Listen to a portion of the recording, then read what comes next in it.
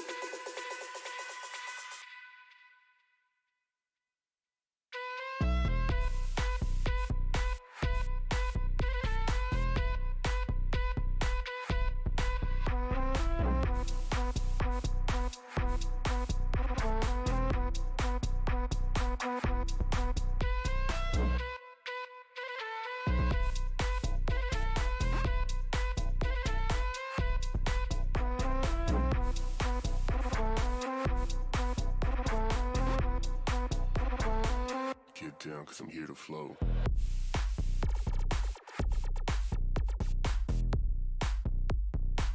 Get down, cause I'm here to flow.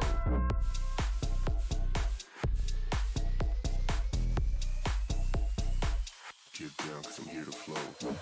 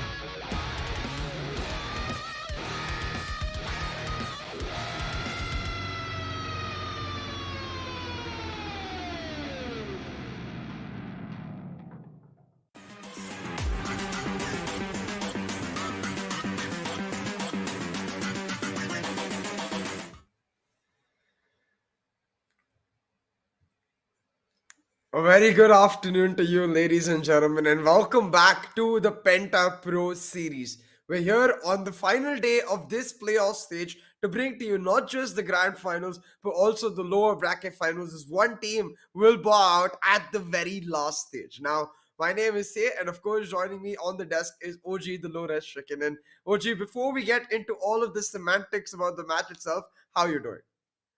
Well, I've been doing great, see. It's kind of a long run, right, that we've had in terms of the kind of storylines that's there for this entire playoff stage. And it boils down to three teams now.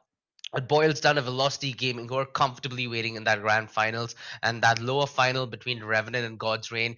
This grudge Yeah. matchup, we could not have had a better decider to who's going to join Velocity in their quest to duke it off against Bleed and Boom. 100%. Like you said, we couldn't have had a better matchup. We started off with eight phenomenal teams, and now we've boiled it down to three, particularly two in our upcoming lower bracket finals between Revenant and God's Reign. This is a matchup which spells revenge for God's Reign, but I had a chat with Sai yesterday, and for him, it's not about that revenge at all. I mean, he'll be happy to have that as a byproduct, but it's all about securing that slot, like you mentioned, in that main event with the likes of Bleed and Boom, and I think it's the same for Revenant. True. I think expectations truly are set from both sides, right? I think more so Yeah, by God's Reign than Revenant, because with the way Revenant have approached this entire event, it's to see how their coordination lies within the rest of the roster and one tap God. And so far, that kind of synergy has truly set in.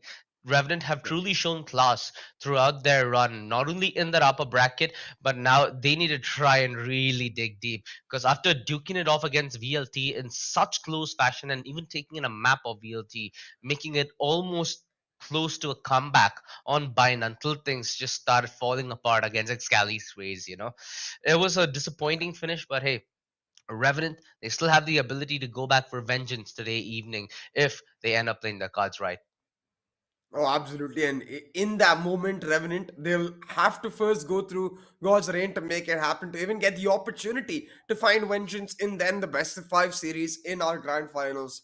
Today is going to be a long day, ladies and gentlemen. And I'm glad it's a Sunday because I'm sure all of you guys out there have likely just had a heavy brunch or you're about to have a heavy brunch because you should just settle in now. Strap yourselves in because it's going to be a roller coaster of a ride as we first head into the lower bracket finals. But talking about that itself, right? We talk revenge matchup because when we go back into the bracket, it was in the upper bracket semifinals that Revenant beat God's Reign 2-0 and pushed them down to the lower bracket. Now, what we did get to see really come true is Revenant's ability to adapt and deny God's Reign on their strongest of maps. I wonder if that will change today. Exactly. With God's Reign, it's all about maintaining mental composure against a team like Revenant, right? Because Revenant have the kind of tenacity within them where they'd be willing to change up the game just to approach Revenant with the just to approach God's Reign with the perfect counter. And that's something that we've seen across that upper bracket matchup, especially with the way Knight Rider and Sai have been dismantled and the kind of aggression and the kind of ability to use the operator that we surely encompass in those two players. It feels a little weird because right now with the entire upper bracket being rolled over by a team like Revenant who are now only making their appearance in the lower bracket, and with them having one of the best teams where it's a mix of South Asian and Southeast Asian talent, right? In fact, I think it was Excali as well who said he preferred the Revenant experiment over the Reckoning experiment just due to the names on this roster. So that's something I'm certainly hoping they'll live up to their name. Oh, absolutely. But hey, talking about all of this motivation that these teams have got for themselves, one key one is definitely this massive prize pool that Penta Pro Series has put up. We got $30,000 up for grabs, but today we will dispatch 3,000 of just that. The winners of the grand finals, not only will they, of course, secure this slot in the main event, but they'll get a nice chunk of cash to really feel good about themselves going into that next week. Yeah, for sure. And the next week is going to be all that more important, right? Both Yeah. these teams really need to up their ante if they have any hopes of performing relatively well in that finale stage. Because up against Bleed and Boom, these are two teams who are very, very clean and thorough. with their approach to the game, and with the contrasting difference in especially the way Revenant and God's Reign approach the way they approach Valorant and its fundamentals in general.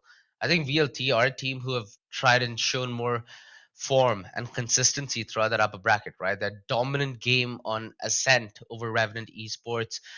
Heck, it could have gone way better than it unfolded, especially in that first half of Icebox. Because VLT, they had that composition with that the Sage, and it did tandem results, although difficulties were clearly spotted.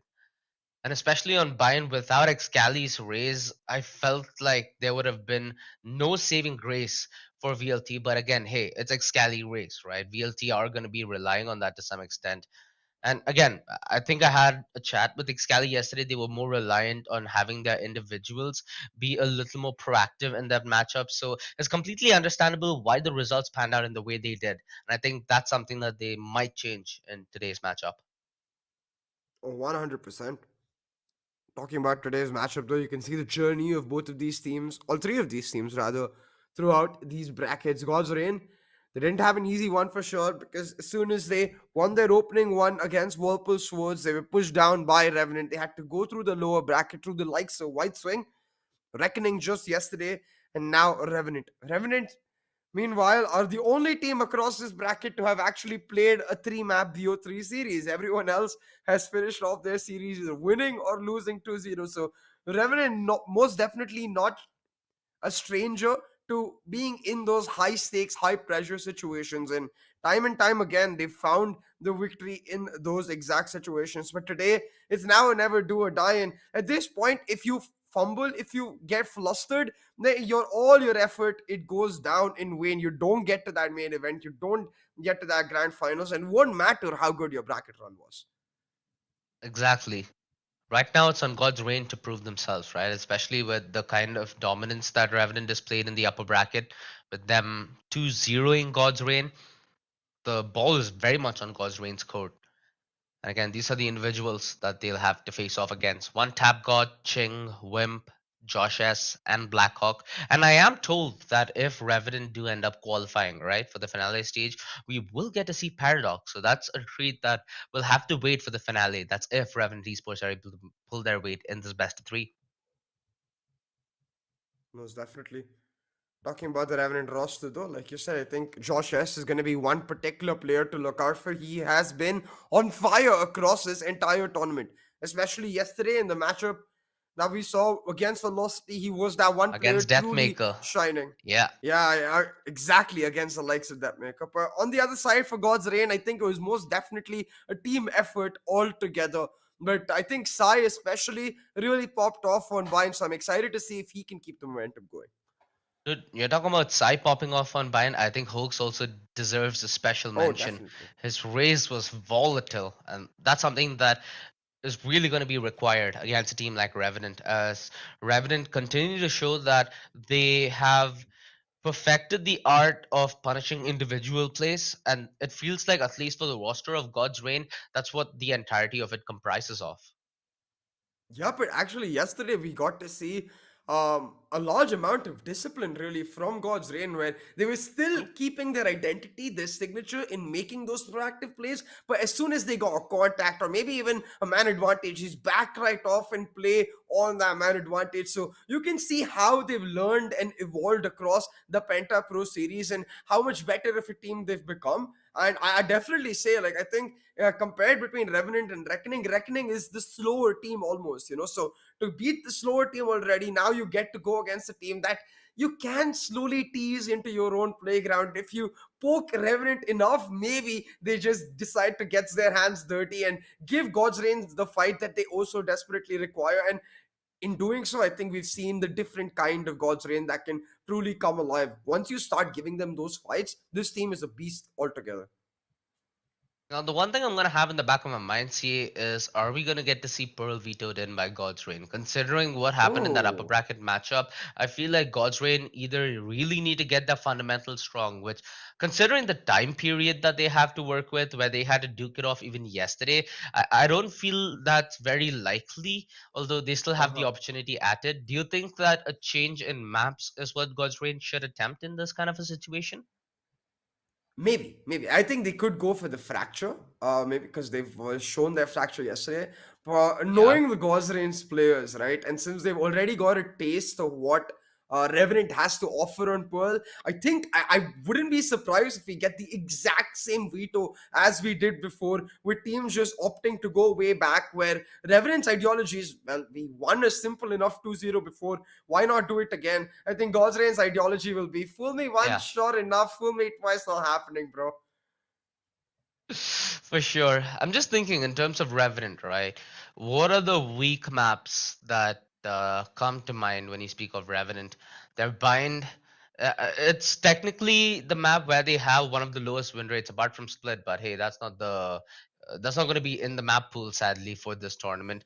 So with how we've seen God's Reign perform on bind, do you think that's a place where it could be an interesting affair at the minimum? Because we've seen a lot of bind in this tournament, mind you. It could definitely be an interesting affair, but I wouldn't necessarily say Revenant's bind is weak. I do agree, like they have faced quite a few losses in general, but overall, right, when you think about Revenant's map pool, I think particular maps you can target is again Icebox, because the Icebox against Velocity, for example, I feel like one half you could see Revenant truly have difficulties with the way they were approaching the map, and then the other half the composition just played into their strengths and it really worked out. Yeah, But if you can challenge them in that regard, and we have seen God's Reign play that icebox before as well, maybe that icebox could be picked up. And then Pearl and Fracture most definitely, because I think a large part of that Pearl map was the surprise factor, potentially even the tilt factor for God's Reign to a certain extent, because we saw them okay. really try to W their way in. They can learn from it and come back better, I think. So Pearl again an option most definitely. And the reason I shy away from Fracture to a certain extent is because, similarly for God's Reign, that double duelist comp, the oomph it carries in terms of the surprise factor, now gone. I'm sure the Revenant coaching staff as well as the Revenant team has taken a look at God's Reign's match yesterday, and if God's Reign decide to break Fracture again, Revenant will be ready. For sure. And again, with the kind of versatility on that Revenant roster, with their ability to play very different compositions, with their ability to play very different game styles, it makes it all the more harder for a team like God's Reign to approach them, right? Because Oh yeah. even if you try approaching it with a one dimensional strategy in terms of how you're going to deal with the utility, in terms of how you're going to deal with the individuals of Revenant, it's super easy for Revenant to switch that stuff up on the fly and instantly make it harder for them to read. I think again, Revenant are one of those teams where they once call that timeout, it's going to be hard for you to get those forthcoming rounds. They have the strong ability to mentally reset from what the losses are, try to get some sort of synopsis from whatever that. They're facing a hurdle overcoming and are able to deal with it in a fashion where the other team fails to even try to modulate despite there being a timeout.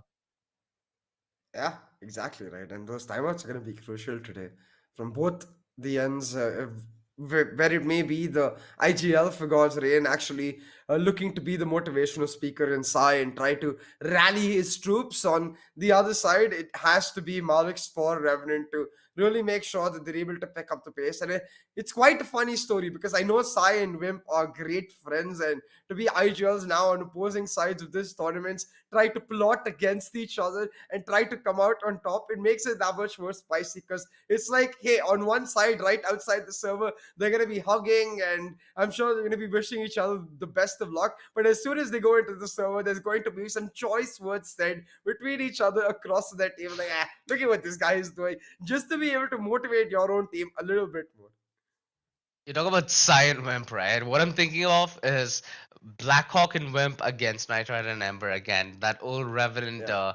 you know, clash out there. So it's gonna be really fun to witness both these teams duke it off to get that one Yeah. final spot in the finale. I think a lot of this again has to do with that map veto. I still feel like Revenant have the stronger map pool and the agent pool. So undoubtedly Mhm. it's going to be them approaching this with their philosophy of the game and with their strengths overall. I still find that, we have the best of Revenant yet to be seen with that one tap Ooh. paradox combo. I feel like that's going to be the true Revenant that really needs to be on display, and that's something again reserved for that finale stage when Paradox finally makes his way back from Brazil. Oh, definitely. And look, right now, Revenant, though, their thoughts are going to be all focused on this particular matchup, more specifically, this particular map coming up. And talking about maps, I'm curious to bring back the conversation to what we are talking about with respect to, are we going to see a different approach from either of these teams? Are they going to change the game plan? Or is it just going to be let's run it back for Revenant, of course, with the idea that we won it once, but I think God's Reign are the kind of players that will say, yeah, we're not satisfied. I think we can pull it off this time, but we'll find out. We won't have to wonder much longer. What we do know for sure is Revenant will likely come through with that Breeze ban. Now, God's Reign have so far looked to be diverse with their banning strategy, but I think the Haven ban most likely to just take away that map comfort for Revenant. There we go. Breeze ban like you predicted, see? See what God's Rain. Oh, wait, what? Ooh, they ban out Really? a map that they picked themselves. So Godsend definitely with a different strategy and Revenant insta lock Okay. the icebox. Okay. Like we Okay. talked about how this map might actually be a weaker one for Revenant, but clearly not. They have What's something happening? up their sleeves, prepped up, and God's Reign, they pick up the ascent, where Revenant are no slouches either. So already a very interesting veto and very different approaches from both of these teams. Here's the thing, they're not really slouches, but they really did show that they bleed on Ascent. Especially yesterday against VLT, Revenant were blown out of the water. Oh yeah. Fracture ban from Revenant makes sense considering what God's Reign did to Reckoning yesterday. And God's Reign ban of Haven does make sense. So the second round of vetoes certainly did make sense, but the first one completely catching both of us off guard. And the decider being bind couldn't have been any better, right? Both these teams have again shown the fact that they have comfort playing bind, although Revenant not with the best track record. They have the history of facing a little bit of a stiffer opposition on that map as well. So hey, you have to take that stat with a grain of salt. Man, As I far don't as know I'm about concerned, I this. think what do you think here? See, I feel like God's Reign are somewhat favored in this veto by the fact that it doesn't Yeah, really choke them a lot. Like considering Revenant has the deeper map pool and the agent pool, you'd be able to anticipate Revenant exploiting the veto just a tad bit more, right? I feel like they've actually given God's Reign here a viable chance at a fight back.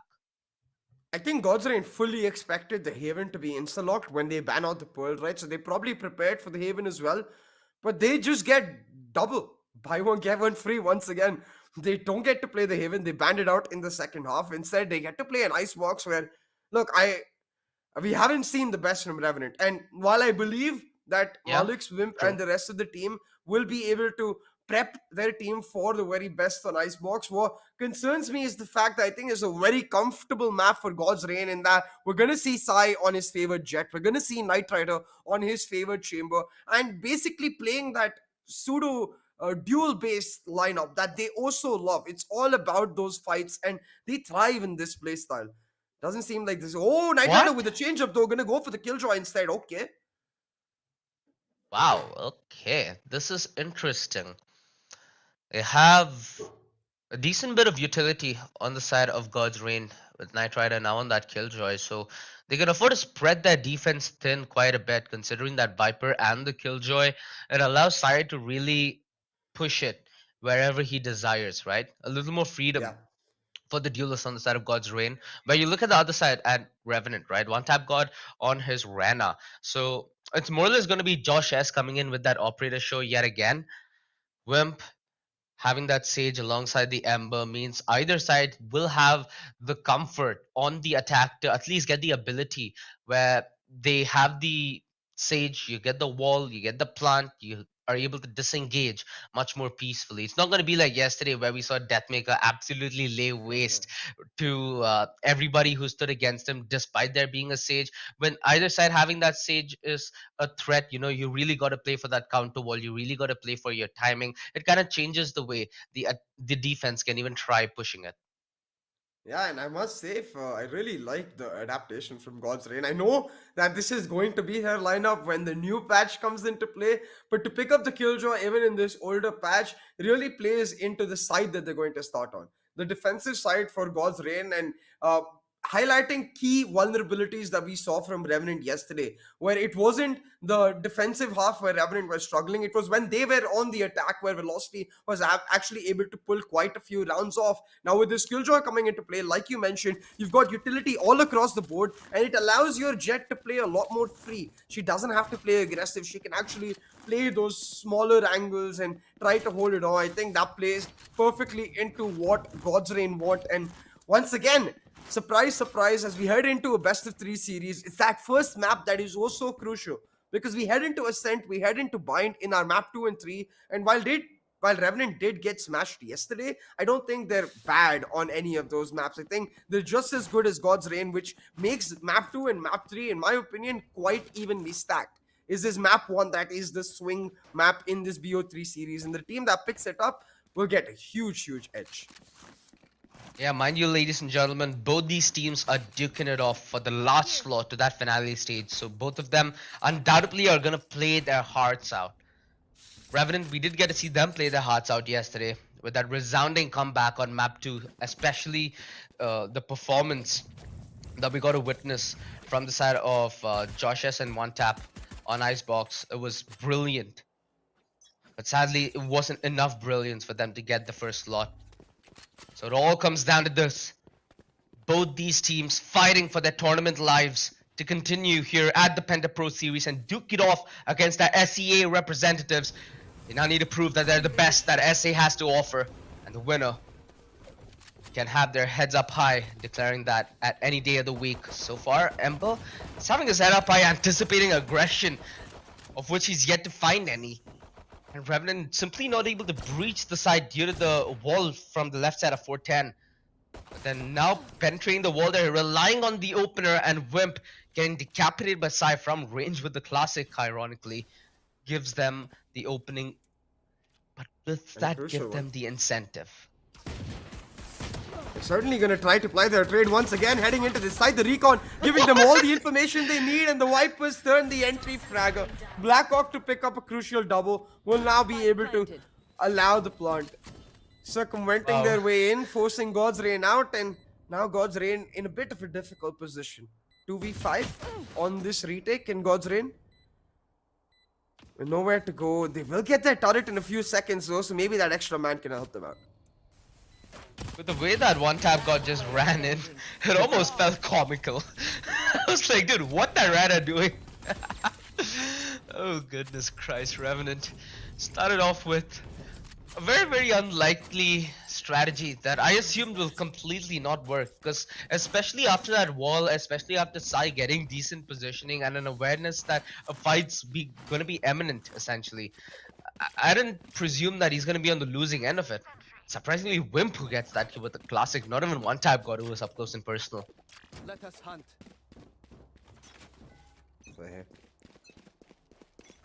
A crucial pistol picked up for Revenant, because as you can see, Josh is now on the save.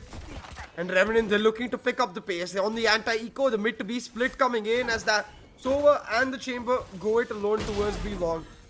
Wimp, he'll catch the first out, and just like that, Revenant should be able to get an easy plant. But Knight Rider, looking behind the wall in the shadows, had the opportunity to pick one out, but he's not able to deliver. They do have that Marshall, which is one of the only tools that might be able to lead its way to damage. That's before Ember gets another kill with the classic. And you assume that these classics won't be doing jack at a stage of an event like this, but hey, it is what it is, I guess. Only one kill that God's Reign I've even found, and even Sai looking unlikely to find any more damage. Come on, Sai. F. He's soon going to be circled around if he tries going towards Boiler. And hey, Revenant, they keep this fairly clinically, losing only one member. So they will be allowed to play the full bonus. And mind you, on a map like Icebox, see that Marshall still could be a problematic thing to say the least, especially with the slow-paced approach that Revenant can now employ. They can just rely on that Marshall to try find that opening pick at range. A little more than doable on a map like Icebox. Definitely. The crucial thing though from this round is the fact that Revenant had little to no damage, and That simple fact means that they get to play a pure bonus, but Blackhawk actually going for the full upgrade. And Ching. Not just I Blackhawk. like this. Ching in one tap, Ching two, and quite surprisingly so, they had the Spectres, so I thought they would just stick to it, but instead Revenant, they're looking to pick up the pace in a very different wall here as Revenant look to aggress a snowman push here maybe in this round. Look to avoid that killjoy utility altogether. Revenant, this is what we talked about. They've Oh got no, the trace the of fire. pre-match preparation and it might just work out, but already through the smokes, they've caught a couple out, and while Night Rider does get one back, it's just not enough. One And tap you can just- God, the ambitious plant. Not denied, and he's able to make his way back towards main. The man disadvantage now truly going to be a handicap for God's Reign unless utility is going to be of prime use. The recon gives away a lot of this post plant, but they're still not able to find the numbers. They're still not able to fight in the fight here, God's Reign. It slips away from them. Ember, oh, he finds a second, has the heal. Time gonna be of the essence. Still has a little more left in the tank, but not a whole lot. He needs to find the mileage. He needs to find the kills. 70 HP, and this could be the 1 versus 4. No, Blackhawk denies it. Revenant, considering their investment, this round was crucial for them to win, and they get to continue the momentum spree, maintaining this clean sheet to open the day off. Thanks. And Blackhawk absolutely crucial for Player standing. Revenant to secure not just this lead, but a huge swing in terms of momentum. Again, though, it's Ember in these 1vx positions, giving the opposition Enemy remaining. potential blood pressure issues, right? Because almost pulls it off every single time. But hey, almost is just not good enough. Not in this lower bracket when their lives are on the line. Ember, his position now revealed as God's Reign on their eco. Surprisingly so, they're defaulting. Normally we see God's Reign going for the stack, but this time instead they're just trying to deny this A hit, and they've fallen prey to Josh S on that mid lurk. Again, he came through from A on that lurk last round. Now with the mid lurk actively set up, he's gave his team that secondary option as they leave that A side, head now towards the mid to B. Yeah, and Josh has already peeking in from kitchen is making a meal out of Revenant, out of God's Reign in a very important round. They win this clinically, they recoup on all the losses they had in the round prior, right? That's what they're looking to do. If you don't have the economy, especially on the attacking side, it gets hella more complicated for you to find consistent rounds.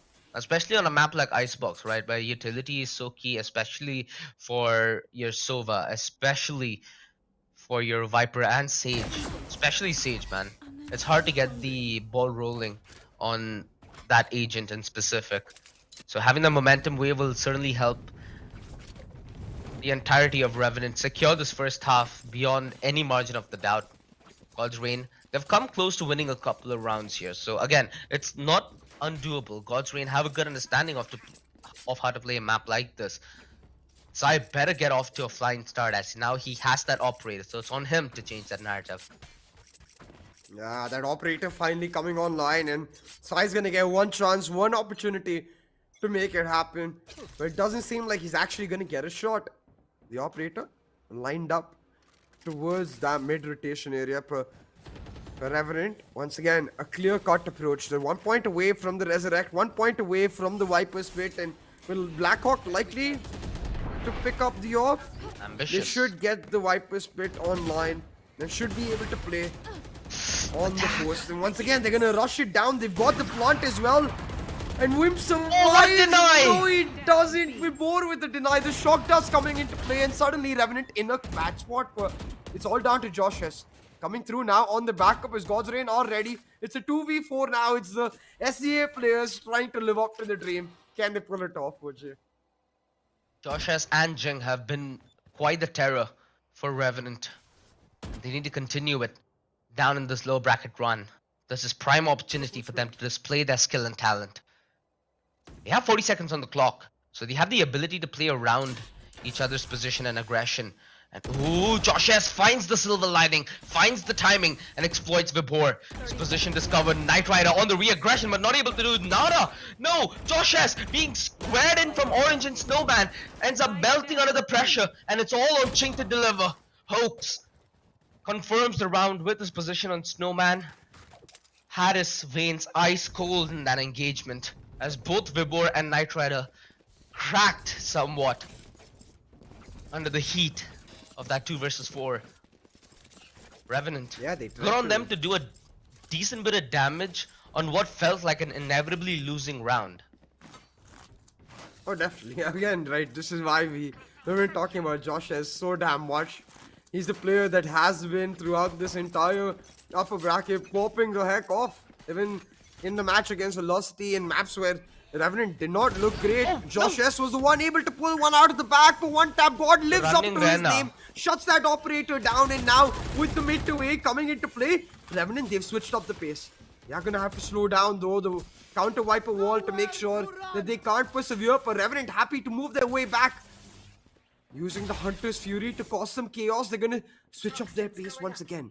Join Blackhawk and set Josh S up on the look. This is brilliant. They know that they have the advantage by a mile. So they have put themselves in prime vicinity to exploit.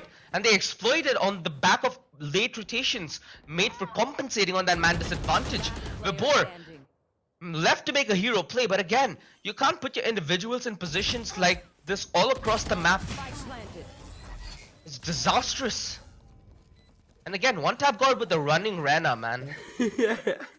Any Rena player past Immortal 2 really does need one free therapy session, because they have a lot of undiagnosed rage issues. Look at that, look at that. You call I mean, this is prime road rash, man. This is prime road rash. Yeah, he spots, he taps. It's like in Road Rash when you spot another bike, you're just kicking instantly. Die, die, die! And one tap God. Doing exactly that. Living up to his name, and a crucial one no less, because now look at God's Reign's economy. They haven't got any weapons. Nothing. Once again, Sai with the Blade Storm trying to make something happen. Yop didn't find much value. Can Sai find his redemption? Because God's Reign, they made the right read. They've stacked up this ace sight, and Hoax, he started them off right. Sai though with a little bit of a whiff, and that pick just won't matter because the Resurrect has made sure one tap God has come back online. The Revenant now with a 2-man advantage, able to waltz their way into side. Ching towards the backside position already well accounted for. And one tap yet again to deal the decisive blow. For barely any options left on him. Again, in a round like this, they were relying on doing a little bit of damage. At least they forced out the revive, right? Now in a crucial 2 versus 2, in a crucial 3 versus 3, that's no longer an option for Revenant.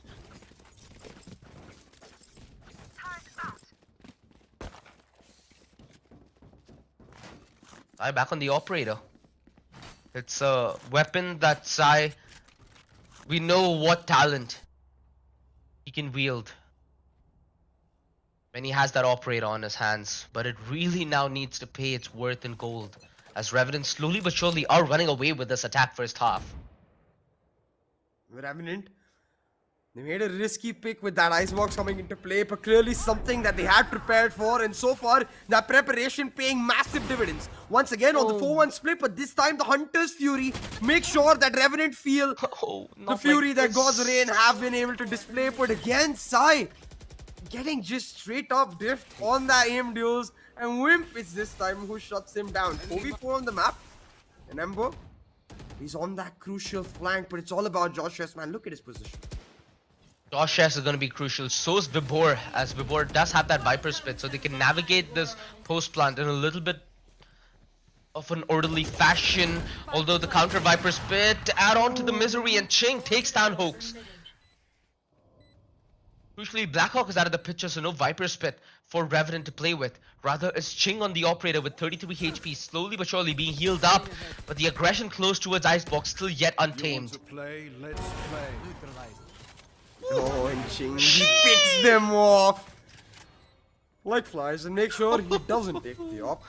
The last player standing for Knight Rider now, and Josh is happy to contribute, and an easy round picked up for Revenant. 7-1 now in the lead, and that Killjoy pick just not paying off. I love Revenant's wall setup, especially here, OG, because it's all about denying that extra space that the Viper or Killjoy might actually play to deny the plot.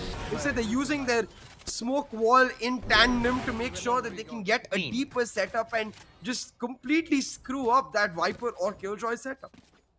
You know what's the more depressing part of that, CA? Yeah. Sai's own operator used against his team. Yeah. Depression. That's how I feel about it. Right. Well, hey, Josh, yes. What? Whew. Dude, this guy has the peripheral vision of a GoPro at this point. Like, what in the hell? Josh S again, one of the most valuable players for Revenant across this entire tournament, living up to those expectations where Revenant as a team is where they're shining. Once again able to waltz their way into this B side, playing on that post plant, and while side does get the opening one, that's all it will be, because Revenant happy to play deep on side. Look at Vim's position. Exactly. They're not gonna expect this. They're not gonna see this coming from a mile away. Although Hoax does take down one tap god. Bim wondering why his teammates even showed face. He's taken the aggro. He's played brilliantly in this post plant, and Sai in that position, almost nothing he can do, and it doesn't seem like there's anything that anybody can do to stop this Revenant hype train, as it looks like they want to steam their way past God's reign. Yeah. Hungry for vengeance, and their slot in the main event. Revenant looking like a team that have definitely woke up on the right side of bed, had the right breakfast, and now coming into Icebox with the right match preparation. They've absolutely stomped God's reign out. Seems like on Icebox there is nothing God's reign can do, nobody to pray to. Their gods simply won't answer. Sai finally gets a break with that operator, gets the pick, but not in full safety just yet. No, the dismiss, and once I've God's trying to play with him here. 45 HP, but he still gets to keep his life intact. All the way towards Snowman, while Vibor tries to re-aggress from Orange to try and regain control. Blackhawk peaks at the perfect moment. The man disadvantage. Sai really does need to come up with a heroic play, and he has Hoax to do that alongside with. The only problem though, Ching, the absolute demon, still alive in this 2 versus 2. And one tap god deleting Hoax. CQC. Revenant yet again giving God's reign a sniff, a chance at victory, but snagging it right back. It's all down to Sai. They spotted him out. They know where he is. He's got the dreams, but No. at this point they might just turn into nightmares. Look at One that tap guy. is having one hell of a time. Yeah, he's just laughing his mind off, and he knows exactly how they're able to stomp Revenant through.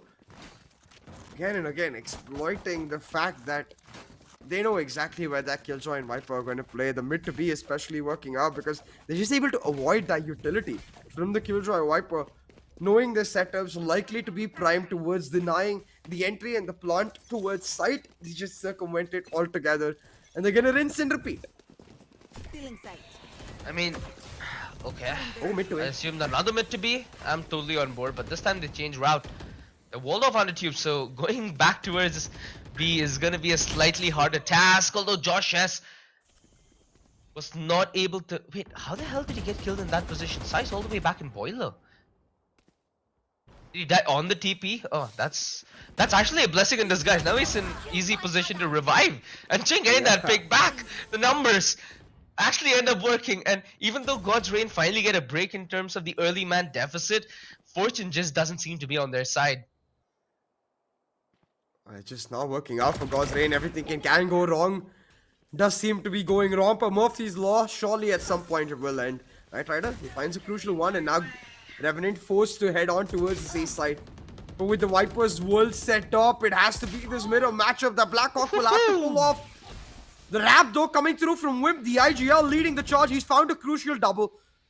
Still, playing it safe, looking to get the contact, and Vibor on the flank will That's a spot spike. them out the Spike time down A. all Vibor Last needed. player standing. One But enemy Blackhawk remaining. finally catches him out. The trade comes through for King Hawks, and knows. now it's Hunter versus Hunter to make one of them the prey. The recon gives Hawks the information of where Ching might just be, but Ching able to play that time. Once again, taps a spike, elects to take the fight, and Hawks shuts him down. God's Rain with a crucial round, and Hawks says, make sure that he is the hunter that comes on out victorious. Absolutely huge there, because they lose that round, that's effectively double digits guaranteed. And mind you, Cheng was just speaking on the back of hearing utility. So almost Yeah. played that 1v1 down to perfection. And a second round on the board. God's Rain not looking all that promising here in the first half. You'd assume that considering this lineup, the defense is what's going to be truly of value, right? That Killjoy, the Viper, the Sage, the amount of area denied, the amount of information, kind of loose defense that he can play on the back of that information. Deploying They've drone. been truly put at another level of testing, and sadly, Revenant, not only are their individual plays working out brilliantly, but they're able to play off each other in a very coordinated fashion as well when required, especially those post plants. And well, talking about post plants yet again, it's God's Rain at that man deficit as they try to commence on that retake. The lockdown does come through though, and they have the Hunter's Finally. Fury as well to clear out crucial positions. But the wall goes down, and Vibor gets one hell of a surprise. Knight Rider as They well, and Revenant happy to push in deep into sight. They deny the They knew. lockdown, deny the round, and pick up double digits for themselves. A brilliant, stomping, clinical 10-2 half. Wowzers. And again, it's very crucial that they, don't repeat what happened yesterday against Amaterasu, right? They know how to play against the lockdown now. They know how to anticipate that stuff. I'm happy. 10-2 was just the one result that I did not expect walking into today's matchup. You'd assume that God's Rain, with the kind of narrative we set, would have been much more of a closer matchup. And Revenant proving us firmly wrong. Really do seem ready to hit that finale stage, but again, they need to win another map and they need to close out Icebox before that. All gonna be reliant on this pistol if God's Rain are even gonna have the ability to fight back on map 1 at least.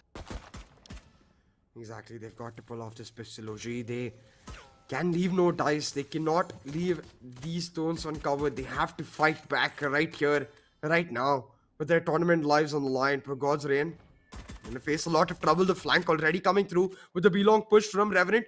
And while Knight Rider does smell something, he's gonna have to face off a two-man show all by himself. One tap gets one, and on the other side, Revenant with yet another. And Ching turning around in the nick of time to find one as well. It seems like Icebox, everything will just go right for Revenant. They are in the driver's seat, and they are just way better prepared for God's Rain. God's Rain just can't do anything. I wonder what Ching's communication is. His body language is very funny. I wonder if he's trying to say, hey bro, just take them a piece, just take them a storm. He's saying, guys, let's just get this over quick. At least they're enjoying it over at Revenant. A very, very light-headed start. What will be a very long day, right? Because maybe the winner of this then has to go play a best of 5 against Velocity Gaming to decide who's going to be winning off this playoff stage.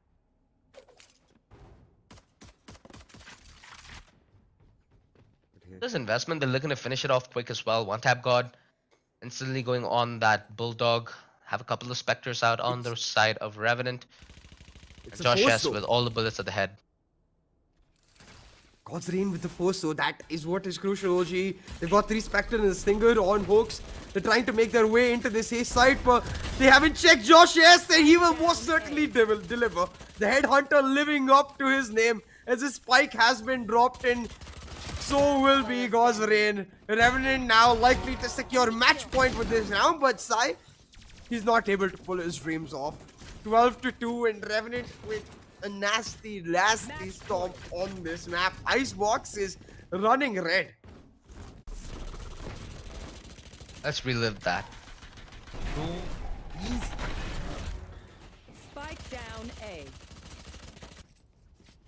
Nice.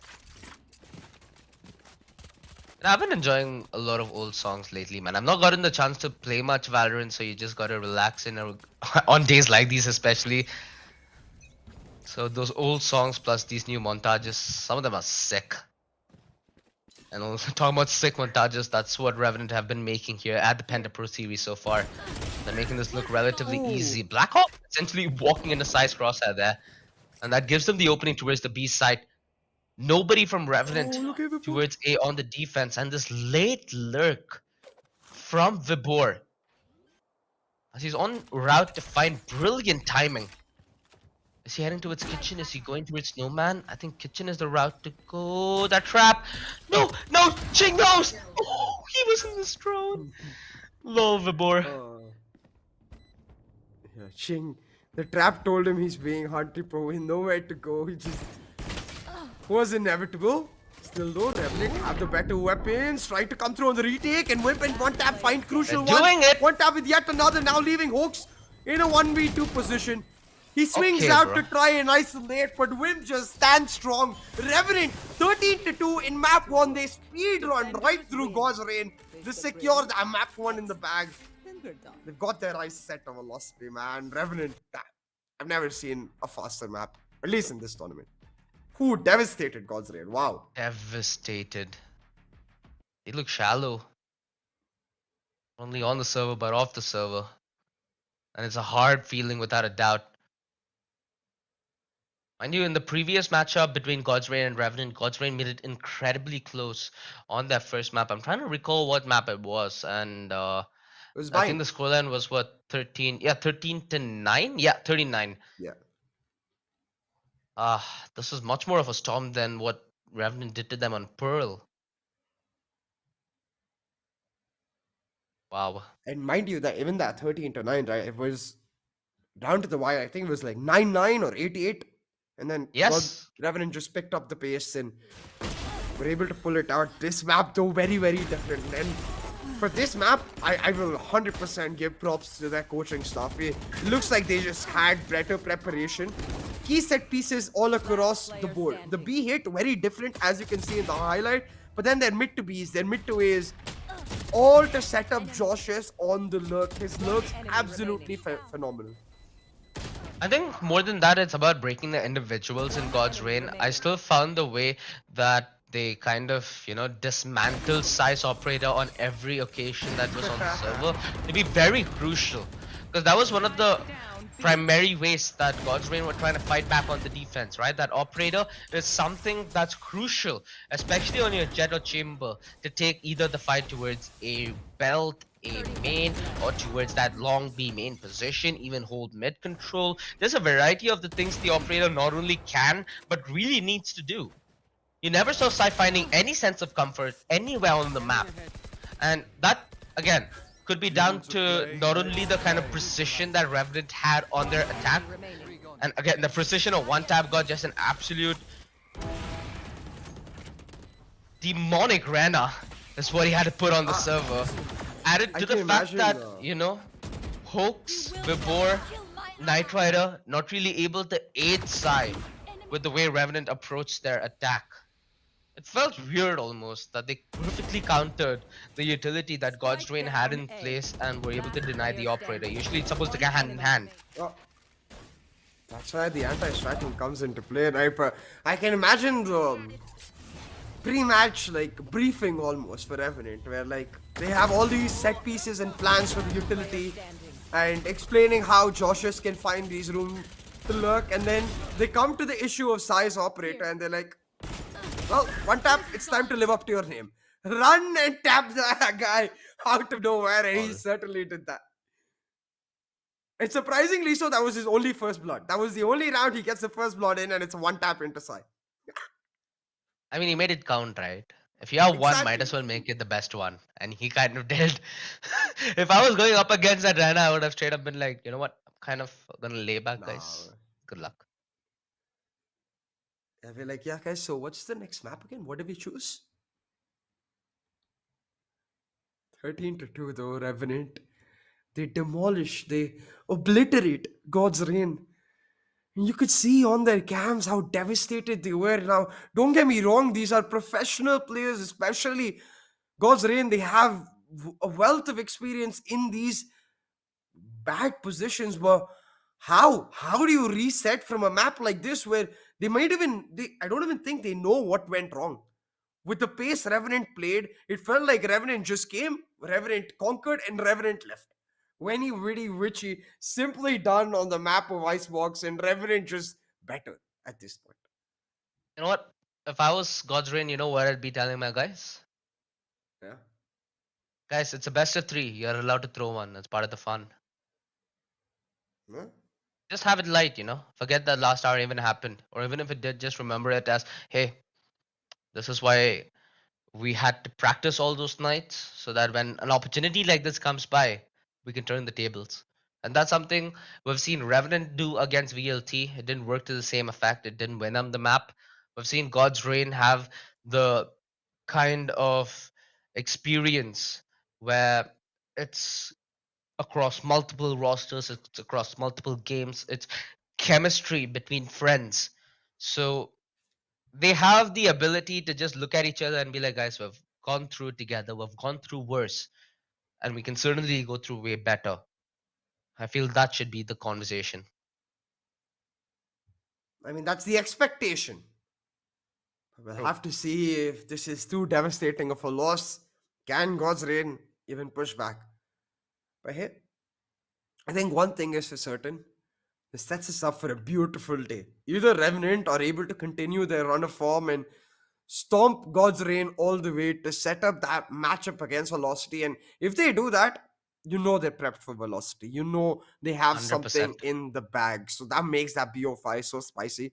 Or after this insane storm, God's Reign pull off a comeback. They win Ascent. They're able to push Bind all the way and potentially even win the series. Now that's what I call the comeback of the day I mean, if you have or to go of the based entire off tournament. based on the storyline that you set, it essentially would mean that, Revenant are using the lower bracket finals just like a warm-up game. It almost feels like that. Yeah, yeah. And you can see that with Especially with every this individual on icebox Revenant, pick, man. right? Yeah, I mean, Yeah. Ching was going berserk when he was with Josh S. There were a couple of moments where Ching did show weakness, but hey, I mean, his teammates were more than ready to carry his back, right? You also had one tap god with those brutal entries in the first line.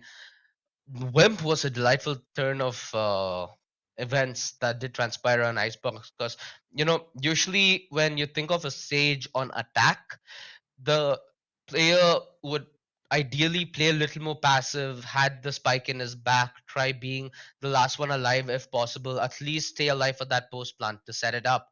But Wimp was just showing a lot of courage and bravery in the kind of fights that he was trying to take.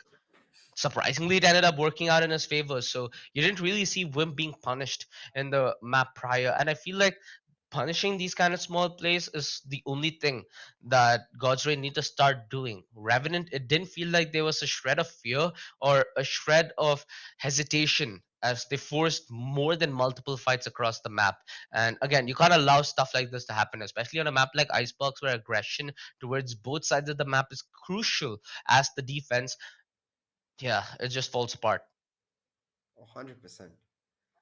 But here, talking about falling apart, I hope the God's Reigns players don't fall apart because this Okay. is the best of three series and we'd like to see it go all the way. True. I mean, there's no other expectation, right? Because especially with the way that God's Reign have been displaying themselves in this lower bracket with their build up against their victory, not only against White Swing, but their initial victory against Vorpal Squad. These are again inferior teams that they had the better edge over. Now, when they flip the tables, they need to show that they're equally as heated and equally as ready with the flaming guns. And talking about guy with the flaming gun on his arm, we have Sai to share a couple of words. So Simmer, take it away.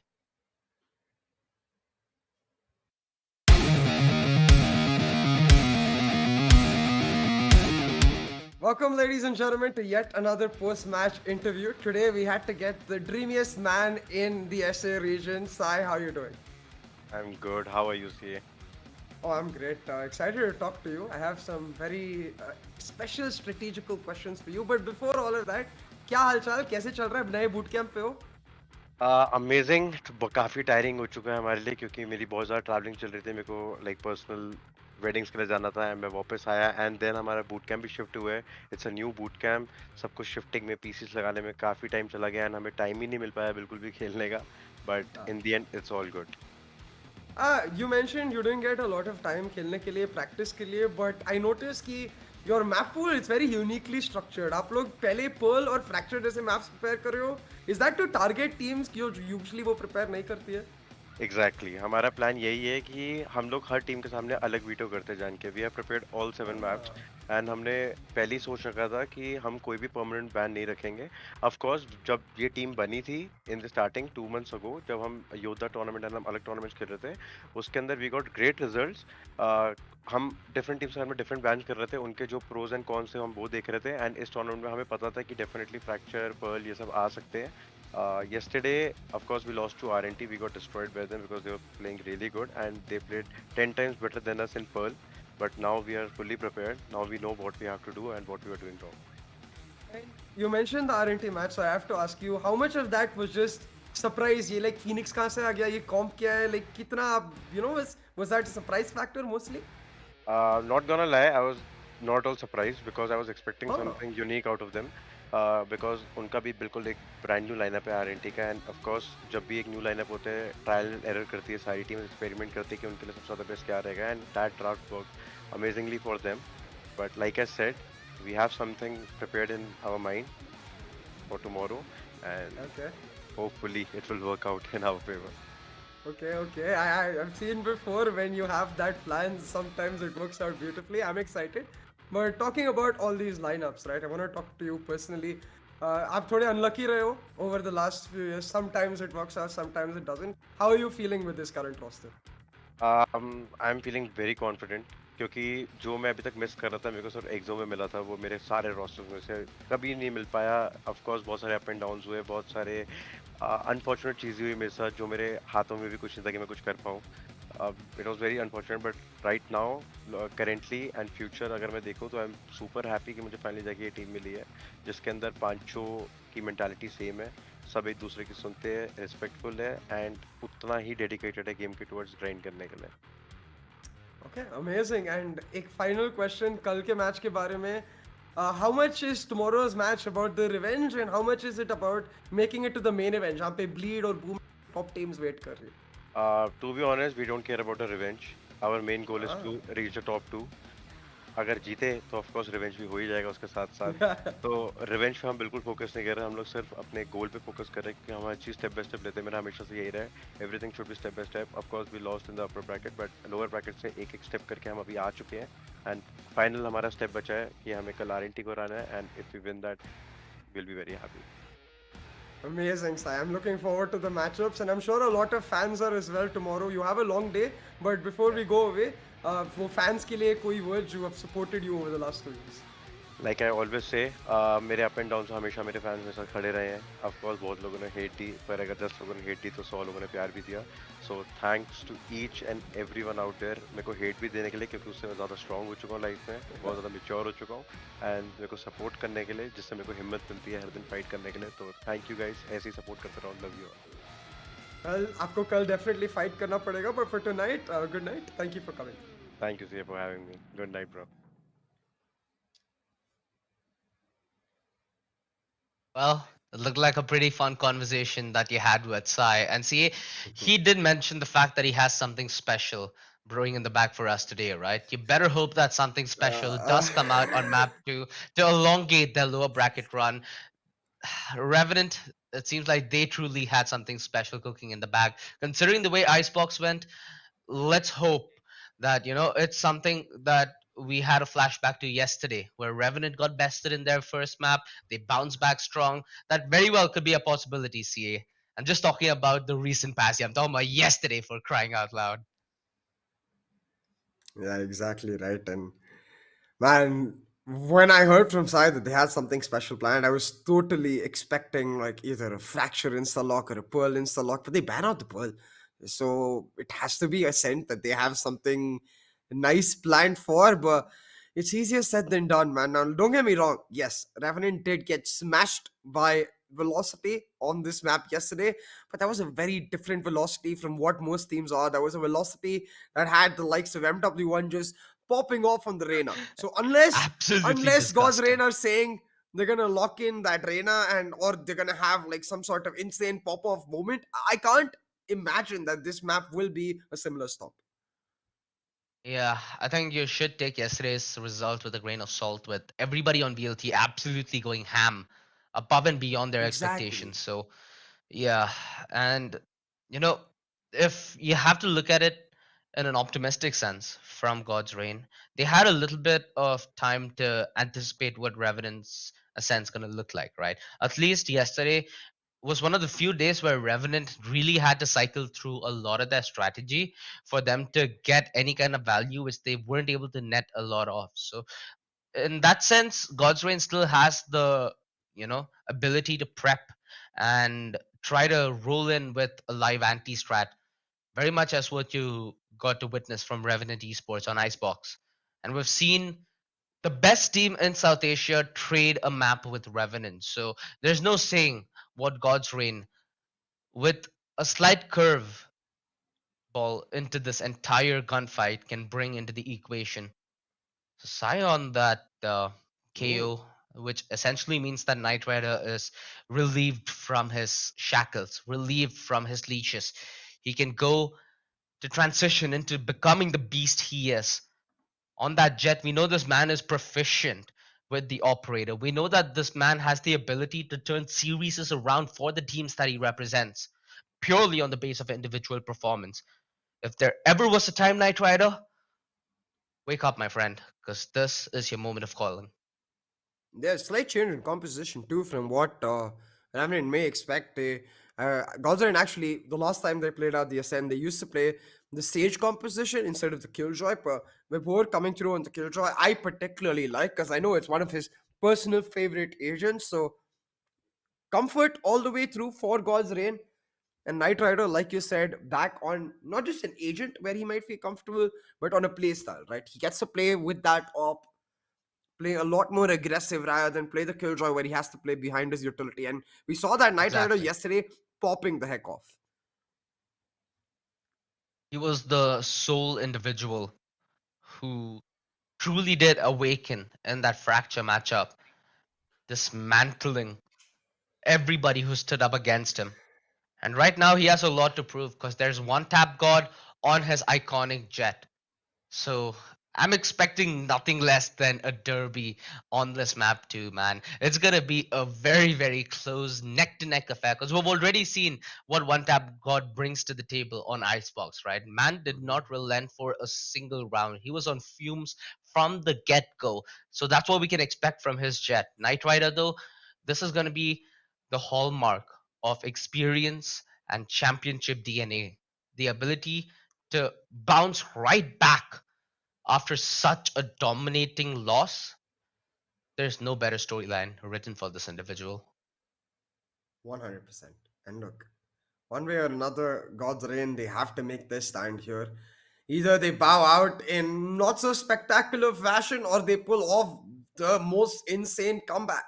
But either ways, Exactly. I think what we can expect is a blockbuster of a match. So heading into Ascent, we're gonna get to see the side of God's reign on the attack and Revenant on the defense, and it all comes back to those crucial players. My eyes, especially on Josh S. He is going to be playing that Killjoy, I believe, so doesn't necessarily get to play on that op role, but we've seen him be proficient as ever on multiple different roles. And if he can pick up an op on Phoenix, he can pick up an op on Killjoy. Any time of the day, man. Especially considering the way this man has been playing across his agent pool, I feel like he truly does embody a very, very significant flex player. He's been a very demonic presence on the server, and it truly feels like this dynamic duo is panning out really well for Revenant, right? There's Josh S. Ching duo where they've been very, very good with not only how this entire squad has been able to really resurge themselves in terms of individual performance. Because you think about these players, Wimp, Blackhawk, One Tap God, 6 months ago, right? One tap god, if I'm not mistaken, was Sai's teammate in True Rippers. And True Rippers, sure, they did have a decent run in the South Asian scene, but they were never able to surpass expectations.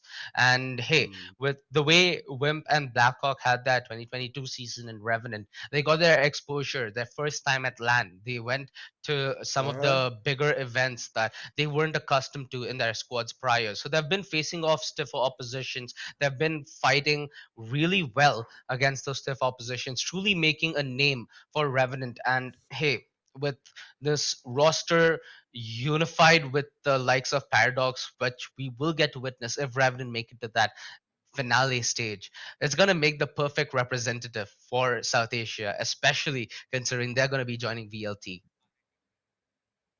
100%. But hey, of course, we have to find out which team actually heads there. Revenant, like you said, they are in the driver's seat. They've got the ball in their hands.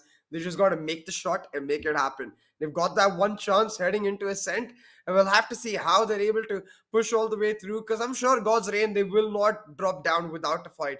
God's Reign likely to give it their all, and that's what we are here ready to witness. But of course, before we start off any match, we've got to pray to the Valorant gods. We've got to give our due reserve to the Valorant gods. We've got to follow tradition, and that comes in the form of some minor technical issues for the players.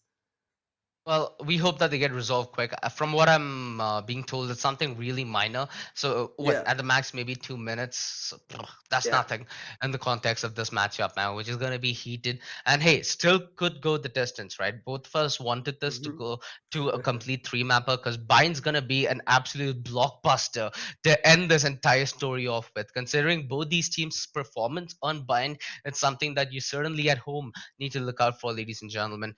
This entire day is gonna be a fun thing, man. The last day of this league stage where it's been nothing but fun, right? This playoffs, the entire upper brackets were a thrill to witness. The lower bracket runs, we truly got to see teams like Reckoning, like One Chance, like God's Reign make a name and make a narrative for themselves. And sure, the narrative for those few teams might have ended, and that's what these two teams are fighting off against, for their narrative to continue and for them to continue to live on to fight in the Penta Pro Series. And look, that fight is what we want to witness. That desire almost within these particular players, the yearning to be at the top and to be the very best. They've got to show that fight today. They've got to show that within themselves, they've got this innate ability, not just to reset, not just to recalibrate, but more importantly, bounce back stronger, just like a lion would when their backs are against the wall. God's Reign, they've got to live up to their very name. But I think one thing that we can expect from Revenant is once they're in control, they're not a team to easily let it go.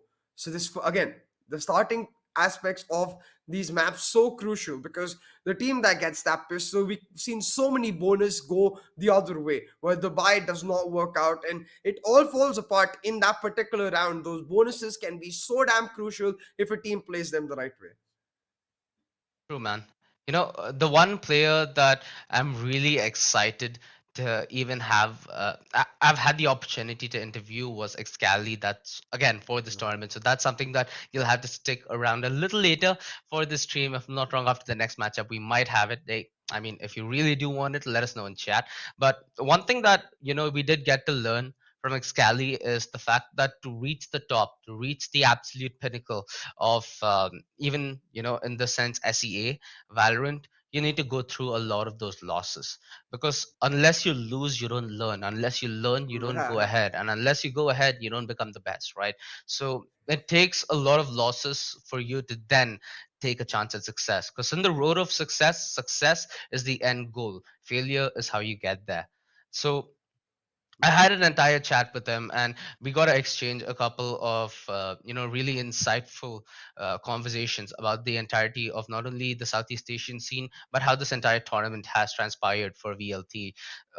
One thing that I do learn from a player like Excali is the fact that in a market like South Asia, right, he truly has a very unique ability to blend his personality into the game, which makes for a very unique byproduct in the form of Placing swarm grenade. a very entertaining Recall player to bubble see. out of charges. And that's something that I Placing truly sentry. feel like, you know, will be a very nice storyline for later on in the tournament as we get to see him duke it off against Dean and Bloom. But we do get to see Revenant God's Reign duke it off in map 2, ladies and gentlemen. God's Reign, their last leg in the Penta Pro Series as they vie to fight the SEA representatives we have on board. And they have one chance to push it the distance. Revenant Esports starting this pistol with the advantage and taking that Vibor crucially. A key piece to what could be a disastrous post plant removed from the equation. And Blackhawk in big positioning. No! The white swing! It betrays him! Word cut down, but Revenant still able to hold it down. It's Ching and Wimp in a matter of succession get consecutive picks, and Wimp he doubles down. Revenant pick up right where they left off. A crucial pistol right here. Should be able to help one tap guard get his hands. What is this? Oh wow, it's that motivational aspect. Every single round, the claps coming out. Is that 1, 2, 1, 2, 3? Let's go. I can feel the energy. 1, 2, 1, 2, 3. Let's go. R&D. Oh yeah. Let's go, man. This is the stuff we love to see, you know? Like, I'll be honest, even like in the games I play, right? And we play just for fun, right? See, we don't play to compete, to be the best in SEA. You need to keep the same kind of energy. You need to keep the same kind of morale. Beautiful flash, dude. Nitrata just got destroyed by that flash. No cap. One enemy remaining. Talking about getting destroyed, it seems like God's Reign in this round will likely be the same, but Hook's actually able to recover his Spectre and pull a crucial one back. One tap God now left very low. He's gonna have to make sure he doesn't peek out. And ensures that Wimp takes first contact, and Wimp doing exactly that, marking the crossing into market, and Hoax walks into his crosshairs. Very curious that I totally expected Hoax to just close the door and try to get the plant, because that would have been a good eco. But hey, I mean, they still did take 3 weapons out of the hands of Revenant. So all things said and done, considering their investment was just what, a Shorty and a Frenzy, they couldn't have asked for more. They got their fair share. Damn. Surprising that Hoax and I were even able to trade that off. It almost looked done and dusted. Well, nonetheless, look at Revenant's buy now. Is that even considered a buy? Bucky, Oh, Ghost, Sheriff, and a little bit of aggression from one tap god to get information. Flash and dash coming out, I really do like it, because in that eco, it gives them the opportunity to take matters into spotted their him. own hands, but they're just not able to find one. And one tap God now in a very one and done position, still manages to pick one out, and it's crucial because he's setting up the bait for Whip. The crossfire now coming down as Revenant. They make sure they make God's Reign pay in that choke point. Hoax again left all by his lonesome in a 1v2. He's got to make the right decisions. Has no idea where both of them are. He's making sure he checks his flank. With just 35 HP, Hoax with an impossible task. Thankfully for him, OG's got the better weaponry. Yeah, and the spike more importantly. The door like a gentleman, but still not in position to make the cross. Again, with such low HP, he really can't be taking unnecessary risks here. However, if he doesn't even out the numbers before the plant, it does make it significantly harder. 30 seconds The left. utility dumped on top, the door Oh, firmly wow. broken, and the white swing from Cheng with that Bucky. Yeah.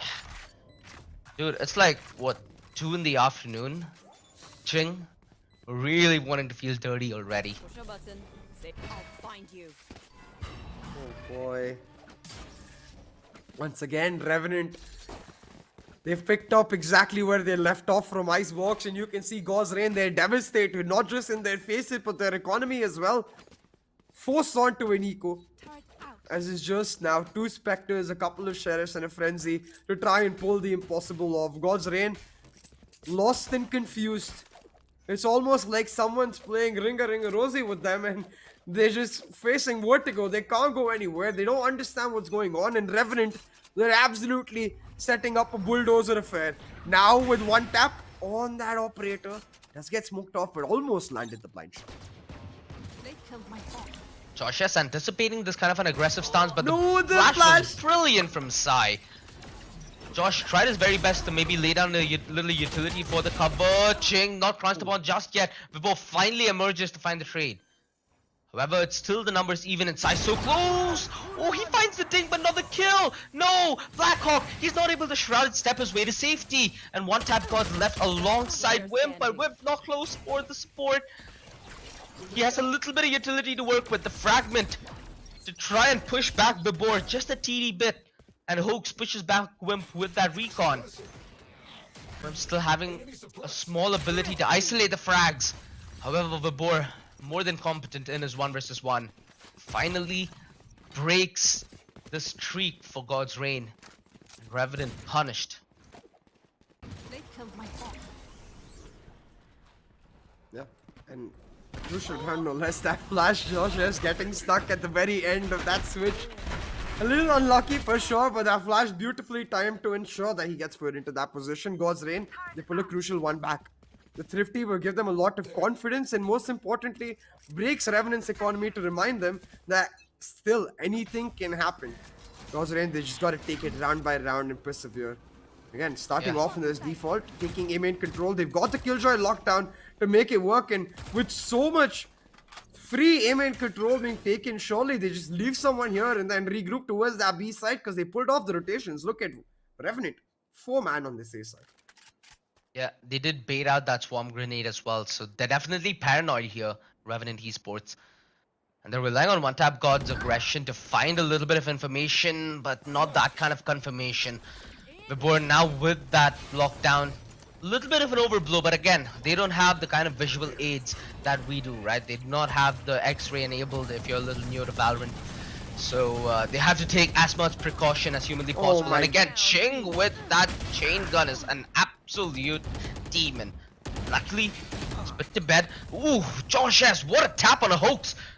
It makes the situation far more doable for Revenant. Blackhawk has picked up that Odin. It's a problematic thing now. Spam potential huge. They have a little bit of utility to base their attack on as well. That turret and that alarm bot could be used invaluably. But the aggression not spotted. No, Vibor, brilliant punish. And the deny firm from God's Reign. It looked like a little bit of hesitation from the last two players of Revenant in that 2 versus 2 there.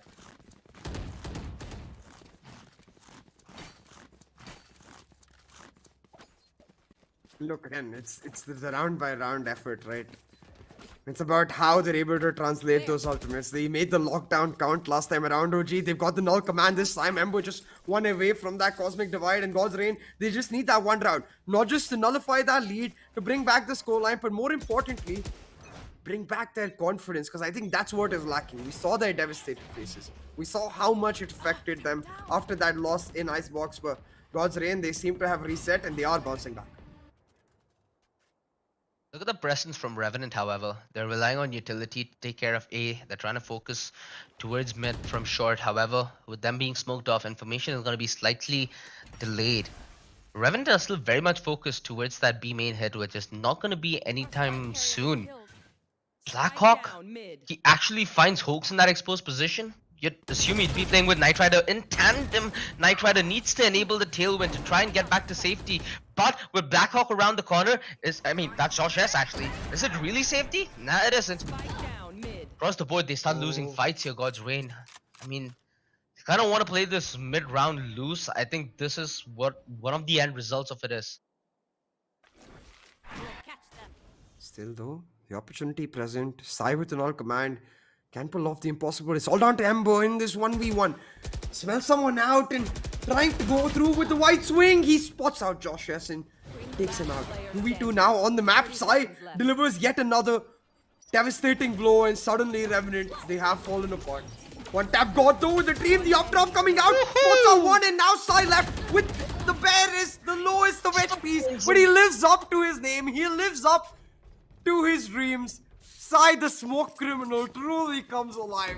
Gets that crucial clutch to nullify the scoreline. Oh, dude, how does he do this in these lobbies with the damn Vandal? You're supposed to have Tracer Fire on that stuff, and he's low HP. Still finds success. Unbelievable, man. They find the equalizer here, God's Reign. 3-3. They bounce back with a stern reply, not dropping a single round after they found success. And this, alongside one tap god using the Blade Storm in the round prior, will indefinitely make it an easier affair for God's Reign to deal with. So for all they're concerned, they need to try and continue on the road they're on right now. Finally see the signature timeout though for Revenant. It definitely wasn't warranted in the first map. Coming through here, and it's that early timeout that we've seen many a times take beautiful effects. So I think for Revenant now, the idea has to be that potentially maybe even overheating to a certain extent, because that last round at least turned into a brawl affair towards that mid area. It wasn't the classic signature Revenant playing happily back inside, playing off the utility. No, they were looking to take the fights, and that worked straight into God's Reign's plans.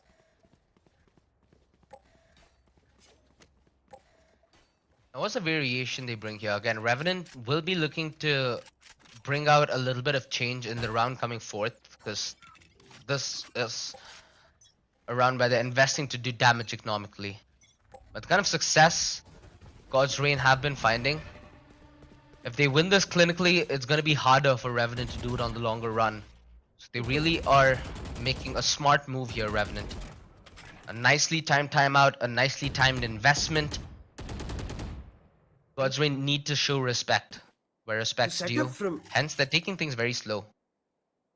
Exactly, and they expect the aggression after the timeout, and they're right in the read, but Healing area. Revenant, they step back when it's crucial for them, and they're just able to now reset into a different setup. Instead of the A main push between Wimp and One Tap God, they've settled into an A shot crossfire, playing with that lockdown to retake that A site, and it's gonna work out beautifully because you can see all of God's Reign setting up to hit this A site on that A split, but a crucial 0 point reveals, I think, 3 of them, and now they're gonna have to slow it down. God's Reign know exactly what's up. The Prowler as well to reveal. No, it doesn't check out Knight Rider, but still they're gonna know that this A hit is nigh. Or he has a good idea of Blackhawk's position. The Swarm Grenade is gonna push him back into its market. Wait, what? That's on the that's onto his tree. One Tap God actually finds a bullet in the back of his head, and suddenly the defense crumbles. It looked so peaceful right up until that very point. And God's Reign, they do this perfectly, man. They lose only one player in the process. Revenant certainly not the round that they were expecting. All of that presence created towards mid. Vibor goes so far as to push in all the way to market and break the alarm bot to create presence towards mid, and A shot allows Knight Rider to sneak in from A main. Remember that Prowler that Sheng had set up? It didn't check Knight Rider, so Revenant not expecting anyone there. Knight Rider able to sneak his way in and find a crucial double. Set up the lead now for God's Reign. And a crucial one, no less, OG, because this first half, absolutely key. Revenant, and on the back of this timeout, losing out a round, you can see no longer the claps coming out, is instead focus on that screen. To pull this next one out is Wimp, who's going to have to really step up, because without the timeout coming through from the coach, they're going to have to adapt. And I think it's that exact same thing. God's Reign are baiting them into fights towards mids. Revenant just have to hold on. They had the right idea to retake that A side. They just needed to be a little more patient. Time with the guns. We need to see some kind of variation from Revenant Esports, right? We've seen the kind of Revenant Esports that just lays back passive in towards the side, where on the entry really, they though. tried. I mean, at least towards that A side, right? We've seen them deny the entry. It's towards B and mid, at least A short, where they try playing a little aggro. So I think they changed the story there. I think they try playing the aggression maybe through B main, maybe a little more in an unexpected fashion. I don't know, Jay. I think the only round that they played passive, oh wow, Sai really firing them up. The only round they played passive was around that crossfire on that A side, like you mentioned. Yes, yeah. And they shut God's Reign down. The passive hold Exactly. works beautifully for them. So I don't think there's any need to get aggressive. They can just, it's their signature. They're so damn good at playing that defense on the back foot. They don't need that information, unlike most teams who get really itchy when they don't necessarily have information about what their opponent is trying to do. I think Revenant right now are getting their hands dirty and stepping into God's Reign's playground. God's Reign want them to play a little aggro. They want them to take the fights, and it's working out beautifully for God's Reign. Yeah, what comes to the back of my mind is that B-side defense being somewhat weak, and now that you mentioned that, it kind of does come to my mind that B-side defense, right? Even though it's passive in nature, it doesn't really have the best positions in terms of being able to dodge the utility being dumped on by size KO, and Yeah. again denying that aggression from the side of one tap. Sorry, not one tap god, but Knight Rider. So I feel like if they switch up that B defense just a TD bit where it's not the Killjoy being suppressed and the Killjoy being left open and dry, it changes the way that Revenant then has to approach that. And I do see it panning out. However, Knight Rider has been doing a decent job at, baiting out the utility from time to time by trying to modulate his aggression. So it's a tough cookie to crack, CA, without a doubt. Oh, 100%. And I really like that point you mentioned about how that KO is making life hell for Josh S on that B side. So I wonder if they can actually, in that regard, change that setup up. Play play with one tap god towards B main, where you can then play the Astra Jet towards B main, allow your Killjoy to play A shot, where she still has that trap towards mid, but then is denying A shot altogether. And it works beautifully because they have the lockdown ready, right? So they don't have to actually worry about A site. They can just leave that KO to set up a 0 point early into the round, fake presence, and then instantly go on the rotate just to make sure that the other team doesn't waltz into the A site. So I really think that repositioning of the Killjoy is paramount, but they've got a little bit of break. I'm sure they will be able to use this time to just reset themselves and stall out the momentum that God's Reign may have accumulated.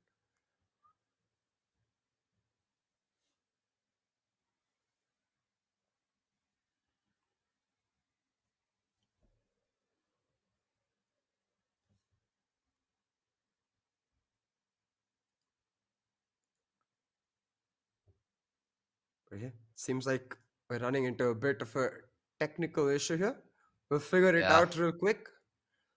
You know, I kind of feel like, especially at these moments, our eyes need to be at one man, and that's Knight Rider. Because But right he has now, no cam. with the way the past, I mean, yeah, on the server at least at the minimum. So Yeah, the I reason I know. say that is, at this phase of the game, you can see that Revenant are very hungry for answers. If you're able to come up massive in the next 2-3 rounds, that to a majority of the extent breaks the kind of confidence behind the Revenant calls and the Revenant read of the situation. That's when your enemy is at its most vulnerable. That way, if you look at it, Valorant is a sick mental game.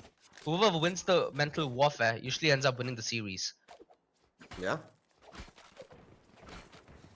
And we talked about that in the pre-match lobby too. Sai and Wimp, great friends of the server, but in this particular match in the server, they've become those massive rivals, leading the respective teams, and like you said, engaging in that mental warfare.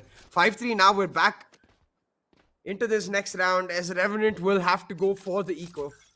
God's Reign, once again, in a great position to keep pulling this one off. And Revenant, it looks like they are going to finally change that setup up. Not play Killjoy towards A shot, rather let her play mid. They're trying to get a little bit of a glimpse towards this B-side defense. Without any Killjoy utility here, it becomes a little problematic on the whole. What? Although one tap god still finds that with the frenzy at such range. He finds the double. One tap god making this somewhat doable here for Revenant Esports in a round like this. One enemy remaining. Oh no, Blackhawk, he was being set up so well. Hey, at least Wim finds a trade. It's a little consolation though. Ember on 4 HP, him allowing to survive is somewhat criminal. And Hoax, considering he was the high HP player on guard duty, secures the round for God's Reign. But hey, a decent bit of damage done, man, all things said and done. Yeah, still, I think Sai calling out their comms potentially in that situation. He's talking a little too fast for me to be perfect with my lip reading, but I did catch a couple of words here and there. And I think the idea is that when he had to turn around where he was in sight, the comms need to come through about whether they're clearing out sight so he can mark defender side spawn at the same time. But hey, it doesn't matter. What matters is that Revenant now They're facing off against the God's Reign on a roll, so they set up one tap God for success. The aggression paying off as he finds one, and while the trade does come out, Wimp ensures that they've got the man advantage, but still, Ching left in a one and done position. Knight Rider might just abuse, try to catch him out because he's got Wimp, and now Ching to get Wait, yet B. another, he holds it down! One and done, more Ow. my God's Reign are done. Oh no, it was crucial for Knight Rider to find momentum as he exited the market. Could not have allowed his teammate to go down the drain there. Yep. Oh, heartbreak of a round. Slowly but surely. God's Reign able to find success in this first half. But that needs to come with modulation. They have the lead here, CA. Even if they lose a round like that, they have ultimates, they have a buy, they can afford it. But it's about how many instances of this can they afford. No, what? How is that not a kill? Ching, close range, and he manages to survive. Blackhawk close on the trade to his short. And it's left us to a dead even situation. One tap god without his tailwind, it'll be uncomfortable for him to force the fight from market. So they essentially need to concede here and need to play retake Revenant. He pops the null command a little too early though, and one tap god looking to take the fight. Slows them down. The null command now shut down. God's Reign, they've got the advantage, they've got the side. The revive should be able to come through from Josh S, but I think Ember's expecting it. Here's the audio cue, peeks off of it, and it's all about that bait. The Nano Swarm's now coming through, and Josh S able to successfully bait the revive to trade off one. 1v1, it's Killjoy versus Killjoy. The bigger brain to come alive, and Vibor just says, no brain.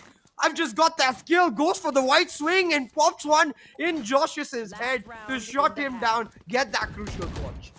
And it was very crucial that Vibor forces that fight because the lockdown could have been used against him very easily. Very good on denying Revenant any free rounds here in the first half. And this is what I meant, CA. If these kind of rounds were there on Icebox, it would have been so much of a close affair. Well, this resurgence from God's Reign, especially considering that it's on their attack, gets me all the more excited. The fast play from one tap God, the flash atop the sky, and he's still able to put it to success. 6 bullets. Oh, what was he trying to do there? Nonetheless, they still find the trades, God's Reign, and they're able to fight this back momentarily. It's all left on a sigh. After Pandenomium in a round like this from Revenant. And am I tripping or is one tap God tripping? Switching sides. He's just feeling himself, man. A great play there from Revenant to switch up the pace, acknowledging that they didn't have the greatest of buys, right? And in those situations with the broken buys, it's best to try and catch your opponents up. But hey, God's Reign, like you said, on the attack, there was that resurgence. 7-5, they picked up the lead, and heading on to their defense should look to close this out, but it's easier said than done. Revenant now get to play on the attack, they get to control the pace, dictate the tempo of how these rounds go. And the ping's already coming out, A-shot split most likely as Revenant set their sights, and it might work out beautifully. Because look, God's Reign, they've set up purely to deny that A hit, the nanoswarms as well, on door and on site. It's all about denying the site, but Revenant, they're gonna circumvent all of it as they head into Garden and True Tree. I wonder if they're actually gonna switch it up and go for Heaven instead of walking straight into site. Quick split now on fruition. Ember does have a lot of stars placed, so it's possible for them to layer the utility together. However, they're still within the site and they need to play off each other, where one tap god quickly rips this defense apart from the quick push towards Gen. And the man advantage on the side of Revenant. They have a little bit of utility to base this post plant off. They have decent positioning as well, both towards main, towards tree, and towards hell. And they're exercising it due diligently as well. This is everything that we wanted to see from Revenant Esports. So Revenant quite low, might catch them out. It's all about the duel. He's able to pull off against Shing, finds one and almost makes it the double. Wimp left with really low HP, but at this point it just won't matter. Knight Rider on his lonesome, spotted out on the flank, and it should be a simple enough round for Revenant to convert. pistol picked up, that means now with the anti-eco, they will be able to equalize that scoreline. I mean, we expect them to equalize the scoreline. And I have to clarify because we've seen some insane thrifties pulled off. Insane doesn't even captivate the kind of stuff that we've seen, bro. Insanity is what we are experiencing, though, so I wouldn't blame you on using that objective. So, Ooh. yeah. Wait, what? Please tell me this is a technical timeout and not a tactical timeout, because that's sus if this is a tactical timeout. Yeah, actually, Okay, I this think is it's a hella technical sus. I see 3 of Revenant's players now move. Okay, Blackhawk is moving. So Ching and Josh S not moving. I think it's a technical timeout. We will get the clarification soon enough. So, again, the kind of experience that first half was, especially for God's Reign, has got to be refreshing, right? Especially in a series like this, it's got to be feeling like a breath of fresh air. It doesn't matter if Knight Rider has 6 kills on the server. In my opinion, I still feel like he was more than enough of a front man for the rest of his team, you know, like Sai, like Vibor, like Hoax. They've gotten a chance to show brilliance due to the sacrifice of Knight Rider on that attack. And this is the chance now for Knight Rider on his road to redemption. You know, you look back at the first half, CA, that Revenant defense really wasn't reliant around one-tap God's operator. We didn't really get to see a whole lot of it. But with Knight Rider, it's a completely different story. This man on the operator, he is able to carry the weight that few Titans can. So, if there's one man on God's Reign who really needs to turn a new leaf on the second half, it has to be Knight Rider. Oh, 100%. Turn out. Hasn't had the greatest of halves, but can redeem himself as soon as he gets his hands on an operator. But right now, the focus on this particular round, it is that eco situation, and Knight Rider, the sole one with some investment, will not get any dice. Josh S with the lineup, able to pick one up. Vibor holds down the side, finds 2 crucial clicks with that right click. It's a round of that killjoy though, that Josh is able to get a couple more back, and Ching will ensure that they're able to pick off the side. Ching to finish this off, and despite Vibor's heroics, it's a decent anti-eco, just a couple of weapons lost. Equalizer soon forced. God's Reign, they'll have the weaponry, so they need to be diligent in choosing their fights. On a map like Ascensia, especially towards that A side, it's so easy to close the distance, right? So having that killjoy towards that A side is going to be very valuable. Although what's going to be of more value is if the killjoy, especially, I mean, that being Vibor, is able to dodge the 0 point. Wimp needs to be on point here. If his team is not to be denied entry off this A site. Hold on, no. Because you've got Revenant trying to pick up the pace on their bonus once again. Vibor, the anchor on this east side, delivers with a double, but Revenant, they're still able to get the site, and that's what is crucial, because Wimp now, through the shadows, he's able to spot out Knight Rider, and while Revenant, they may be stuck, Blackhawk should be able to get out soon enough. The backup coming from his team, the flash to break out that crossfire, but Blackhawk still can't move, no shrouded step, no smoke to get himself out. Revenant in a bad position, but Blackhawk, he just decides to finally hightail as his smoke comes back online. The plant will go down, OG, and 3v3 in a bonus. Looks like a decent round already. Ching, it's crucial that he stays alive from that position. Blackhawk given away by the recon, but he's behind somewhat hard cover, so he can't be spammed down just yet. The possibility of a reposition and Wimp being on such decent HP allows Revenants to still have a leg in the negotiation for this round. Wimp, he's gonna play around the cover, close range, he sprays them down! Merciless! They head out the door straight to their coffins and straight to spawn to next round.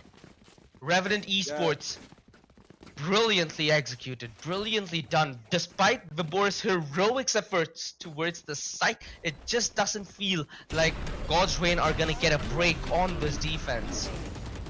I think God's Range was hesitating too much when they commit so much utility to keeping Blackhawk in that switch position. The Astral stun committed, the Flash coming through as well from the KO. They've just got to go in that moment to try and fight. But when they let Blackhawk get the plant, when they let Revenant reposition, they have no utility to actually go for the retake. They walk in straight into Wim's crosshairs, and he's able to pick up an easy quadra. Now get his null command online. God's Reign with that slight bit of hesitation, the second guessing, making them pay a devastating price. But now, having lost their bonus, they're gonna have to play on that eco once again. We saw them pull it off once in the first half, but it's unlikely that they're gonna do it again. Oof, Whoa! disgusting shot, man. Ember is known for such sheriff shots, so better be careful. That Vibor has a that very sent good off Josh angle. to the cosmic dimension Oof, Vibor with the double and the hold, again. looking relatively well for God's Reign at the moment. Deploying drone. They cannot afford to give away even a single individual pick. Revenant Esports known from clawing back from these kind of deficits. So Knight Rider with a very, very well-timed flank to seal the deal shut. The dink from main, What? and Knight Rider seals this round in security. It almost felt like yet again Vibor's heroics was not gonna be enough. Almost. I'm just flabbergasted. This is the second time in this map where God's Reign lose the bonus and then pull out the thrifty immediately after. I'm so confused. They're like, we want worse weaponry? Huh? Thank you. How? It's like, I want to... I hate it and I love it at the same time. It's like that song. I hate you. I just can't help it. How do they pull these thrifties off? A crucial one though, they're able to nullify the score line, and now both teams with equal weapons online. We finally see Knight Rider getting that big daddy weapon. He's got his op in his hands, pulled out that first pick. They're actually deciding to play on this side. The Killjoy ulti gonna detain every single one of them. They've got to play Perfectly aggressive delayed. and find the picks. Oh no, but they all get locked down. Last player standing. Yeah.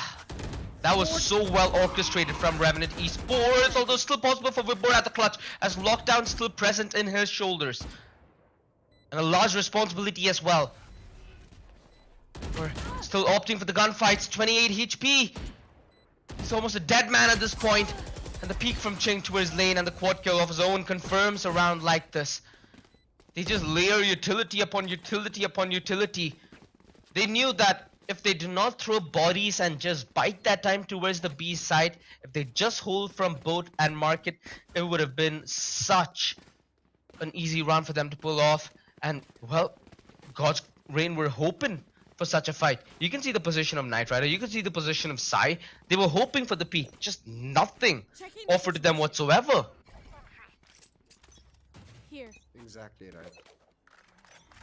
I'm just surprised they all sit on site with that lockdown, maybe expecting Sai to break it with his fragment. I'm guessing he feared his lineup, I'm not exactly sure, but hey, a crucial round no less, and with that lockdown paying dividends, Revenant, they switch up their sides looking for the mid to be hit. Knight Rider gets caught out, Ching picks off yet another, and now the mid to be hit coming into fruition. It's all down to Hawks to be the hunter and push them back, but the backup coming through. Vibor truly been a menace Not in like the this. defense, but not enough, man. Player standing. It's always decent, but not enough for God's Reign. Again, why the hesitation with the lockdown in a round like this? It was so doable. Now Hawks had a massive handicap in this 1 versus 2. Revenant, they managed to rendezvous, they managed to recompose, they managed to reset themselves here towards this A site. Close the door, and Josh S with wide open plant. If Hawks was maybe moments earlier on the rotation, would have been able to get a frag for free, and he still finds himself the 1 versus 1. A very doable ask. The drone to add information. That tag gives the confirmation. Hawks with the shock dart setting up for the reposition. Is he able to find this though, as he's in a position of disposition? 60 HP. Josh S playing time brilliantly, not giving away the fight for free. And Hawks denied a chance of brilliance and a clutch. God's Reign giving away double digits to Revenant. Mind you, ladies and gentlemen, if you're joining us right now, this is map 2, God's Reign, fighting with every inch of their strat book to keep themselves in the Penta Pro Series, but it continues to elude them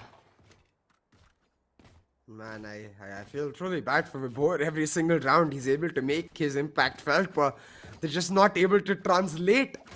It's come so much so to the fact that like it's truly become that Killjoy fear that Revenant are feeling. They're able to avoid him to a large extent though, and now God's Reign with this timeout. I think big strategically to discuss, just I think more awareness of how Revenant are likely to play based on those ultimates. The lockdown hit should have been expected towards the B side. This mid to be hit, something we've seen Revenant done before, right on the back of a lockdown round before. So coming into this next round, I think what Revenant are likely to do is play on the default. They're going to expect aggression from God's Reign on the back of this timeout. So if Sai can play the right mind games, God's Reign just need to play discipline. They don't need aggression here because Revenant are sure to pick them off. And again, look at Revenant's positioning, right? They're expecting a little bit of aggro towards A main, and they're accounting for it in a very passive Blackhawk, who's all the way at attacker spawn. They will contest for mid control, however, which I feel like is very crucial. Because I think mid is the only leeway where God's Reign find information, right? They don't want to play aggressive towards either main. So you try denying an avenue like that, it puts a lot of pressure on this defense to make the wrong call at the worst possible time.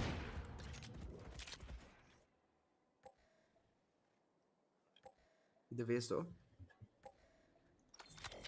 Revenant happy to play it slow in the initial phases of this round. They know it's the eco, a broken buy of sorts for God's Reign. And especially after that timeout, they're expecting some sort of proactive play. This is where the mind games are key. God's Reign, they don't move an inch. They don't make that play. Instead, they're waiting for Revenant to regroup and fight against that clock. Doing exactly that. Now Hook spotted out. He's going to have to back off. Grenade out. But a lot of utility baited out there. And that means Hawks will get an easier side to play. Revenant slowly grouping up now towards this B side. Mind you, backup is far from removed from this equation. He's gotten suppressed. He soon shall face the wrath of Revenant. Knight Rider trying to reply again. I think he shot Wim through the smoke there. Hoax needs to buy as much time as humanly possible, but is not able to base his defense whatsoever. He takes one tap guard down low, but that's not a dead one tap. So it's still a viable threat. And considering that Vibor has the lockdown, Revenant yet again need to play this post plan aggressively, hence they're forcing such uncomfortable fights. God's Reign has the opportunity here, mind you. With that backstab before, no, transition, that was their hope, and he still clings on to it. Has the ability now to pull out the lockdown, but he gets denied, and Blackhawk alongside Josh has clutched the round out. It's 11 on the board. Revenant so close to showing God's Reign the door. Oh boy, fate is a cruel, cruel mistress where the run and gun worked out beautifully for Vibor down B main. As soon as he tries that into sight, he was instantly pulled up by Blackhawk and Revenant. They pick up the round. This may as well be match point because God's Reign, they've got one final buy in their banks. Their ultimates as well, all ready to play. You got the lockdown, the Hunter's Theory, the Null Command, as well as the Cosmic Divide. Do or die, God's Reign fighting for their lives in this tournament, fighting for a chance in the main event. But Revenant, they've decided to pick up the pace. It's all a fake though. It's all a fake. They push in towards this B side because they've got from the shadows. Look at the spike. One tap God just looking to kill so he can bait out the rotations while they all walk into the A side. He actually does. He gets the site, he gets the lockdown as well, and they suddenly have to change their plans. They're like, wait, we didn't expect to get the B side, but alright, we'll reposition. He will be able to get the plot. And this is such a weird round. I mean, it's a weird round considering that you usually account for one tap god dying, right? Considering that God's Reign had the information as well, they knew that the defense is very split and they're playing retake towards B, so very viable for them to do so. And now with this lockdown, what they've been playing so aggressively in the past few rounds for, they now have to face its wrath. Ching still does good in delivering a kill, and they're slowly but surely doing it here. He's gonna be detained, however. And the round confirmed now for God's Reign, almost confirmed. I mean, there's still a very, very small chance. Side though closes it out. I was wondering why's nobody going for that kill? Why are they leaving it open? But hey, God's Reign finally get a chance to exercise their ultimates, and you can see of what avail it is, right? Yeah, but This is something that Vibor could have done a couple of rounds ago as well. he's at least able to pull off a round. Still, I'd say Revenant, they won't necessarily be sad about losing this round because on the back of one from the shadows, they baited out that lockdown, they baited out the null command, Yeah. and now they've got the nightfall and lockdown of their own. And while yes, it does give Exactly. God's Reign an avenue back into this map with the Bladestorm online, Revenant know that they can easily penetrate their way into this B site. The 0 point though does slow them down, and now Revenant will just have to wait. The lockdown ready, but so is Sai with his fragment. Revenant, they're gonna have to play this smart. Or they might fake with the lockdown. Yeah. And you can see the kind of change that it's put in the defense of God's Reign, right? They're very, very, very passive. They're relying on that crossfire towards mid to pan out, so they can be a little flexible towards that market B site's presence. And with a lot of utility towards this ace site, it could very well be Reckoning walking into a trap. However, they think the better of it, and One Tap God really wants to force the fight towards mid. Ember ends up going down, and a huge problem now on the hands of God's Reign. No more smokes for the retake, less utility to base off individual play, but they at Josh. least thin out the numbers. The numbers advantage swaying the other way, and Josh with the close position able to find the frag on a Knight Rider. 30 seconds. He has the lockdown, he has the ability to get better positioning, and he's exercising all his options brilliantly. Hoax putting a little bit of pressure. The second shock dart should be the kill. No, he survives on 1 HP. Toshes, unbelievable. And it's all down to Blackhawk to save his comrade, to get him out of that position. And Blackhawk using the shadow step to get into sight. Hoax now in an impossible spot. Shuts down the 1 HP player, but gets instantly traded out. That's a worthwhile trade. Blackhawk now with the plant, but he's been spotted out. And the spam for Vibor to secure the round. Crucially so, because that looked like a desperate spray. Might had not worked out, would have been devastating for Vibor able to get it in the bag. Will it also be able to secure the ops? So a win in every single front for God's Reign because they bait out the ultimates as well. The Nightfall taken away. Nightfall taken away. The momentum taken away. The equalizer soon to be on the cards. But the one bit of hesitation that I have in the back of my mind, CA, is the fact that throughout this best of 3, the operator has never helped God's Reign. Last player standing. Even though it's, one of their signature moves, the double operator. It's not been a saving grace for them here. 100%. And we talked about this, OG. How despite the stomp in the first map, we expect this map to be much closer. Both of the teams a lot more comfortable, and God's Reign fighting back with that last round. They've broken Revenant's economy. Should be able to comfortably secure once again that 11-11 equalization of the scoreline, and they do exactly that. But can they do it in flawless fashion? The answer is a resounding yes. 11-11 on the board, and God's Reign once again in control.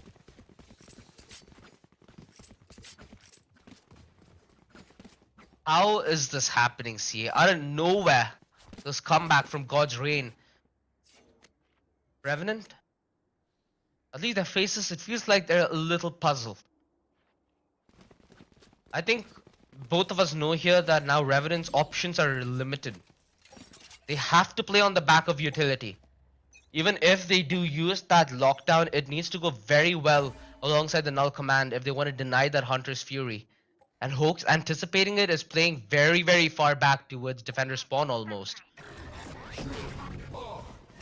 With the null command used though to make sure that the fragment can't come out, but immediately the Hunter's Fury from all the way back in defender side spawn to destroy that lockdown allows Ember to stay on site to play the secret agent and to deny. Ember now play across the shadows, finds the spike. Might find yet another. The gravity well to buy him some time, in the backup now coming through as God's Reign. They look for match point. Ember with the triple will be the anchor as God's Reign boil it down to a 1v4. Josh S now with an impossible task, with nowhere to go, nowhere to hide, and nowhere to look. It's time to bring God's Reign's dreams back alive, and you can see just how much that means to them. I hope this momentary breath of relief doesn't end up removing them from the pressure of the equation. Mind you, it's God's Reign who are very much at risk to get out of this tournament earlier, because Revenant already won map 1. So undoubtedly God's Reign do have the more pressure here. You have map point. What's the reply from Revenant?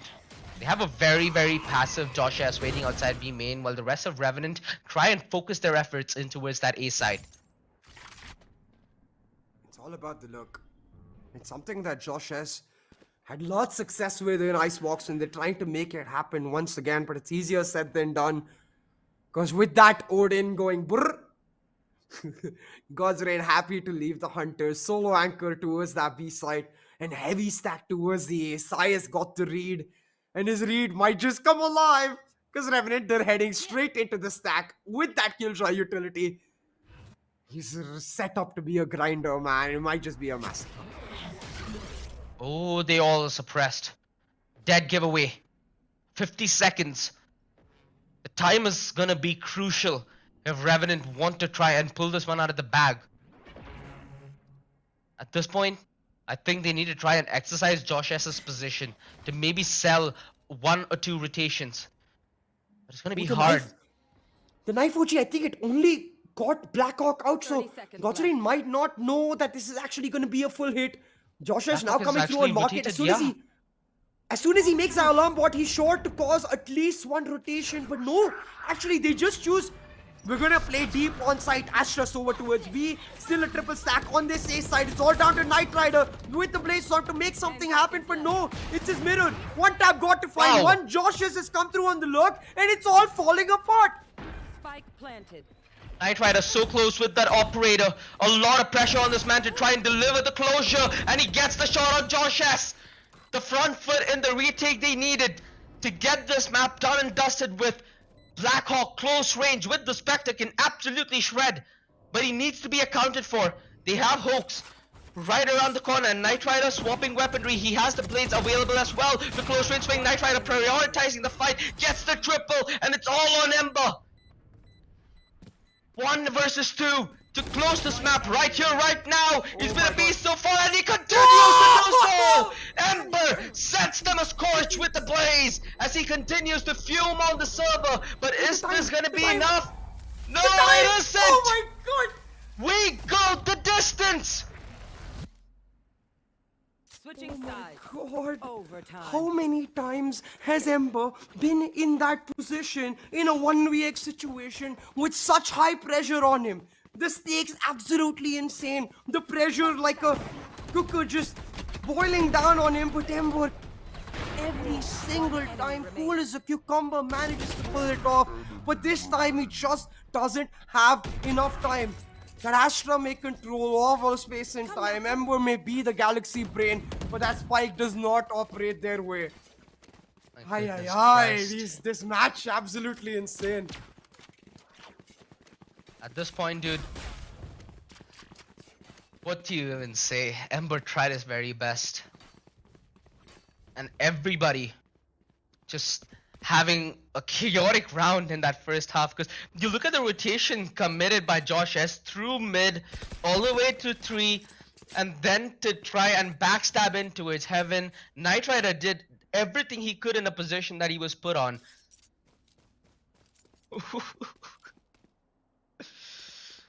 Man, What a map. I love this game. Overtime though, and immediately that Revenant timeout called out. I think at this point it's less strategical and more motivational. Maybe we'll see some of those claps because they certainly need the motivation to clap them in game.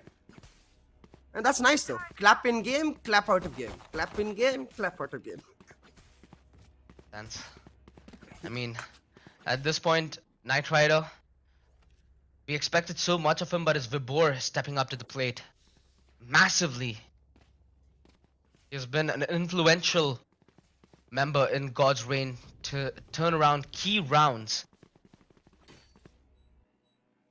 Of course, it's a delight to see Ember performing the way he is, especially on this defense duty.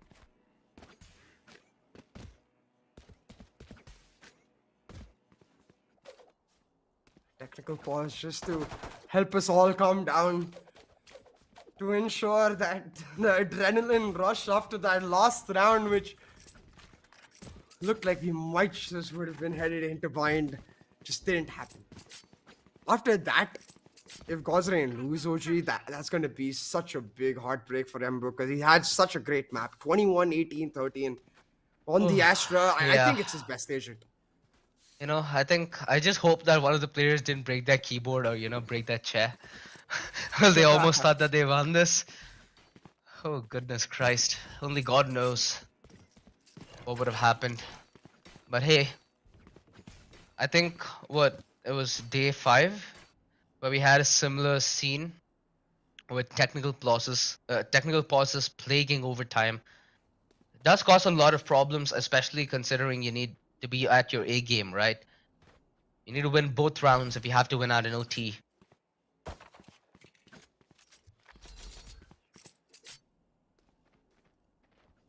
It's all about how they're able to push it all the way back. And we talked about one thing that I'm seeing, which is the operator for One Tap God didn't come through in the regulation rounds much in their defensive half, but now, you know what time he decided to pull out a glass cannon op. One Tap God marking Love it. mid link while Wimp on the back of a 0 point is able to take up a crucial position down wine. Can he squeeze them like grapes though, God's rain, because they're moving into this A side. The 4-man Astral blind pull. and the fragment to Brilliant. make sure It's they're all utility. stuck. Wimp with the spam gets a crucial double. That astral pull was so big, so brilliant. Oh no. Spike down A. What's rain? Seems that it might have come One enemy remaining. at a bare minimum cost to an end. That fragment, that play. Ay ay ay. Switching sides. Not the way that it was supposed to end.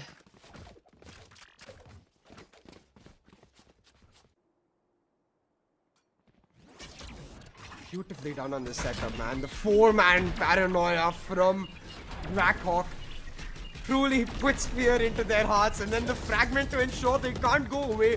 Wimp knows that they're going to try to cross over and just beautifully control on that spam to pick up a double. And now Revenant, against all odds, against the run of play, they picked up match point, and they're going to look to pick up the pace. A fast A hit on the cards here, OG, as Revenant look to take this side. No way board to hold it down. It's just Ember on his lonesome for our match point and potentially series point. Finals point round is going to be a 5v5 retake. Spike planted. Not an impossible one for the like of God's Reign. They have utility, they have weaponry, they have everything in position to clinically retake this A site. Positions from Revenant are pretty decent. Nobody looking towards door, however. Ember finds the opener. Quick trade from One Tap God. They now breach their way from heaven and rain down all hell on One Tap, who's just dancing in hell with a shorty. Oh, what a jump! Hoax finds the opening, finds the hope. Ching not able to hold on though, and Josh S trying his very best to survive. He finds a monstrous clutch. Revenant Win. send God Squad backing with the godlike clutch. What in hell did we see? Josh S's look, it is once again, it breaks that map.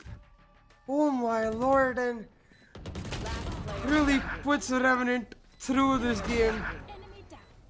As soon as that post plan started, my eyes were just on the map. Revenant, they tried their best to hold on to the site, but all the utility available for God's Reign, beautifully denied. It all came back to Josh S, the player who is setting up these insane lurks on Icebox, does it one last time to secure Revenant's spot in the main event, to secure their chance at redemption, at revenge against Velocity. Revenant make their way to the grand finals. What a game, man. The last 2 rounds ended in such an abrupt fashion. First was that utility dump towards main. This unbelievable matchup where Revenant came out in front 2-0. It surely felt like they broke a sweat, and more than just a sweat on map 2. They did, however, display dominance to begin the day with. BLT now have to ready up, face up against a Revenant Esports that feels like they're in their mojo. They showed that they can win a map with dominance. They showed that they can win a match One enemy with remaining. absolute grit. What else could you have asked from this lower final, CA? I think we got everything that we desired. Yeah, we got a beautiful stomp by Revenant. We got a comeback as well. From 12-11 down, it came down to 1 second in that last round. And in overtime, Remaining. when it looked like they were done for, they found match point. And then in that match point, when it looked like the retake was successful, Josh has pulled off a miracle. Revenant, they secured their spot. But One enemy now remaining. they've got to contend with Velocity. They will get a small break, but for now, I think they will be happy. They get to move on to the main event. Undoubtedly so.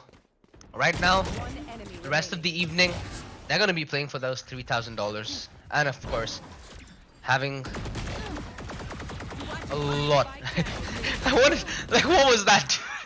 That's where I kind of lost my mind with one tap code. But yeah, they'll have a lot to say about their game against VLT, because if any of your viewers remember how the matchup in the upper finals went against Revenant and VLT, all of us remember how close it was on map 2 and map 3, especially map 2, where VLT, they hit what, round number 8, and after that they didn't feel like even a semblance of themselves. Revenant were just completely in control on Icebox.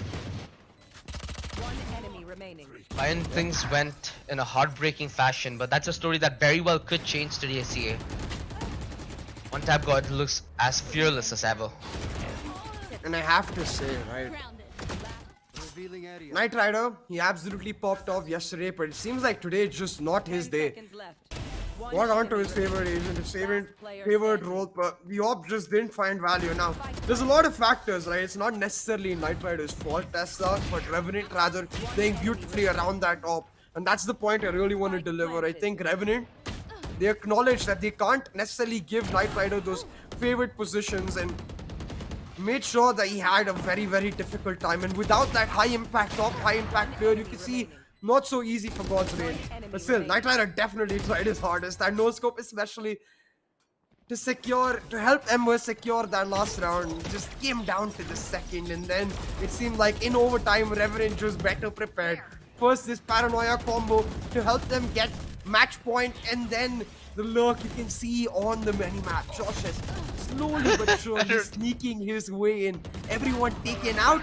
Ching just to buy some time, and then Knight Rider just surprised by this wide swing. Josh has to find a huge, huge clutch. Aye, just beautifully played all together by Revenant. And Revenant truly showing class and form. Both Ching and Josh as living up to the hype, living up to their name, living up to the experience these members have. What a series. God's Reign truly did put Revenant to the test. With them carrying the lead just has you thinking, right? When Ember pulled off that 1 versus 2 in regulation, what if he had just a little more time? Yeah, exactly, right? And that little round just proves how close it truly went. And I don't think we can take anything away from God's Reign. They put up a tremendous fight. I think what they will be disappointed with is Icebox, and that's where the veto and props to be given to the coach, because Revenant, they came through with a plan. That Icebox map was absolutely crucial. And even though these were pro players, even though God's Reign did bounce back, at the end of the day, they're human beings, and it's had to have an effect to lose that bad, right? Revenant just able to claw their way back, win this map, and secure it 2-0. But hey, I just want to say kudos, God's Reign. You gave it your very best. Honestly, the fight that they put on has been really good. The kind of series that they played yesterday against Reckoning Esports, boy was that close, boy was that nail biting, boy was that entertaining. but it's sadly their end here in the Penta Pro Series. Revenant Esports against VLT in the best of 5. How do you envision that going, CA? What are your thoughts? Well, the sentence the lock for sure for velocity after this map, especially. I'm curious about Icebox though, because Revenant really set the stage with an Icebox insta lock today in their veto. And Velocity, will they change their comp or will they realize that they need to play default on the attacking side? And it sets us up for a beautiful conversation that we will have post this match. But I just want to shout out Josh S because he was my MVP of this series. Crucial on Ascent, crucial on Icebox, really helping his team have that oomph factor, that X factor that you also desperately need. Chengdu, in this particular map, had a phenomenal game 24-19 to 8. He will pick up the MVP. Both the imports of Revenant truly giving value to this roster. It was a very close game, mind you, ladies and gentlemen. So VLT still are going to look very comfortable calling themselves the upper dogs in that matchup. And for all respects, they truly are. But Revenant Esports today are showing form, especially in the way they took that first map out of the hands of God's Reign. I still am going to be rooting for Revenant Esports to pull off this underdog upset. It got very close in the upper finals, and considering now they have 2 more maps if they want to try and truly pull it the distance, as it is going to be a best of 5, they 100%. have their chance. I think Vibor, though, he's going to be the most devastated. He actually got the overall MVP. He had better ACS than Shing even. Yeah, And that's what I meant. Like, it's one of his favorite agents, that Killjoy. So you could see the kind of impact he was able to create, double on double on double throughout that defensive half. But despite all his success, despite his heroics, the protagonist just instantly shut down. And hey, at the end of the day, Revenant claw their way back. They've had a tremendous run. The only team to play the 3 map series, the only team to fight in through a comeback, to find the storms. Revenant, they faced it all, but once again, they'll have to go up against the might of Velocity, the ferocity that they truly bring forth, and they'll have to do it immediately today in a matter of half an hour. exactly. It's going to be a long fight, CA. So they have a very little amount of time to take a breather, take a break, and re-gauge themselves for their coming battle. We've had lengthy discussions with the players at VLT, right? They feel very comfortable. They feel very dominant with the kind of display of skill that we've been having throughout the Penta Pro Series so far. It just doesn't feel like they're lacking in any department whatsoever. So without Oh, VLT yeah. even showing a chink in that armor, it's truly going to be a daunting task that Revenant are going to be undertaking soon. Hey, it's going to be a thriller of a series. That's one thing I can ascertain, and I'm ready for the exhilarating affair that we are about to witness. But for now, in the lower bracket finals, we've got Revenant securing the victory. 2-0, they secure their spot in the main event. So now there's going to be Bleed Esports, Boom Esports, Velocity, and Revenant in that main event. But we've got one more thing to contend for, and that's $3,000 in their kitty bags. To do that, they've got to win the grand finals. They've got to win the grand finals. So it's going to be a best of 5 where both teams who have somewhat deep map pools, I'd say both of them would be neck to neck in terms of the versatility that they do have. So that best of 5, it's truly going to be a test, right? And for Bleed and Boom, who now are going to be watching for knowing who they're going to be fighting off against, they're going to be ready. They're going to be having their hands rubbing against each other, sniffing for some of the other anti-strat. And that's something, ladies and gentlemen, you at home need to be waiting for, as well as we'll be back with the grand finals right after this short break. See you on the other side.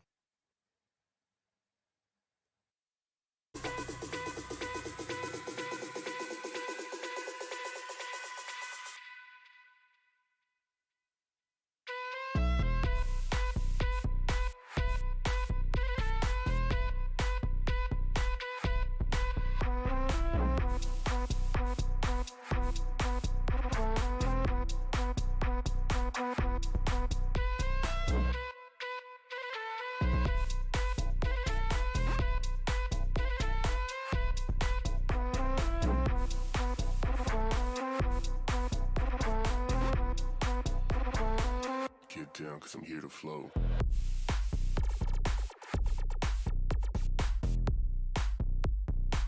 Get down, cause I'm here to flow.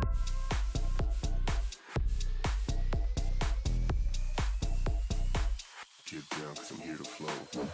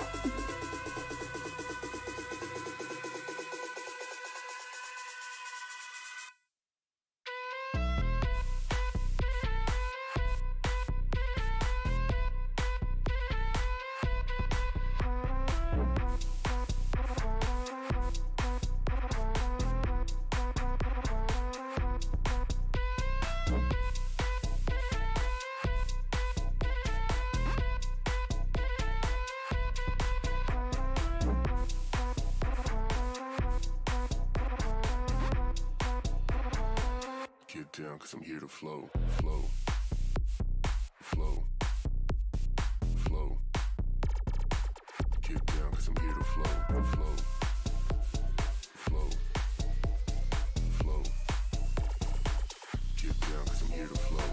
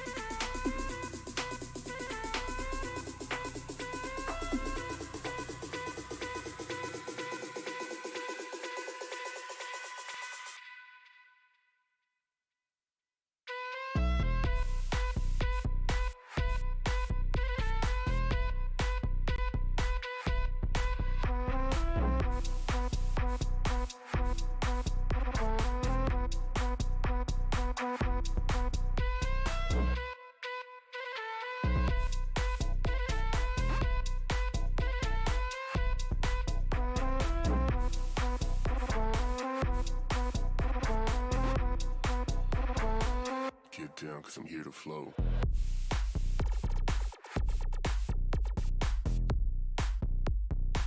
Get down, cause I'm here to flow.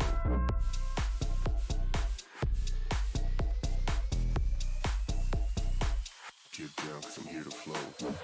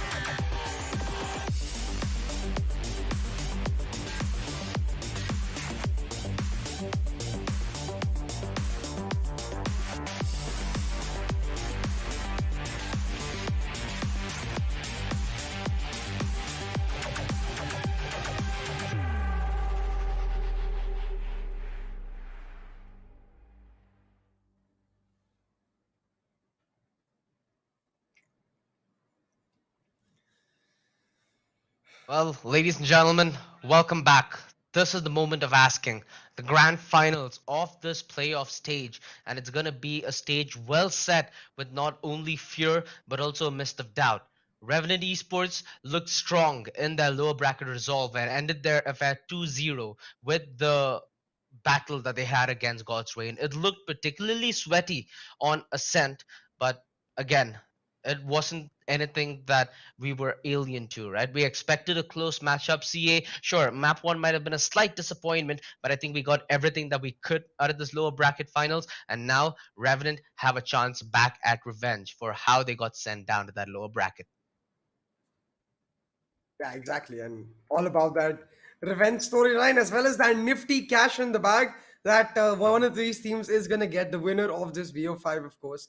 But hey, I think for Revenant, this is going to be a long, long day. So they've got to really pace themselves. They got to make sure that they don't feel the adrenaline that they most definitely felt in that map, right? They've got to reset not just on a mental level, but also a physical state because they can't let the fatigue catch up to them throughout this best of five series. And that's where their coach, he's been great strategically. We've seen the clapping that has come through motivationally. Now that athlete perspective has to come through. He needs to help them make sure they maintain that physical top wellness all the way through. Yeah, and the reason that's important, CA, is if there even is the prospect of a 3-0 or a 3-1, we're expecting that to go the way of VLT. So if Revenant have to win this, they need to be ready for a marathon and not a race, and that requires endurance, like you mentioned.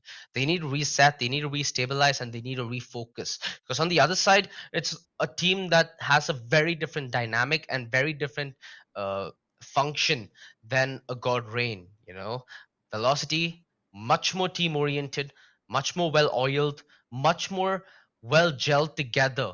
At least in my opinion, not only is the chemistry way better on VLT compared to a team like God's Reign, but also the experience that comes in handy, right? It's all five of these players that have legacied pasts in our region. So by no means of the doubt are VLT gonna be taken advantage of here. They're the firm upper dogs in this matchup, CA. Yeah, 100%. I think Velocity proved that yesterday with the way they dominated on Ascent and then closed out the series when it came to that third map. There were chinks in the armor, right? Icebox going Revenant's way, and Revenant able to even pull it back on Mind, if not for Excali's blockbuster performance. So I think there is very much a possibility for Revenant to try and pull this off, but it's easier said than done. But hey, like we were talking about, while these two teams have secured their spot in the main event, they've still got $3,000 to play for. Sure. $3,000, the pride of an upset if Revenant are able to pull it off, because that upset will be so much value in terms of not only the kind of confidence you gain, but crucially the momentum you head in towards that finale stage when they play against teams like Bleed and Boom. The experience that they get out of facing a team like VLT, I'm sure, will be immensely valuable.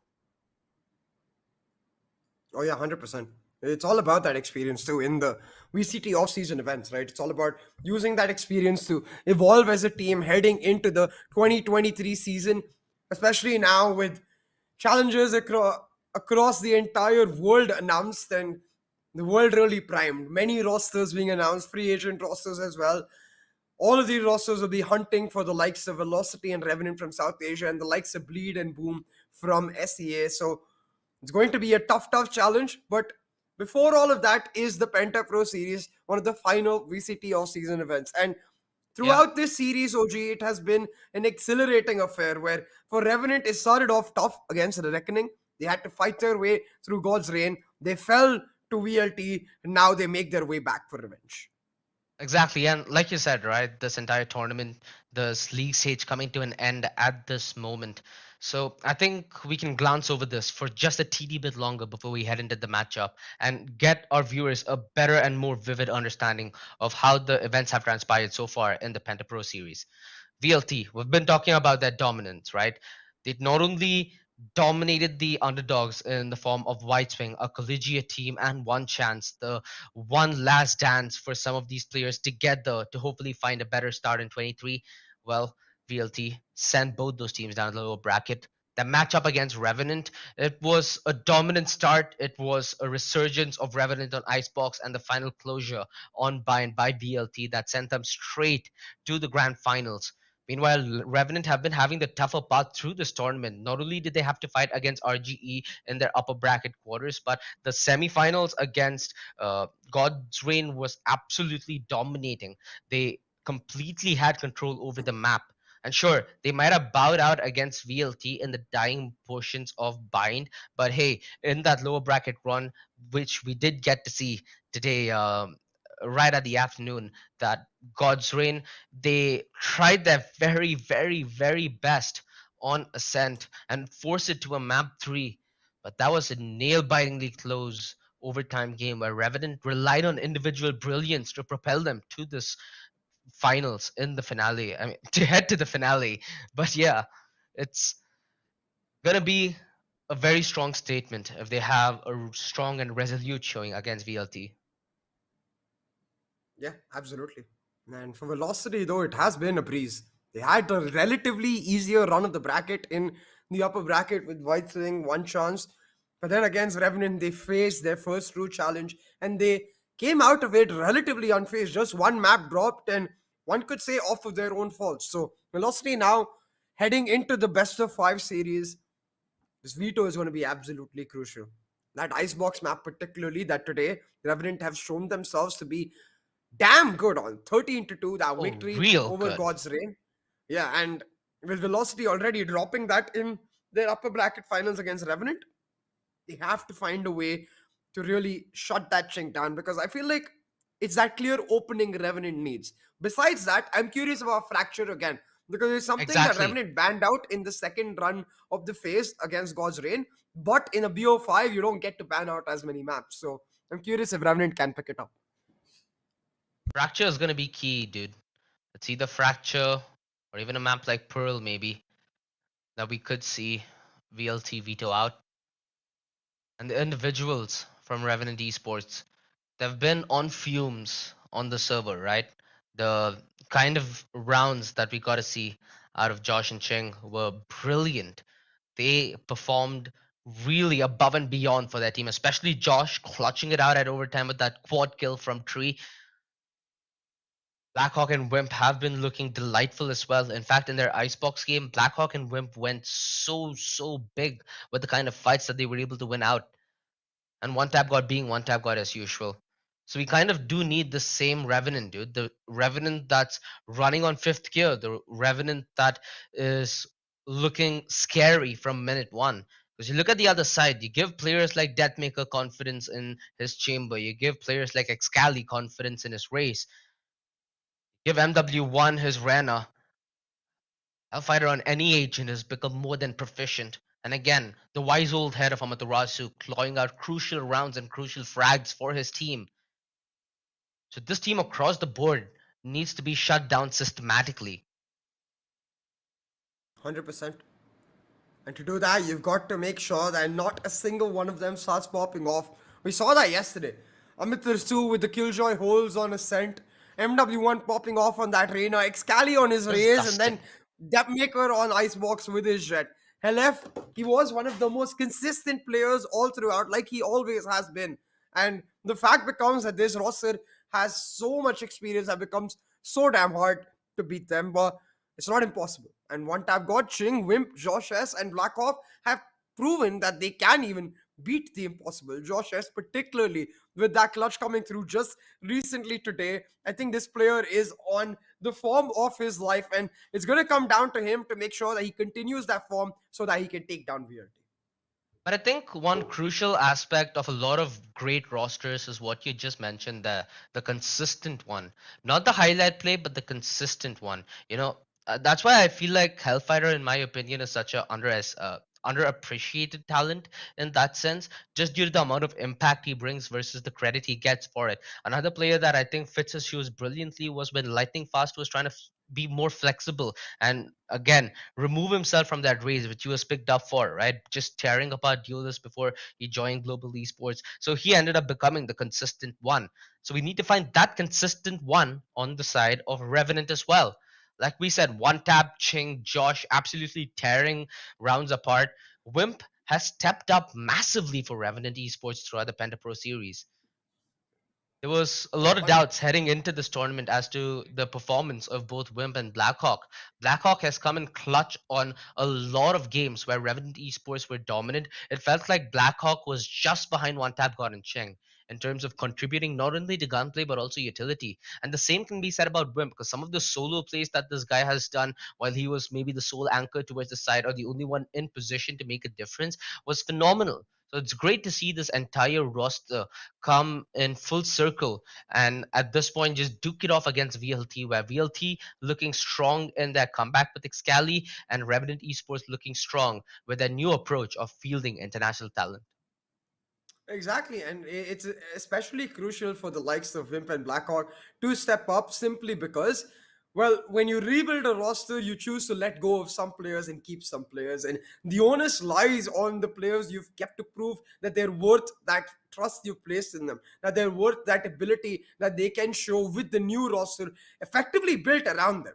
You may think that Revenant brought in these international talent. They did. Ching and Joshes are nuts, no doubt. But the fact is, those talents were brought in to play around the likes of Wimp, Blackhawk, and Paradox. So, especially One Tap God too, right? These four players maintained from their previous iteration, and every single one of them has stepped up to a large extent, especially One Tap God. I just want to give a shout out to him because till now he was effectively the sixth, the usual SA sixth, the one that never gets to Yeah, play. Karma's been in that position. Kohli in G's been in that position. It's just honestly, it feels like a yes. formality that they're in that roster. But One Tap God, he got one chance and he really turned up. Really turned up and proved his team with the results, right? They've made it here, past this league stage to the finale, and now it's just about proving them right once more. As we head on to the map Beto, ladies and gentlemen, let's set our eyes on what our battlefield is going to look like for the next potential 5 hours. So clear your Sunday evening, ladies and gentlemen. We have nothing but a daunting derby of Valorant extravaganza right in front of your eyes. Vito coming through, velocity, Banner fracture. Interestingly so Pearl left up for grabs. It's Revenant to pick the first map, and they're gonna go back to That's Comfort. Haven. Haven picked out. Nice. And interesting because Velocity has been banning out that map in the BO3 option. So we're going to have to see what kind of Velocity does come into play. I think it's going to be Jet Reina once again. Or maybe a Phoenix. I'd love to see a Phoenix. I think it's unlikely, but I would Yeah, lose I my mean, mind if we see Chamber a is a Phoenix. viable option as well. There's so many ways that you can look at it, right? I think the last time we did see Velocity play this map was close to even a month ago against Global, and it was what 13-9 at what they ended up at. So by no means are they slouches on Haven. Revenant really do need to work hard from minute one. And VLT's natural pick of Bind, we're gonna get to see the Cali race. That's something that I know you're a big fan of. Icebox vetoed Yep. in from Revenant. Like you mentioned, their Icebox recently has been looking really strong. So the initial three maps, CA, I still feel like is I want to say VLT favorite thing just due to Haven and Bind being our opener, right? If VLT get off to a really good start of map 1, map 2 is going to be a problem for Revenant. Then it's already going to be 2-0. With a very confident VLT taking Icebox away from them, it still could be a matter of difficulty. Oh, 100%. I think very likely that our very first map will spell the tale of how we're going to see this series unfold because if Revenant are actually able to pick that one in the bag, while they did lose out on Bind before, they are capable of pulling it back and heading into Icebox. We've seen how good the Revenant can be. So Velocity, they're going to have to make their stand in Haven itself and bringing that conversation back to Haven, right? I think the kind of composition we're likely to see really speaks through how we've seen Velocity play across this tournament, where their past stats don't necessarily speak of the style that this particular roster iteration has adopted. Aggressive, fast, clinical. They like to play on the strengths of their individual players, and I think those strengths lie in particular regions. So I'd be very surprised if that maker doesn't pick up the Jet. I'd be very surprised if MW1 doesn't pick up the Reina. And the only way I don't see that happening is if, just if, Amit Rasu goes back to an agent that really has been his characteristic agent across the last 2 years on this particular map, that Phoenix. very much a viable option still. So I wonder if Amaterasu can pick it up. Maybe MW1 can then play that Killjoy. Then you can have LF in the control over the Excali on the server. I feel like that's why I love this veto so much. Right off the bat in map one, we have both teams who are able to try and change their agent composition. Sure, Bind and Icebox I feel are gonna be more rigid, but Haven to start us off just gives us a good contrast of ideology and flexibility that both these teams unquestionably has. And we need to see some of that come to play here, CA. I feel like if Revenant play to their strengths and VLT play to their strengths on Haven, it's gonna be a very close map for sure. But Revenant have the ability to control the narrative, considering that this is the map that they vetoed in. I'm pretty sure that they should be at least a stronger prep to start their game off. So I want to see the strength in their preparation. Oh, 100%. And look, the fact remains that the way this veto is set up, it is a VO5 series, so no team has anywhere to hide with respect to their map pool weaknesses, with their agent weaknesses, maybe. It's all right now, right here, that they've got to really turn up the pace. And it's not necessarily a free BO5, while they have secured their spots in the main event, $3,000 is quite a lot. So you've got to make sure you give it your all, try to get that nice nifty cash prize in the bag. And starting us off on Haven, it's gonna get that much more interesting. Now, Pearl being the last map, for me, that is even more so crucial, because if it goes down to the wire, we're gonna see Velocity really tested, because I can't Exactly. imagine what sort of lineup we're going to see on Pearl from this Velocity, because they do have certain agent weaknesses, right? Like they have players with who overlap in certain roles with the likes of MW1 and Deathmakers. So especially Excali too. So to a certain extent, Velocity are the ones that might face agent pool problems. But I say that, and at the same time, we know that Velocity are not scared to just pull off their double duelists, play in the face of Revenant, and shut them down. So honestly, anything is possible. I mean, if we do see it go all the way to Pearl, we've already seen what kind of demons Revenant are on a map like that, right? And again, the only way I see this going to Pearl is if VLT loses control. As long as VLT maintain control, maintain form, and maintain the status quo, there should be no doubt that, at least in my mind, this still is very easily a 3-0 or a 3-1. It's all based on what the start is for VLT. And with us starting off on such an explosive map, dude, we have the opportunity to see a lot of diversity. And that's what keeps the ball open, right? It's harder for Revenant Esports to try reading into VLT strategy now. It gives a room of error, and that room of error is often capitalized by the team and the players with more experience. This time we need to see how crucial is the experience going to be in a best of 5 veto like this.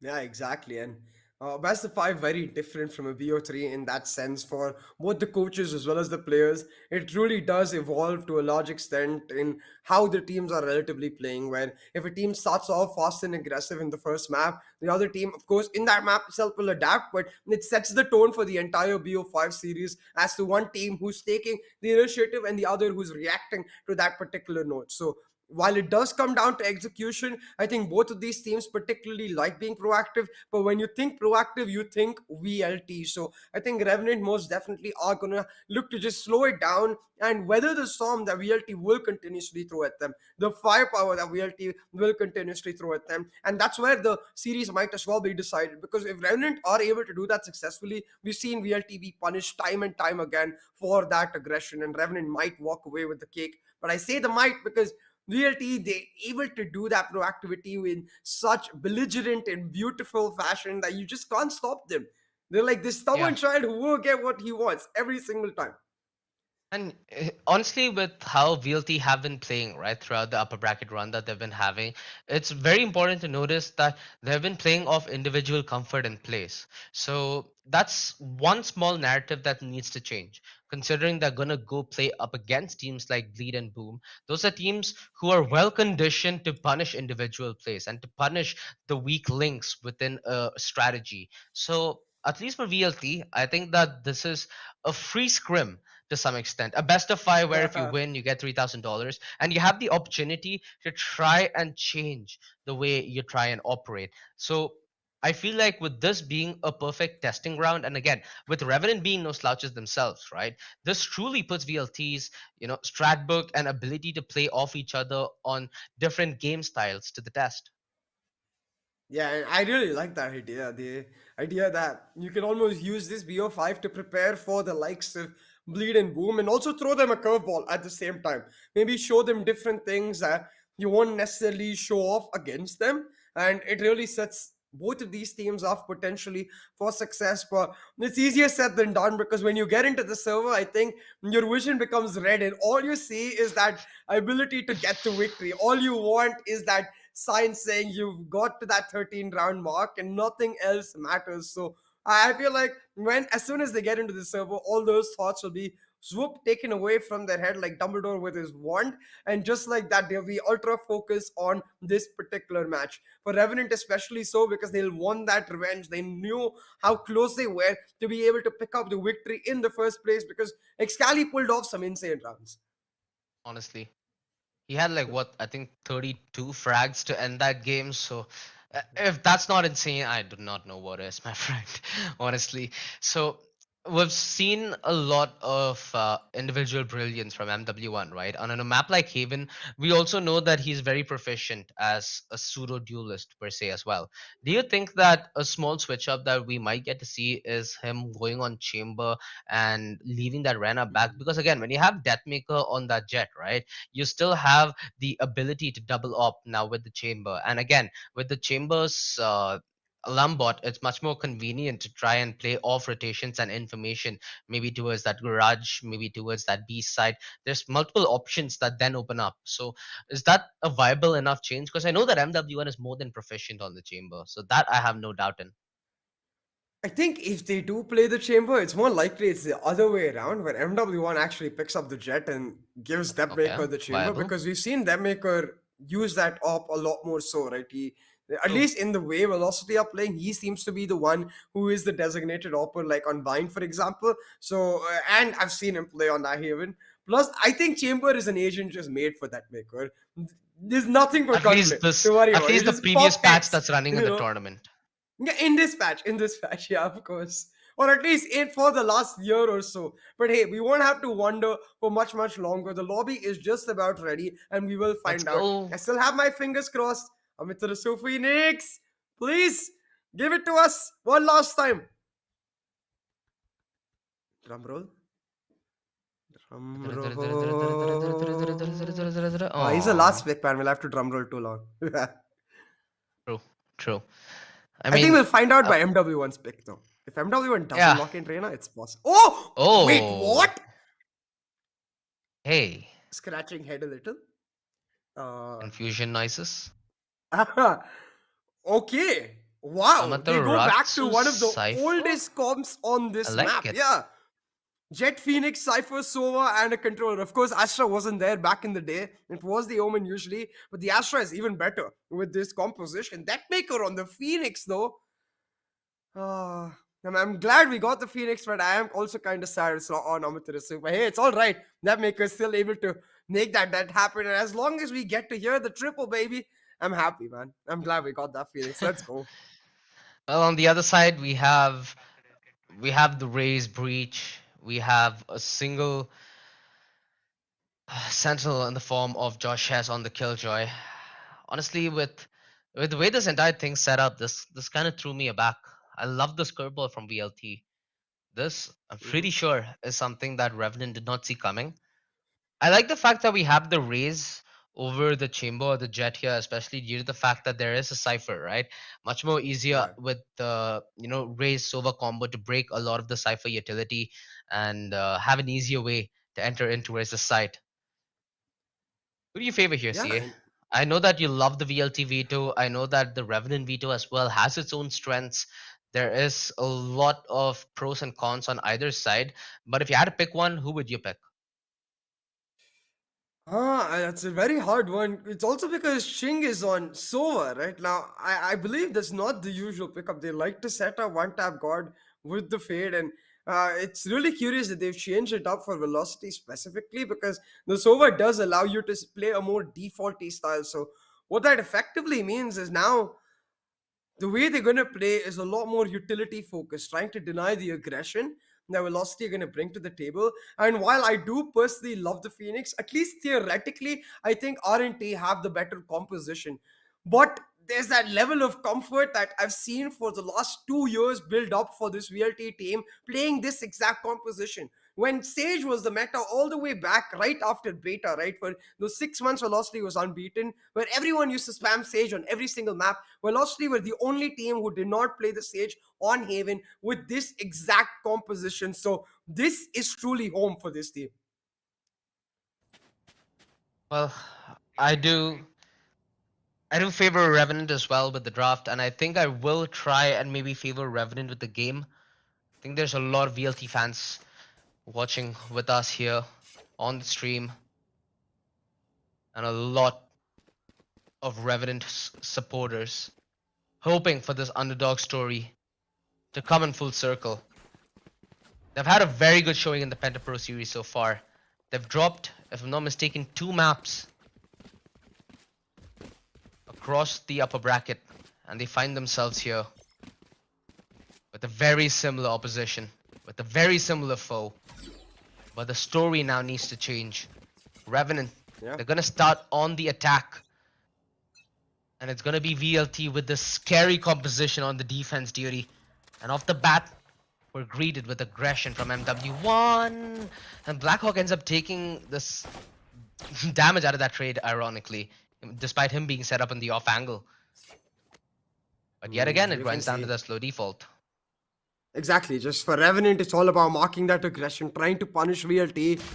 But they persevere, VLT, they keep pushing on, and Blackhawk managed to chunk MW1 up. But MW1 actually with the fake dash, as we turn our sights to the other side of the map, Depmaker caught out.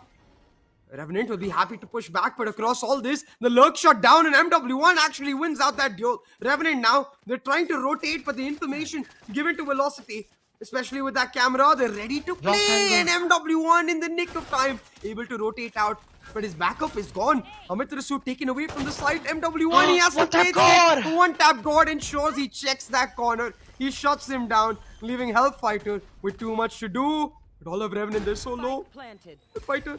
Yeah. Oh, they spot him. It's all on Excali, and the surprise factor nets him a free kill on a one-tap God. The recon to set up the aggression, but it's well denied by Revenant. No position, however. Now it's all based on how Hellfighter makes his next decision. Is it in tandem with Excali? Well, it certainly is. Ching put under a lot of pressure, but they give him the 1v1. Ching yet again comes up clutch.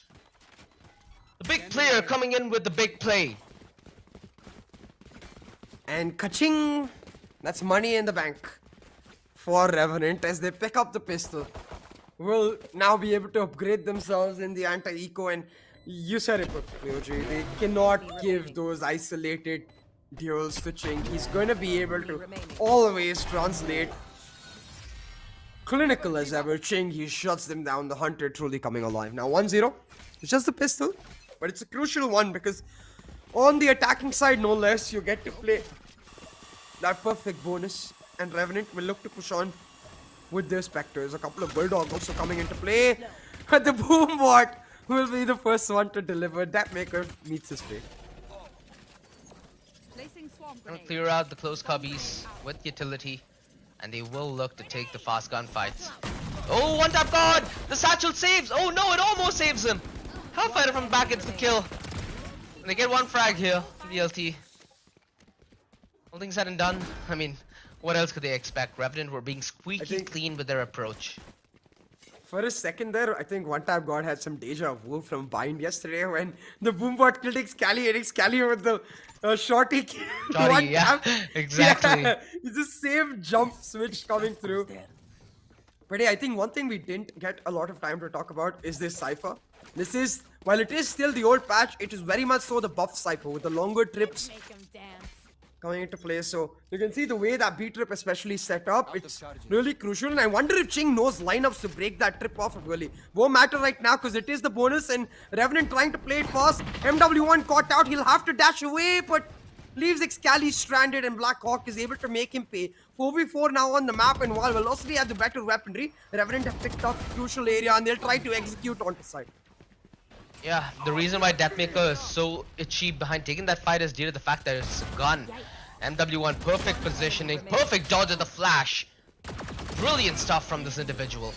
There can only be one hero. Looked scary there for a second, VLT.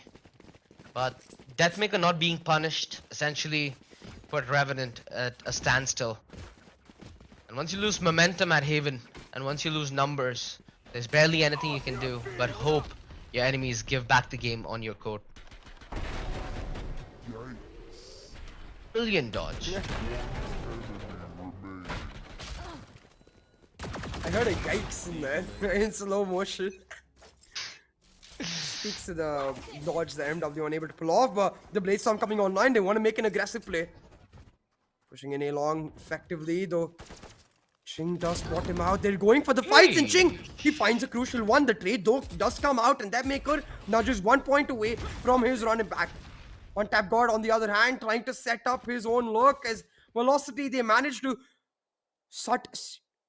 see side down. They're playing it slow, and Revenant, they've given up too much space because now they have no information. Velocity, they know everything about Revenant's push. They're willingly giving up B and Garage, inviting them into that seaside. Exactly. That's all a bait. Revenant, choose to not fall into it. Excali should be able to spot again. Needs to make the conservative play. Cannot give numbers the other way. With the double shock dart and the recon, he has very good utility to deny the spike being planted and the retake being enabled. That's contingent on him staying alive.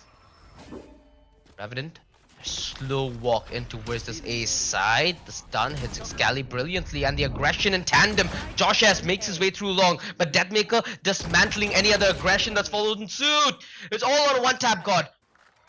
So 1 versus 2. He's been the star player for Revenant in this entire tournament, and he chooses to eliminate VLT piece by piece, but he's not able to piece together the clutch. However, Hellfighter from heaven, raining down hell ironically, finds the last kill and finds VLT their round. Revenant, they've done a very, very decent amount of damage, but that's a round where they needed the W, not the damage. Sadly, they'll have to eco now. Yeah. And it does mean Velocity, they get just that breath of fresh air, they get that room to maneuver, especially now. Scanning ahead. You can see once again their setup changing. The trip in Garage, last time it was for window, this time set up to deny the connector push.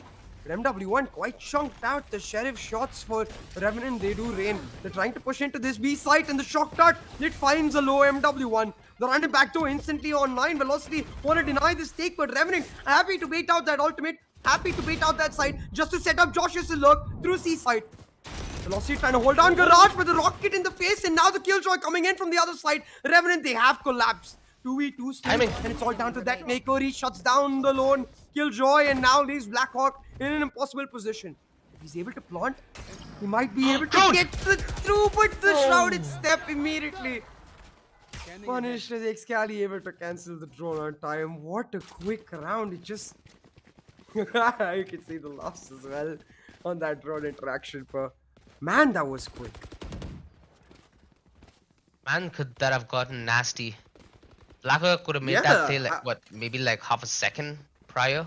I thought that was a thrifty for a second, like in Garage when Josh S was setting up the look. All about that timing, man. And BLT found the better end of it, at least towards the later end of those engagements. They've resorted to this, hey, Revenant? Is this a fast C long play? I mean, it's again against a Cypher. So you better hope that the utility is what sets the Cypher utility apart, as for now it's still intact. One tap god trying to make his way in towards the back side, but well denied by Hellfighter. With the Matarasu going down this early, all this utility will not count for the defense, and Hellfighter being blind as a bat, trying to play jump rope, he eventually bites the dust. 2 versus 4. MW1 and Excali Player standing. make that only MW1 now. Left at it on the clutch. Feels like an unwinnable situation. But if there ever was a time for MW1 to come alive, could have been a real nice moment. With Revenant saving 4 guns, CA, that's one of the best rounds that they've won so far. Yeah. Really gonna help their economy and gonna help build up that momentum as well, but for Velocity, what is absolutely crucial is how they're able to navigate this defensive half. Because let's be real, with the double duelists, especially with the Cypher, they're gonna thrive on the attack, not on the defense. On the attack where Amaterasu can lurk, on the attack where they can move forward with blistering pace is where Velocity will feel at their best. But that doesn't mean they give a team like Revenant that momentum, give a team like Revenant that moment to really set up their confidence. And that's why these next few rounds crucial. In this round though, it is just an eco as Velocity look to hold this A side down. MW1, the sole player with somewhat of a buy on that judge, can be crucial in this A shot. But a display of discipline from Revenant Esports so far, as they've not taken that frontal fight just yet. VLT lie in wait as well. They're not giving this one away that easy. The flash and Wim just spamming his way through the judge, however. And it's a one tap on. Oh, MW1, are you serious, bro? The judge. Triple. And it buys hope. Buys A hope, delay it plan buys could cost time. them. But the double flank coming through, I don't think they're expecting it. They should get a weapon as well, but it's all about denying Wimp right here. They missed the first shot and Wimp, he shuts them down. They had the weapon as well. They could have at least taken their time with it. But they chose to opt on that Sheriff and they just not able to land their shots. And they're made to pay. That was definitely a plausible thrifty. Because there was no way Wimp could have been traded out. Exactly. Fact that either of them didn't land the shot was flabbergasting to say the least. An round lead now for Revenant. And hey, they have the Rolling Thunder, they have the lockdown. They know that they're up against a buy. This is where cycling through your ultimates become very crucial, CA. Exactly, and now look. They're expecting the garage play. MW1 ready with his dash. He picks out one, but not able to get out in time. The trade does come out and is favorable for Revenant because one tap God can open up the side. Spots out Hellfighter, but not able to take him down. He's now down to the rest of his team to make the trade. Blackhawk trying to get away, but He didn't have an aim Hellfighter for finds him. another one One enemy to remaining. maintain the man advantage. It's Excali who comes through, and now the Hunter to give away the position of his mirror. Ching in a 1v2. He managed to pull this off in the pistol, but there's fire raining down. There's a shock dust as well. But Ching not able to make it happen. His depth maker to live up to his name and find that round for Velocity. Going so close to the wire every time VLT win a round. This was not the most ideal start for them on the defense. And you know what? Even though MW1 is playing the Jet, CA, I'm still happy for the fact that VLT aren't playing a fully operator reliant composition. Because they're not getting the economy here in the first half whatsoever. So it's actually working to their advantage that even despite them being on humble buys, it allows them to be as proactive as they'd like to be. Interesting setup here from Amitarasu though. The trap to deny the graffiti position in the post plant so he can spam out from heaven, and the secondary trap to deny his move into that A site. I think they're trying to play effectively delay and retake on that A site on the back of that cosmic divide. But look at Deathmaker's position. They expected the Skilljoy ultimate. They're happy to play on the retake with Deathmaker on a crucial flank. He's expected. Josh is continuously marking him. He turns away at the wrong time. Deathmaker will be able to push through, break the alarm board, and now it's all down to Amitarasu to buy that time. The trap's taken away. The Spike planted. camera is there though. It gives him all the information, but it's Amitarasu who gets spammed out instead. And Ching turns up for a double. Deathmaker's flank gets shut down, and now one tap God with yet another Revenant in control. How does Ching find those 2 kills? Amaterasu was trying to act concealed. But he and the rest of his squad denied what looked to be a very VLT favored round considering the setup. They saw this coming, they anticipated it, and yet they were not able to cope. And like we said, Revenant cycling their ultimates. They've reserved Wimps, Rolling Thunder as well for a round later to come. And you think of the possibilities with that Rolling Thunder, right? Revenant have been a squad that's been favored towards that garage split. So if Wimp is able to make his way towards garage, it's very realistic that they just ult the C side and take it with brute force and speed yet again.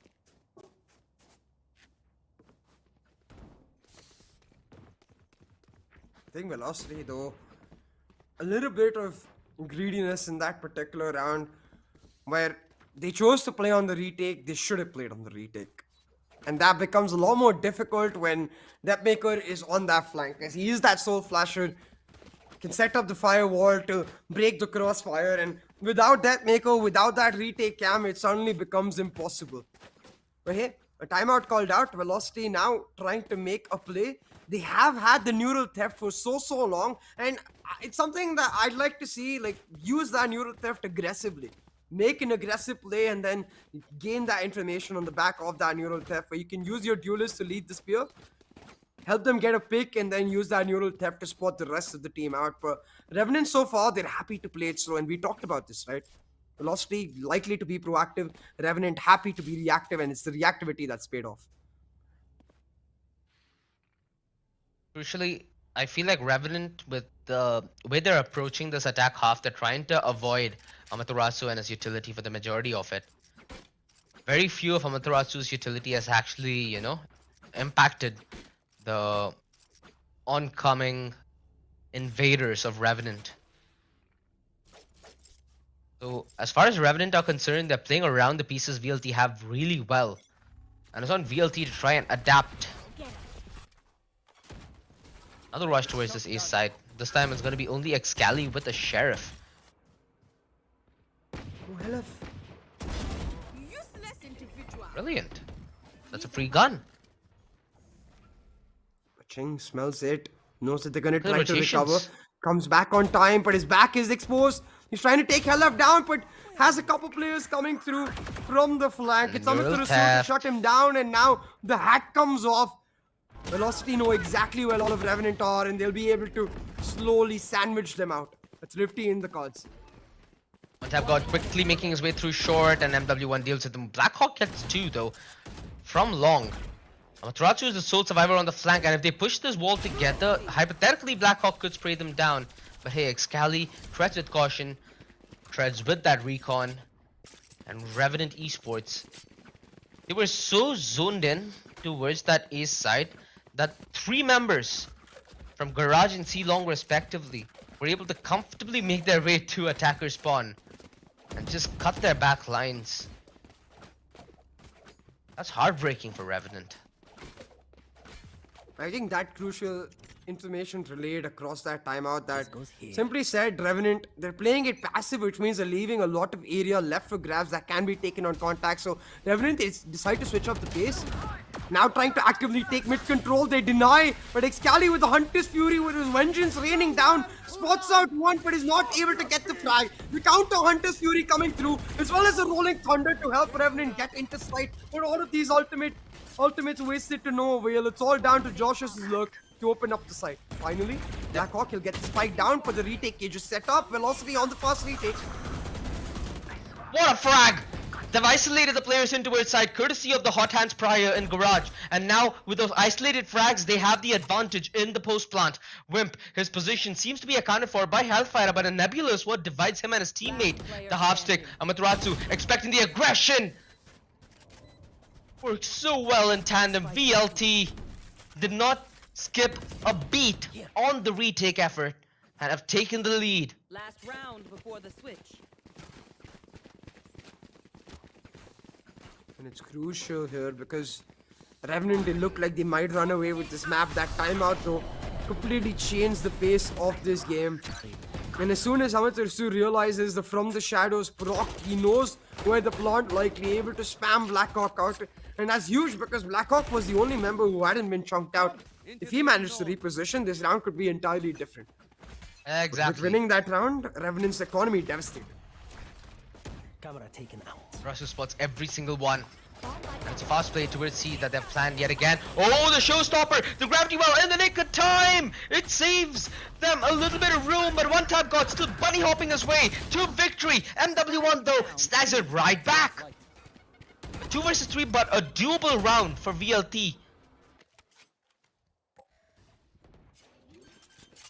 Blanket's big. It's all down. Spike All planted. down to Excali on that. Oh! Enemy remaining. They Picks find one it. off and Ching walks right into the fire. Come on, you gotta know the super high level tactics. Yeah, you don't walk into Phoenix's fire.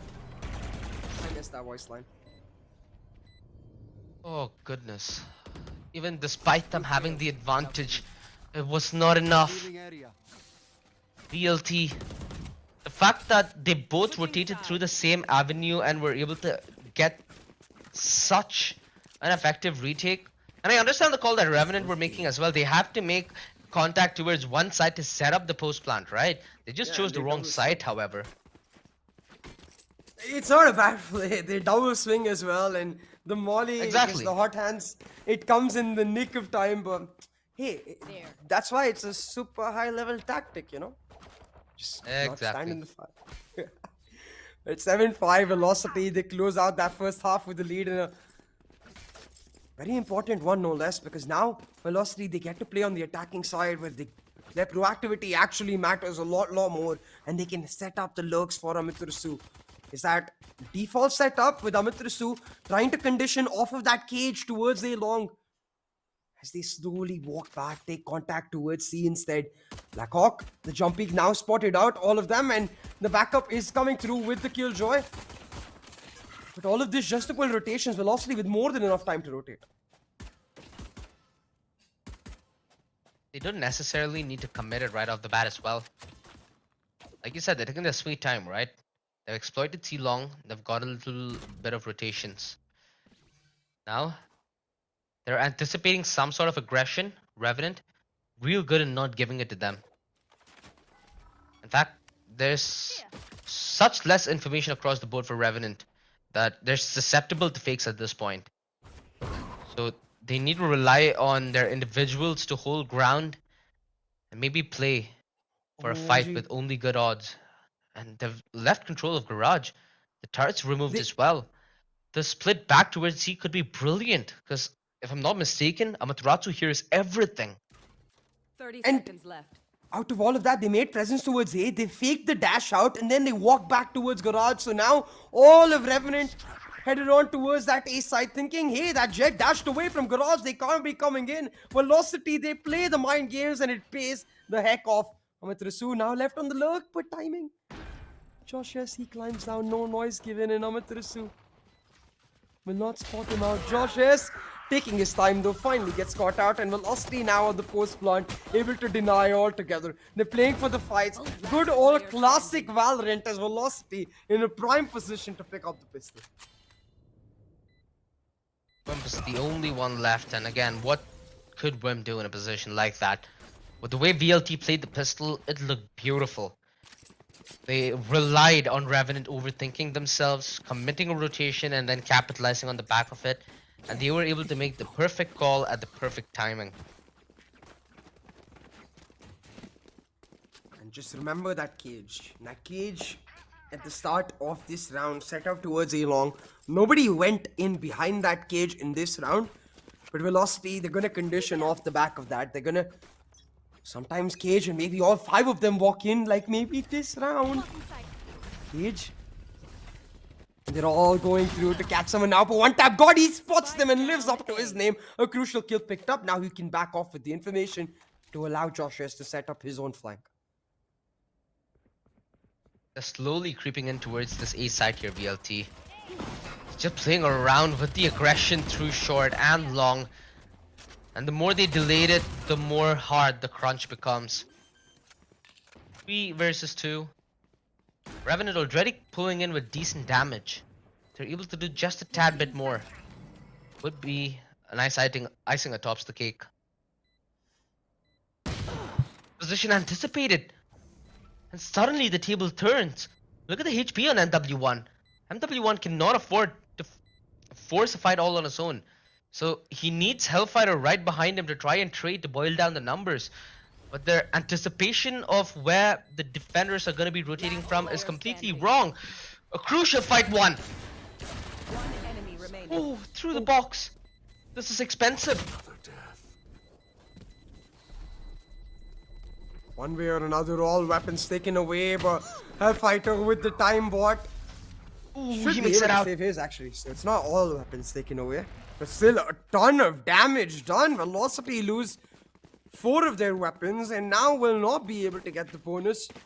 But hey, they're able to maintain that lead, and I think that is what is crucial. 1 second, peeps. Revenant though with a great eco this round, Joshua especially to anticipate that position for Amitarasu and shut that A-shot presence down. Now, Revenant with a timeout coming through, the discussion has to be, look, these guys, they're being very sneaky in their presence, so I think Revenant are actually going to look to play on the front foot, on the edge of these sites, like play at long, play towards the C-long one way and try to drain that utility out, because the biggest weakness of that double duelist comp has to be that if you use the utility early, if there's a drone or a recon used too early, suddenly that site take becomes so damn difficult.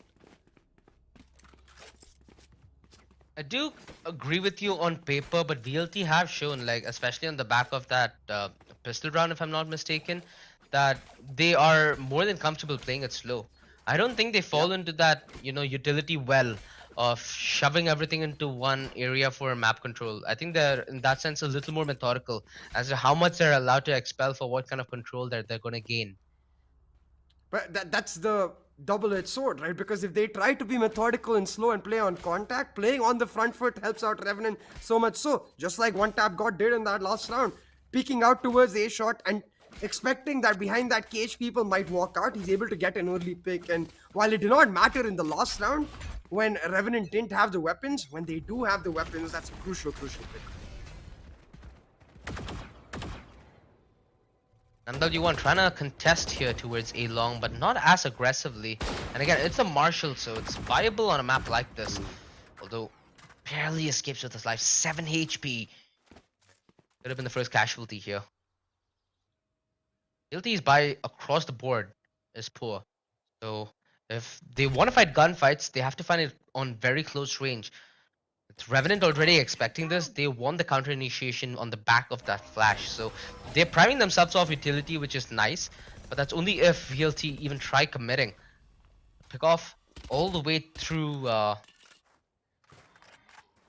If I'm not mistaken, what? Did Chink push A short? Yeah, he did. Yeah, Came just right push back. him off. Still, One Tap God has a long. Waiting for the transfer, the tempo to make sure that they're able to get away safe. But One Tap God knows that there's something fishy in the air. He's able to back off still. A 3-1 split right now for Velocity. It's all about Amitrasu's look. He's able to make his way towards the B site, and the turret taken back for Josh S means that for a second Amitarasu had a chance. But Ching and Wimp together, they double down, and Velocity, it'll just be a simple enough eco taken away. A flawless in the cause for Revenant to build up the economy, potentially even the op on Josh S, despite him being on that kill shot. And Chink getting a mini highlight reel there for himself. And again, it was VLT on inferior weaponry, right? So Ching, he's gonna be happy with the amount of alt points that he gets to add on to his Hunter's Fury. VLT with the buy, I feel like should go back to that slow grindy setup. Usually the Killjoy plays towards garage, but now with this change of setup, with Josh S heading in towards this ace site, I feel like it's really good that the contesting. Oh, what? From window, he spots him out, but the trade instantly comes out, and actually, frankly, that's a very valuable trade for Revenant. The controller taken away from the attackers, they'll be happy to sacrifice their duelists, and now without the smokes, velocity, they have to play pure contact, and it's so damn difficult. The alarm bot spots them off, the nano swarm to delay, velocity relying on the cloudburst to make their way onto site, but these expire in a matter of seconds, and Josh S, he'll have his field to play, but he gets spammed out. Velocity still get into this. Cheng, the lineup to delete the close angle. He's reliant on finding a kill with it, and MW1 almost walks into it. That make a crucial running back, but he's taken out of the equation. At least he finds a way to even up the odds. Excali up close and personal, trying to play this one aggressive, and he's able to disengage. That is criminal. And finally, Blackhawk coming in with the punish, but it's too little, too late. VLT taking criminal fights there in the post plant, and somehow still ends up converting. I think that stun slightly off, and if you're gonna do that stun, they need to hold that CT angle. Ching plays it beautifully though. 4v4 right now, he gets the man advantage, and then the Hunter's Fury to trade out the run it back effectively puts his team in a brilliant position, but right when Excali goes for the peak, Wimp instead chooses to stun out Graffiti and Default, and with no one marking the actual A-Link entry, it just becomes an easy peak for Excali. 10-6 now, double digits picked up for VLT, and key ultimates available in the Hunter's Fury and the Cosmic Divide. Velocity can look to pick up the pace and play on the post plant, but Revenant trying to do the same. They pushed up all the way to A-Long. Tag. One tap got so up close and personal. He's trying to spam his way through the smoke, trying to get utility damage in. Ooh, look at him. Chipping down VLT. 2 HP. MW1, 2 HP. Still Velocity looking to play the mind games. They've set up a star on shot and trying to smoke it out. That Mako ready with the flash to try and catch someone out, but all of the back of the double initiators ready to help. One tap God out. They refuse to let him back off without the trade of the utility, and so much use just to push him back. Velocity now trying to make their way towards this B site, but they haven't got the utility to easily get into sight, and with all of Revenant already ready, this should be an easy enough retake. Rolling Thunder as well to add caution Spike to the down win. B. Scally and Hellfighter. At least they have HP. With them on the clutch, it's still a doable ask. Versus 5, so they'll need to 10 find seconds real left. luck in the short time they have. They're not going to make the commitment. And save at this point in the game, I think, is really nice. Like, both Hellfighter and Excali were the players who are low on money. So it makes complete sense. VLT will be able to reinvest right back into the game. Exactly. VLT looking to leverage the fact that they still got a pretty large cushion. 4 rounds lead before this round, but Revenant slowly chipping away. And what is absolutely crucial is, again, they're fighting on that front foot, right? Like I was talking about, use one tap God aggressively for 2 reasons. First, one tap God way better when he's able to take the fights on his own terms as compared to those defensive passive holes like a different race. But secondly, also because he gets to force out so much utility from Velocity, shock torch, drones, all coming out, but all traded for his own. Just the stun use, the nades, all refreshable utility either from the initiators or utility that one tap God doesn't necessarily need. So it makes that actual site take so much more difficult. But Revenant still had to commit some crucial ultimates to be able to take that retake, and Velocity still have their own in the Cosmic Divide to make that play.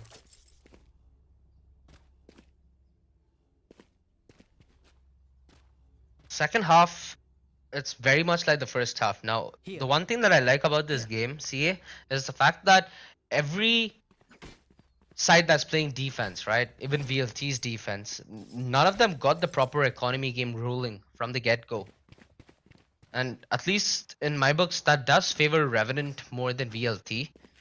At least for the sake of Revenant, it's very fluid, right? In terms of how many players can just flip a switch and turn into perfect riflers. Whereas on the side of VLT, if you have a player like Deathmaker, if you have a player like MW1, the value that they can yield off the operator is just so much. VLT didn't get a lot of window to display it on their defense, and neither will Revenant.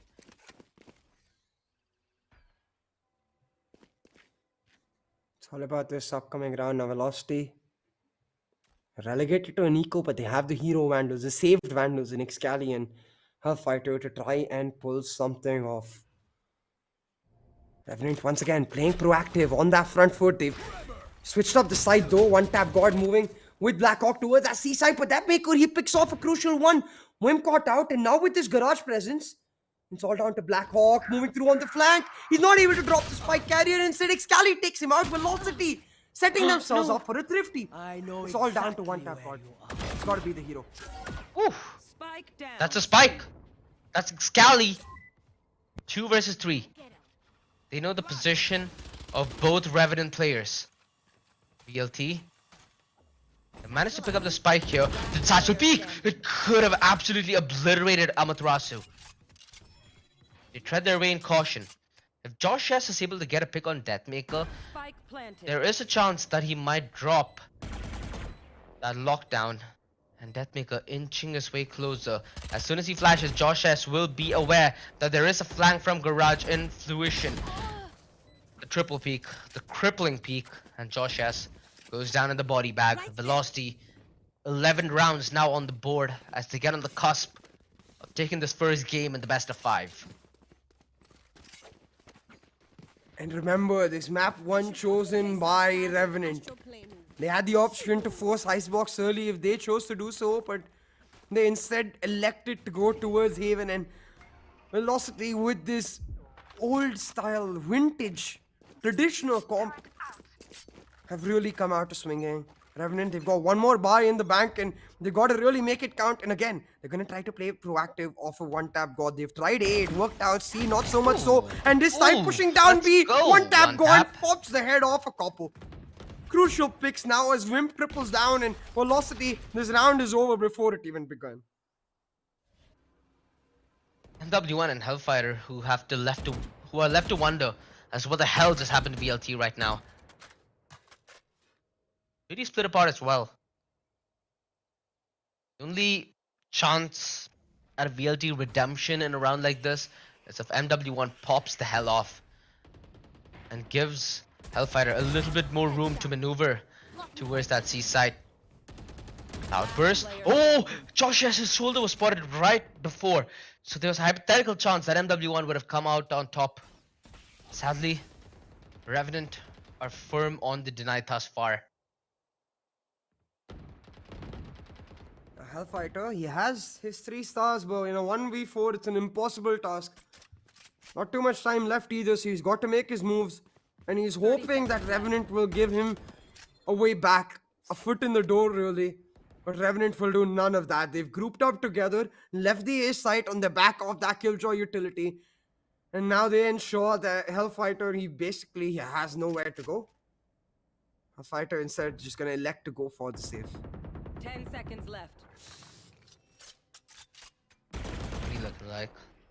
Deathmaker has dough. Excali has money.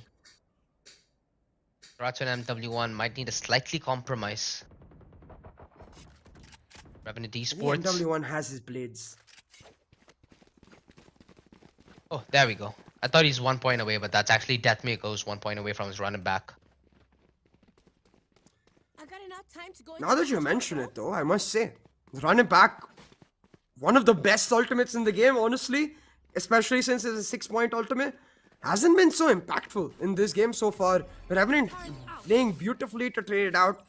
In their defensive side, we saw the Hunter's Fury come out to trade out their running back. And now that it's come back, Velocity, they've got to really make it count. But that's a discussion for another round. Right now, the Blade Storm's coming into play. MW1 trying to be that surgical strike to help his team get into Cyper. Velocity again choosing to play that default. Early presence shown towards C just to back off, and this is the one round Revenant actually don't make a proactive play. Instead electing to play deep on site, and Velocity able to use that, pick up the running Through the back, and woodwork. Deathmaker through the door able to find Josh and shut him down. What the heck?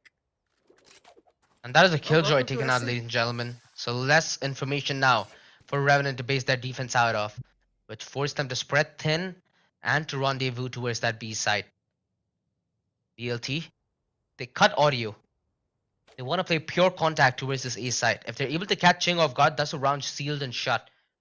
If Ching manages to get a kill, buy a little bit of time and hold on, that backstab that's being set into motion right now with one tap god making his way through garage could make or break this round.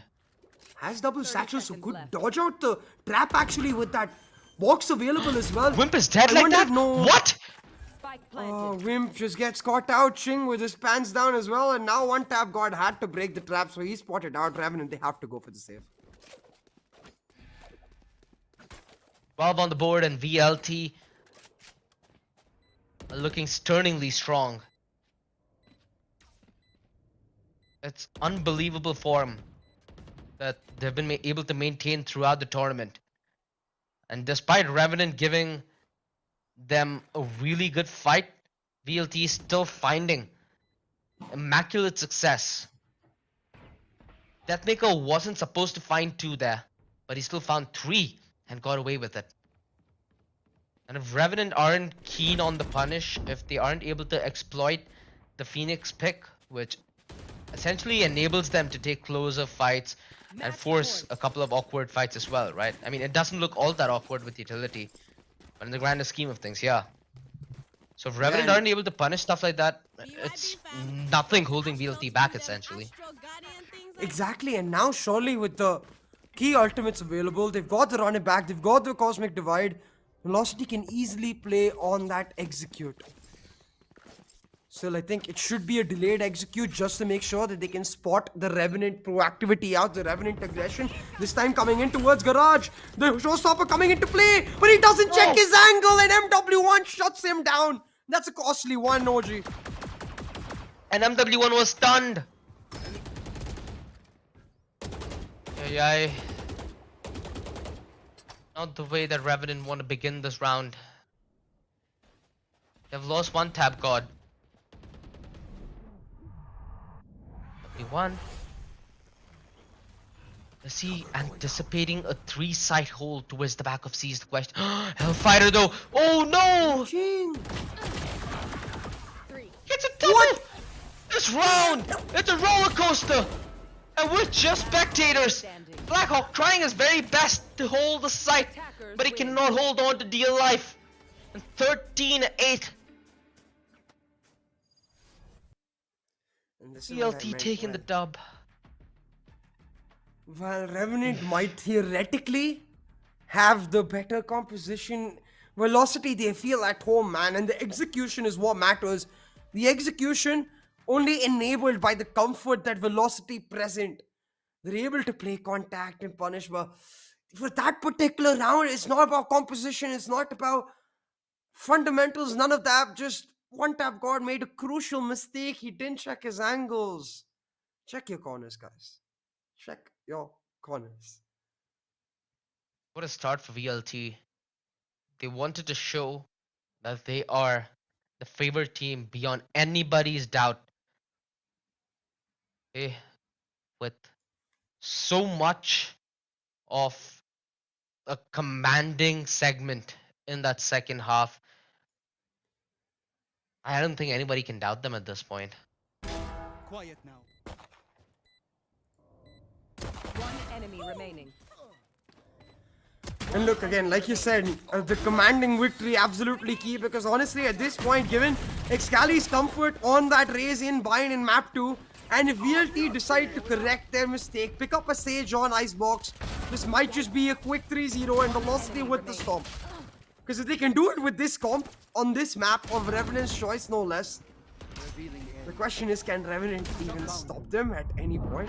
Spike down A. Revenant were always the underdogs walking into this matchup, so I think that question will always linger in the back of the mind. Revenant, they have this ability to start games off well, but they don't really have the ability to carry it forward to that second half. Especially against a GE, a VLT, where it truly matters. And look, I really think that they should have put Joshish on the chamber. They didn't need to change any of the rest of the comp. Joshish has proved how much more of an impact he can make on that chamber, and especially against Velocity, where he can match the presence that the likes of MW1 and Deathmaker bring to the table. They needed that, and unfortunately for him on this Killjoy, he was just not able to perform, just not able to get the fights that he wants, and not able to pop off. And Joshua has been the standout player for Revenant to a large extent. Don't get me wrong, every single one from Revenant has been playing phenomenally throughout this series, but it's Josh S who's able to pull off those star plays, those insane matchup, and Revenant electing instead for that killjoy. That utility just not working out. Velocity able to just bait around it and play around like a fiddle. I know exactly where you are. Like you said, Revenant, we saw one tap God lose comfort for a while. It didn't deter him in the second half from making plays. I love the impact that Ching had on this game. Ching found crucial rounds. But again, it's about closing rounds together on the back of sound strategy, right? On how many occasions can you rely on individuals like Ching and One Tap God to get you rounds single handedly? Phew. And that's exactly what VLT loved to punish. Yo. Ching with 6 first bloods though. Yikes, man. What a beast. That's a hunter truly coming online. I know, right? But I wonder how many. So uh, I think both of us should go back and watch the one crucial part of this is how much conversion are they able to do on the back of first bloods. Oh That's yeah, what's going to be 100%. crucial. Hey, VLT, with, like you said, the flexibility with playing a composition like this, right? Not a composition that many other teams could feasibly opt for and make it work to this extent. It truly has me scared for what we have to expect in map 2.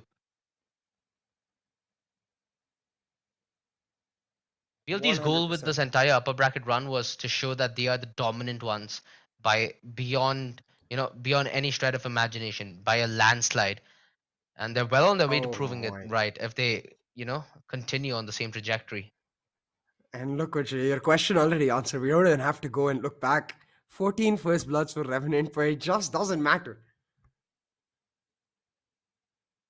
Yeesh. That's a Is scary stat. 14? Like, yeah. Damn. That means half, almost half, not half. I'd say 2 out of 5 rounds where they got the first blood, they couldn't convert. That's kind of insane.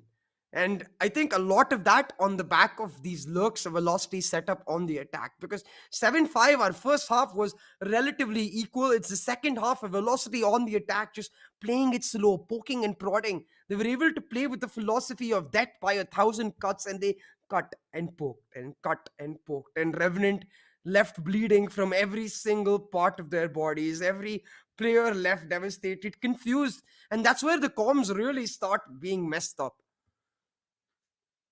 Yeah. A little sad for this individual on your screen right now, ladies and gentlemen. He played his hearts out. Yeah, Sadly, his no team doubt. wasn't able to bag the dub on the back of it. Ching has been a menace for the set of Revenant so far. He's tore apart every team that has landed on his lap. And he continues to do so to VLT. But sadly, VLT just outclassing Revenant. Again, I feel like with the kind of modulation and pace that was so well executed by VLT on the attack, especially the opening part, really did not allow any kind of comfort in the defense that Revenant Esports were able to put together. There were always moments where the last 40 seconds is filled with doubt, and this entire map, I think, was played around brilliantly, only in the base of rotations. Exactly right. And playing Revenant like a fiddle, playing with their minds. Velocity already off to a great start in this best of 5. $3,000 on the line, and Velocity, they made sure that they get off to a resounding start. Now they go on to their own map. They go on to the home that has been 4x Cali to a large extent. He gets to go back to his race and once again give us the fireworks, give us the blockbuster. Now, honestly, I think we've become accustomed to, we expect from him at this point. Honestly, I don't know what else to expect, man. We've expected a lot from the individuals of VLT and a whole lot more people as well, right? I think the majority of the viewer base right now in our stream are VLT fans. A lot of the players playing the Penta Esports Pro Series are VLT fans. We get a chance to talk to them. So VLT, with such a dominant showing so far in the league stage, haven't cooled down one bit. This is only map one of the best of five grand finals, though, ladies and gentlemen. With this having the potential to go five maps, but only if Revenant are able to wake up. Because again, with Bind right around the corner and with Excali looking so brutal in his form of punishment for the past few days, every team would want to avoid Cali Rays at this point. Yeah, exactly, right. You don't want to play Cali on that race. He just been popping the heck off, and we'll have to see what Revenant is able to do because it's not even like I feel like victories like these are worse than storms because storms you can just brush it off, say, hey, not our map, not our rounds, whatever, go next, you know. But in rounds maps like these where they play you like a fiddle, where they make you dance on your toes, and you're just like, do I go left? Do I go right? You're left confused and you have no idea how you can come back. Those are worse losses because it carries over to the next map. That IGL VIGL battle carries over to the next map. And frankly, even though Velocity played this very, very well, I think this is one of their least comfortable maps. So you go onto a map like Bind, you go onto a map like Ascent, Velocity are only going to get stronger. Exactly. With those being the first few maps that we have phased into this best of five, that's what scares both me and CA. But the fact that we've seen VLT's comfort on this map be unparalleled, and if they're able to pull off a 13-8 against a Revenant without being in their comfort zone, you just got to imagine what if that story flips and you find Excali on his comfort raise, you find Deathmaker on his comfort chamber or jet, you find MW1 on his Rena later down the line. And who knows? We've seen Amaterasu Cypher. Hellfighter is pretty eager to get his hands on that agent as well. So this entire lineup still has the best in the pocket in line for this best of five. That's if again Revenant pull up with a fight. And the way Velocity played on their attack, right? This is the way I would have liked them to play their Icebox attack yesterday. It's all about the defaults, the rotations, baiting and prodding their opposition. Now, I know it's easier done on Haven for them for three reasons. One, because they're way more comfortable. Two, because Haven has a lot more avenue to do exactly that. And three, because they're playing agents that they're very much used to. But if they can replicate this form of attack on Icebox as well, Bind is their comfort with Excali. They might find the win in Icebox itself through this playstyle as well. So I think Velocity now firmly in the driver's seat. Revenant, they need to pull an ace out of their hat. They need a rabbit to really make this work because otherwise Velocity will just run away with it. Honestly, let's quickly head into that map veto again, right? Because we made predictions before this game even began. And I think for both of us, the prediction still has the opportunity to change. So, like we said, Haven, we really needed Revenant to find their fight from the very beginning, from map one, which they failed to do so. So now you head into map two of Bind, which is VLT spec. Revenants choose to start on the defense. So by any means, we're not expecting anything different from what we saw prior. Cali Race being the prime show here in Bind, and also MW1's Brimstone, right? It really did come alive yesterday with him being one of the top contributors alongside Excali for the side of BLT. The only chink and the armor I see is Icebox, and that's only if Revenant Esports are able to dominate. Yeah, exactly. Even Icebox, I'm not so sure because there's two ways it could go. One, they just pick up a stage comp and suddenly they're back in control. Two, they play this slow way with their older comp, and you saw how confused the Revenant players were. So it's easier said than done. I think Revenant definitely on the back foot, but we've seen them. And again, I'd like to highlight this. Revenant has been the team that has had the hardest run throughout this playoff stage. They started off against Reckoning. They had to claw their way to the win, but it came down to the very ending. Then all the way across the bracket, where then they had to go through the lower bracket after losing out to an Excali showstopper performance. They pushed their way back, challenging God's Reign on Icebox, no less, where a map I don't think even God's Reign expected. They've shown that pre-match preparation, and what one thing Revenant have established beyond all measures, that they're a team that will not give up, that they're a team that will bounce back, so you cannot count Revenant out. Especially when they got bested by VLT on a Sen 13-2 to bounce back strong on Yeah. Icebox with their upper bracket Duke. So all things said and done, nothing that you can take away from the court of Revenant. Like you said, they've shown tenacity, they've shown their ability to mentally reset from hard situations. And this undoubtedly is not a good situation to be in. But hey, like we said before, these teams, they're competing for two things at the moment. A, to be the top team in South Asia to then be seeded in that finale stage. And B, the after party money sorted. That Yeah, $3,000 exactly. going in the bag. Yeah, yeah, yeah. Easy money, right? Especially because like when you head in towards the main event, Bleed and Boom are clear favorites, and it's gonna be hard to upset them. But I think for Velocity, it's not just about the $3,000. If they're able to get a 3-0 victory, right? The confidence is gonna instill in the players. It might just be enough to upset the likes of Bleed and Boom, to help them just play on their very strengths, and that's what Velocity have shown us. And it's funny and ironic because this is the kind of play I expect in the next meta on the new patch where almost every agent is viable. Not in this patch where it's like Chamber go shoot, like you know. But Yeah. Velocity is still able to make it happen. They show how important that identity can be, and in so many ways, this is such a positive mark. One, because it sets the team up for success going into 2023 with the newer patch where they have to be flexible and their identity matters more than most. But two, also because it puts Revenant in an impossible position. How do you prepare against this style of play? How do you answer them other than head down into their own playground and try to fight fire with fire? But when they do that, we know Velocity, well, they've got the hot hands. They know how to handle the fire. Revenant likely to just burn their hands and get some third-degree burns.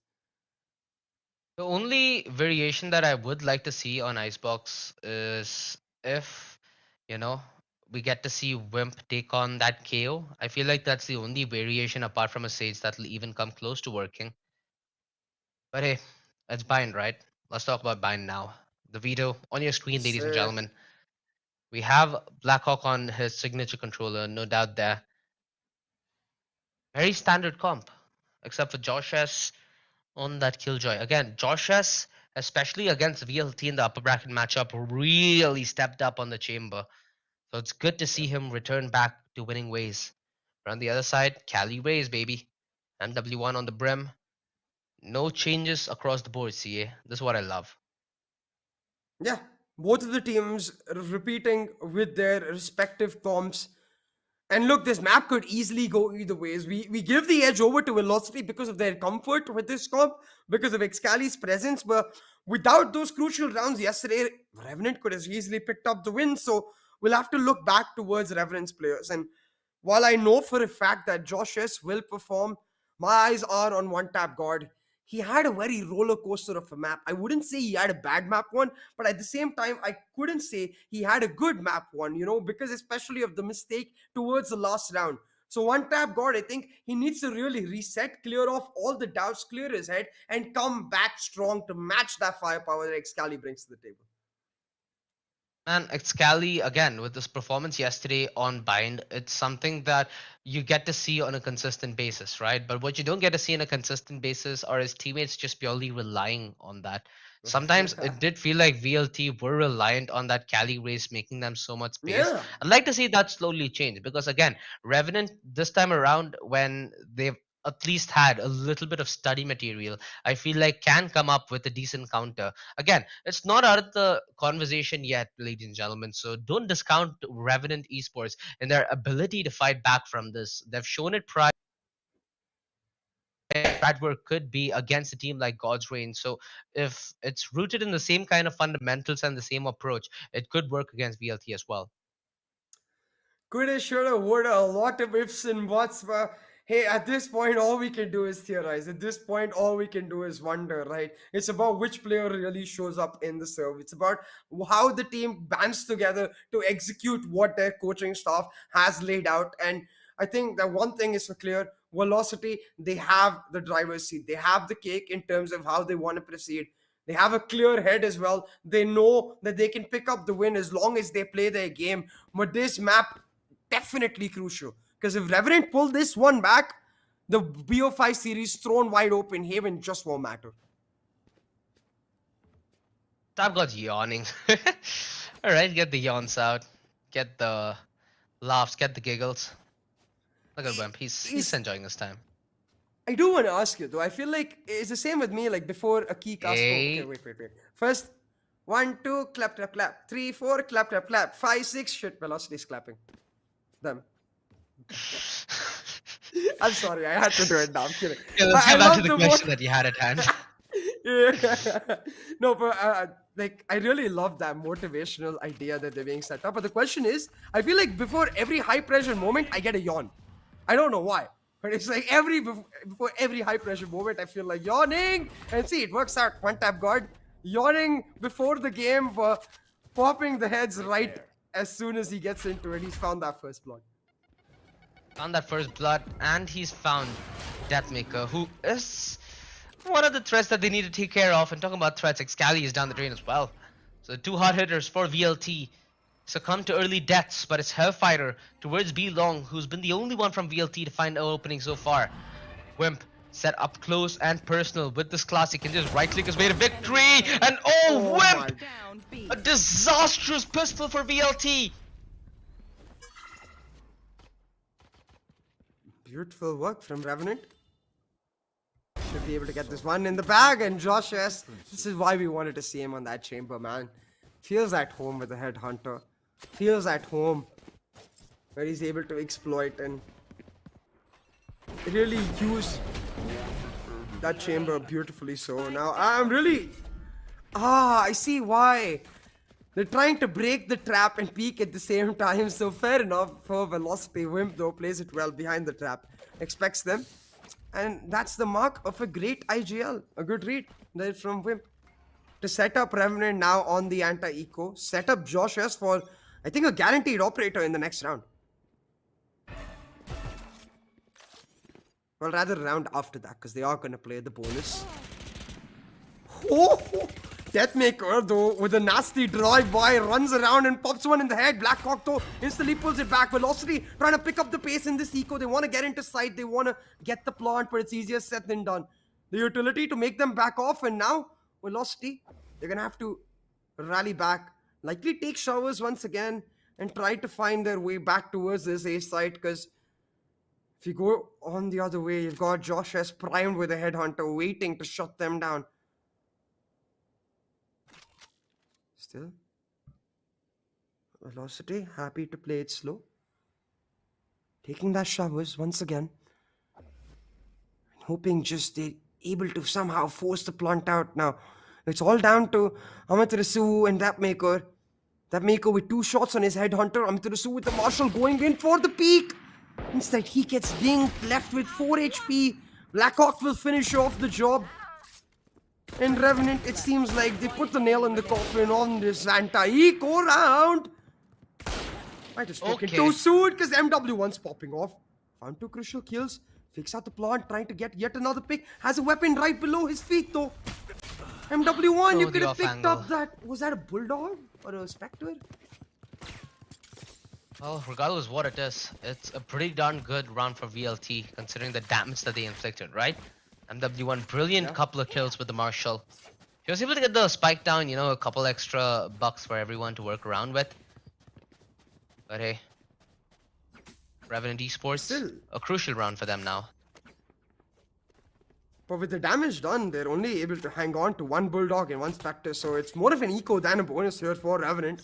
And should give Velocity a comfortable enough ramper. The tables have turned. It's now down to Revenant to cause the damage, and for Velocity to make sure they get a clean round.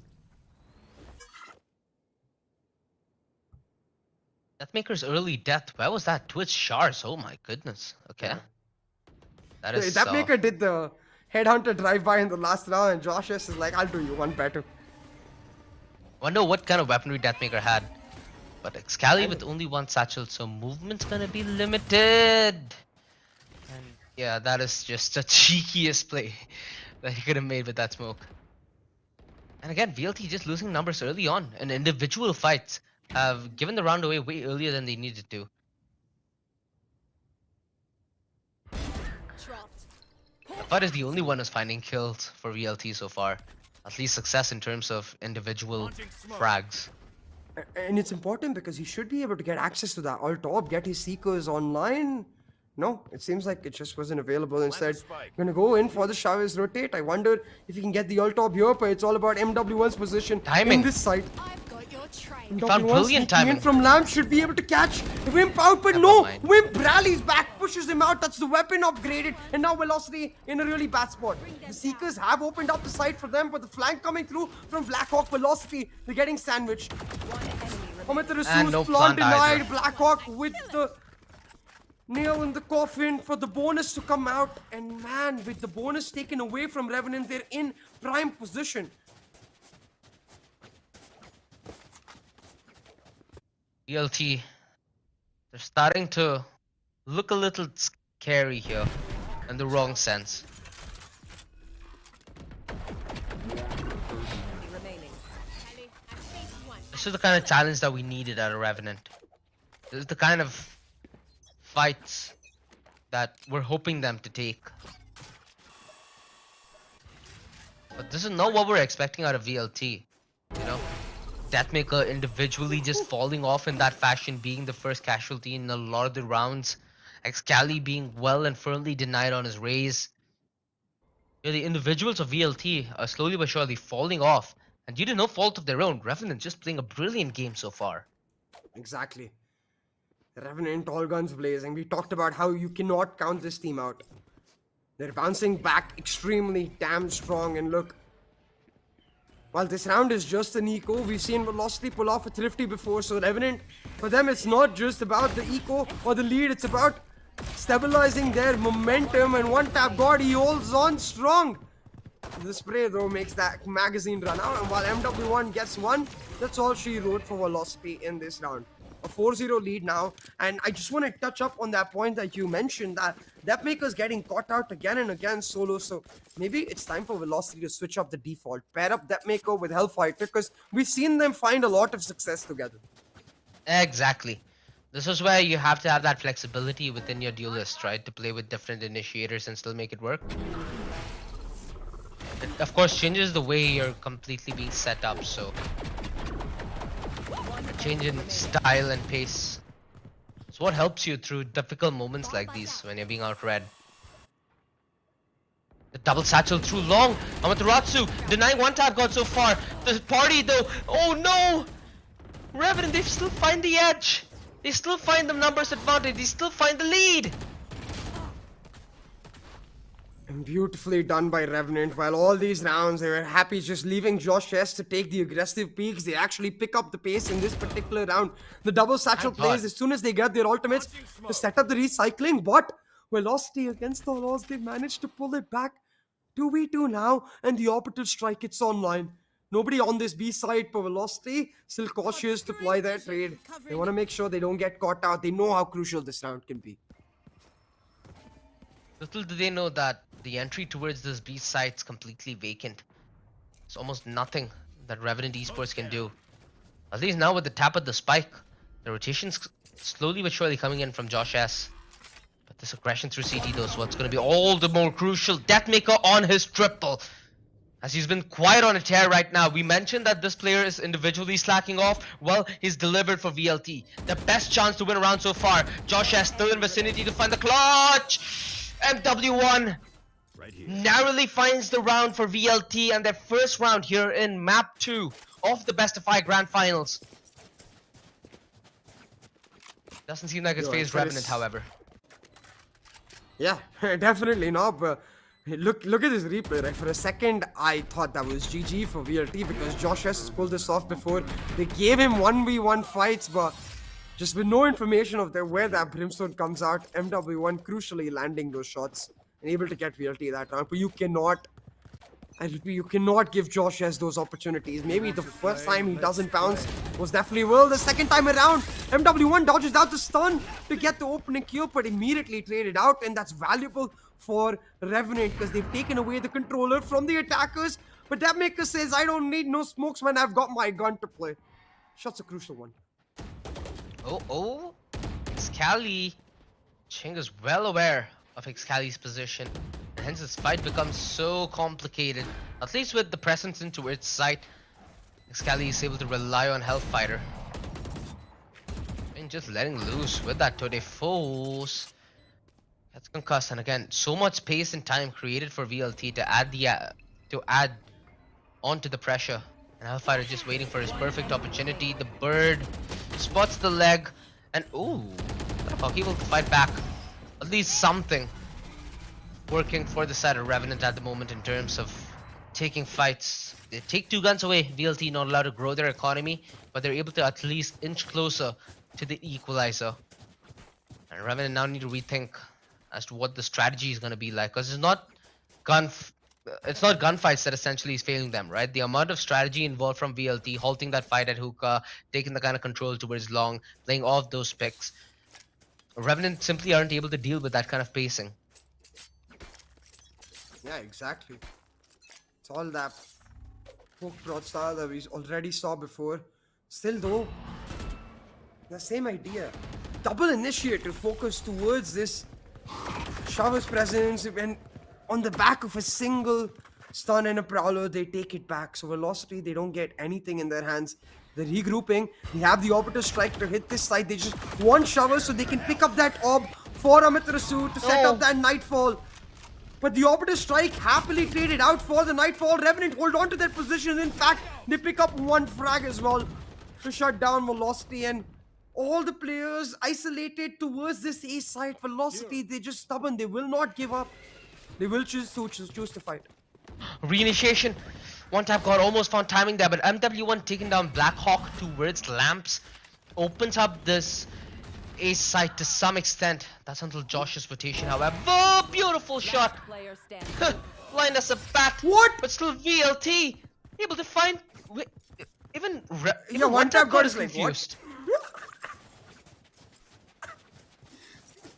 Bro, one tap god. Same bro. Same. I don't know what kind of collateral Hellfighter got. Exactly. That wasn't supposed to be possible there. It was what? 2 versus 4? 2 versus 3. Hold on. Yeah. Like right here. Oh, okay. Side default and Yeah, shards. collat. Oh no. Oh, the collat, man. The The only collat. way they lose that round.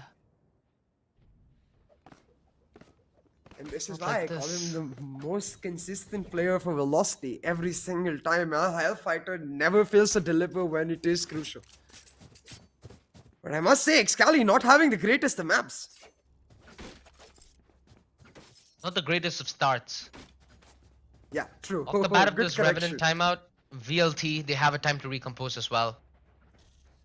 And a player like Excali, right? You give him a little bit that he can feed on, and he'll slowly start taking more. So Revenant have done really good so far in denying the individual plays from VLT. The kind of fights that Josh S has been taking has completely put Deathmaker into a silent standstill. And Deathmaker luckily able to fight back, able to be proactive for VLT, like in the round where he got a triple towards that B side to secure it at the end. It's rounds like those that are going to make a difference. There. Velocity though, I feel after like a with- 3-0 start. Yeah? Yep. Again, I feel like with Excali on his early presence being shut down so much, he needs to kind of change the pace completely. Yeah, I think Velocity maybe will look to pick up the pace. Not this round because it is the eco. Actually, scratch that. This round itself, it seems like they're setting up for a B split. They have the Nightfall to play with. The Boobot to clear out hookah. The early flash to make sure they can get long. And with Josh S denied on the Operator, Velocity now set up at Wimp's position unknown. He could have got 2 crucial frags, but he gets none. And the Gravity, well, just to get a trade. Utility now, as the well. nade coming out, and while Velocity, they might get the side, they're instantly denied the spike in Revenant's hands. The entirety of VLT, they're just scattered. 2 crumpled up towards long. Hellfighter making a long but gutsy flank. Deathmaker with an Operator can afford a solo here. Ooh, rattled off a shot, and Josh S now has the angle. Amaterasu is gonna regroup with Hellfighter, and I think they just have one guiding light to make this work. Blackhawk's position is so nice here because he can just pop up on contact without him being contested any bit early. know that he's in the TP. Amiterasu comes in with a crucial double, and while Blackhawk does trade out, Amiterasu swinging out, finds that 3k, makes it a 1v1. Josh is now with a headhunter. Will deny Amiterasu that possibility. The Thrifty absolutely crucial to deny Velocity the possibility of closing out that lead. Revenant, once again, they take back control. But aye. What was that round? Huge timeout working out for Revenant. Was definitely sober. I think They have the what they operator. crucially set up is, expecting that hookah presence, the gravity well as well set up off the back of that nade. They set up a beautiful trap. All set up. Oh, the peak punished, and Deathmaker not able to make the same impact that yet again we keep taunting him for. Hellfighter though has been the most consistent player on VLT so far. Continues to do so by removing Wimp from the battlefield. There's a little less in terms of setup. It's on the side of Revenant. But it's the individuals from Revenant who have been more scary than the setup itself. So that is something that VLT haven't been firm in denying so far. And now look at the flank. Revenant using this passive time to take up space that Velocity may just not expect. And with the chamber, Deathmaker not present, that trap not there as well. Amiterasu, he gets taken away. Velocity now getting sandwiches, all down to Hellfighter to make something happen. Excalibur with the showstopper finds a lot of damage, but he's not able to convert until the nade comes out. Finally finds a trade, but still that flank very much present. Now Seeker. Hellfighter, he'll ensure the plant will go down. The Seekers to create the space, but Velocity, they have no time to play on the post plant. And through Lavs, Blackhawk comes in with his thunder. Leaves that Hellfighter in now a 1v3 to find a miracle in this round.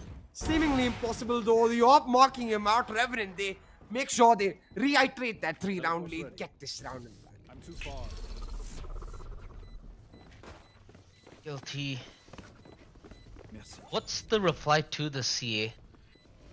What did they do? They're modulating the pace. They're not able to win out that initial gunfight. Cool, but hell have consistent with the trade.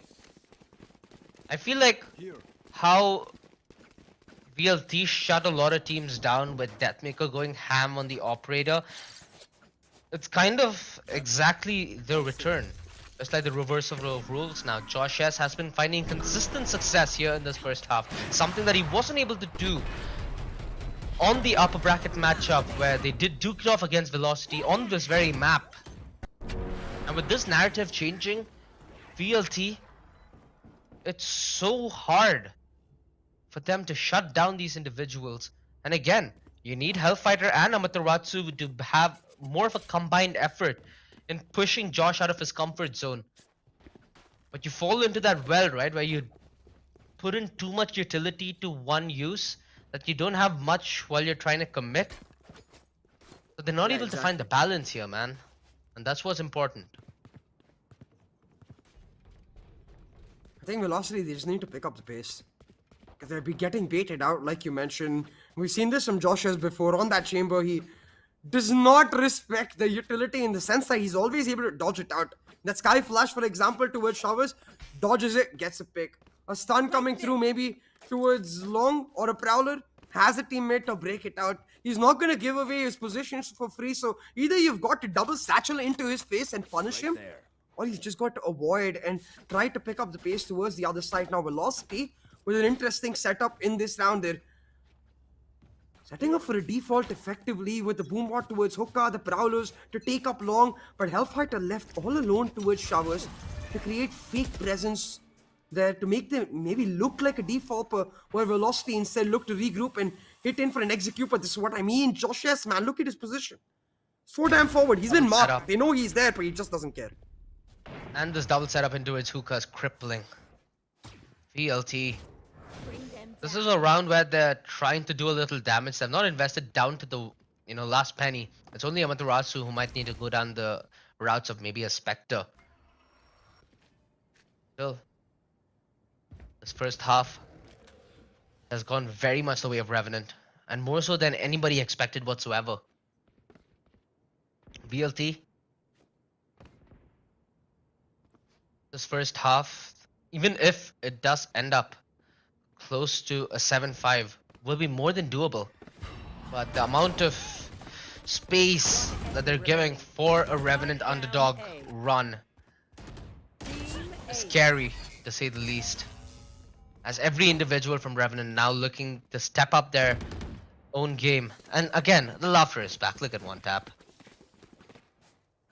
They're never shy from having a good time, which is going to be important, especially for the long matchup that awaits them now. 100%. But I think you can see the butterfly effect cost of a one player popping off, where yesterday Cali was finding impossible rounds. He got the bonus even for VLT in the first half.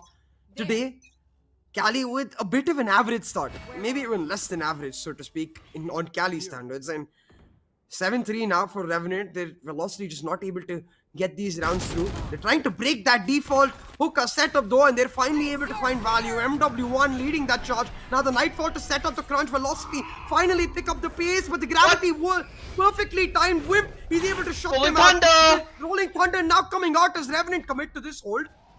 But still, Velocity, they're able to get into sight. They gotta play it safe. They gotta play it slow. It's all down to Amaterasu to shut down his fellow IGL. But Wimp, he holds down this side strong. The anchor on that IGL. Wimp will not move away. Stands strong like a mountain and gets Revenant a huge lead in this half. Just wondering, did we hear the Today Force whipped out? By the side of Josh S? Nope. It was the operator. I don't think so. Yeah, it was the operator. It was the operator.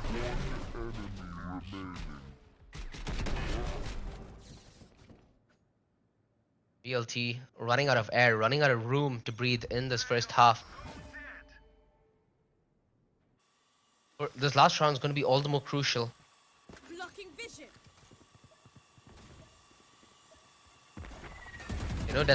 They know Deathmaker's position with that boombot, and the Seeker is giving away the information towards lamps. A lot of utility traded, and Revenant Esports just holding on the back of it.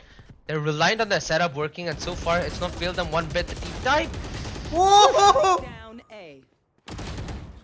Cali trying to be the executioner, raining hell from the air, and all that chaos caused his somehow ensued in a flurry of trades, boiling it down to a 2v2. Now Hellfighter very low on that HP bar, trying to make a play, playing that corner, but look.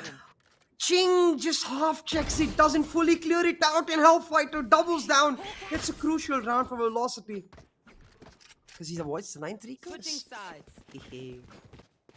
Hey, I mean, Hellfighter, he's at least maintained consistency in that sense, right?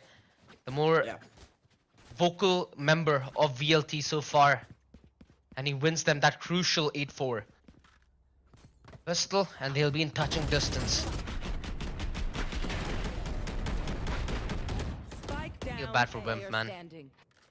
Oh, 100%. Look, the simple fact is that Revenant, they seem much better prepared. I love the fact that they're really leveraging Josh as operator to play a lot more aggressive towards one side, but they play passive towards the next, utilize the utility on the opposite side, allowing Josh S to take a single body rather to shut one particular area down. But now it is down to Revenant on the attack to make it count.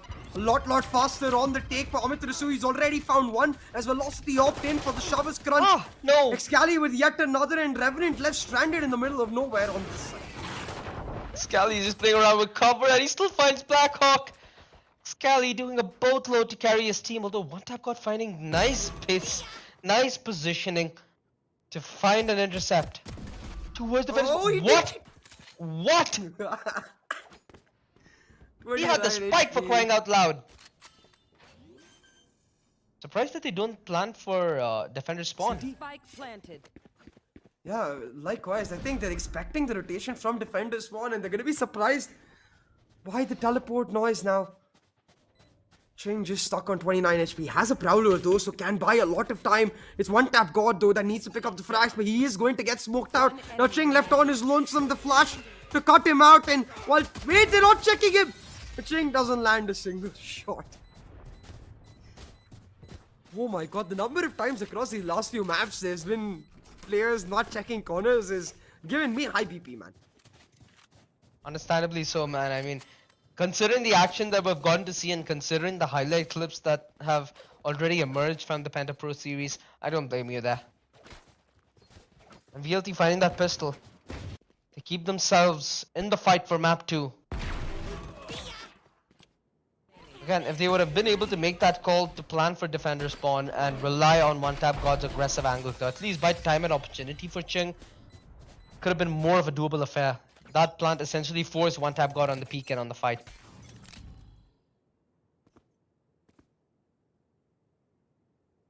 There's going to be the eco now for Revenant Velocity with an opportunity to not just close down the lead, but more importantly, build towards that operator on that maker. That operator that was an absolute menace to them in the hands of Josh S. Maybe they can flip that script around. Scally with a crucial pick. Revenant are already chunked out, spreading themselves apart, and it seems like they will get picked off.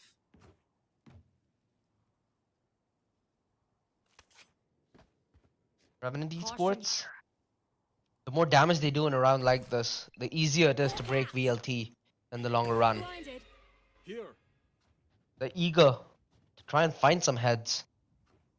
Could just use one tap God as bait here. Allow him to be the front line. Hellfighter, tag down. Good that he didn't go on the Tailblazer. He gets a wealth of information. Sees all 4 players. And this should be dead giveaways for VLT. Deathmaker dodging the flash, trying to reaggress. Still not able to find success, however. One enemy remaining. And Hellfighter cleaning house. Done. Quick break. Triple.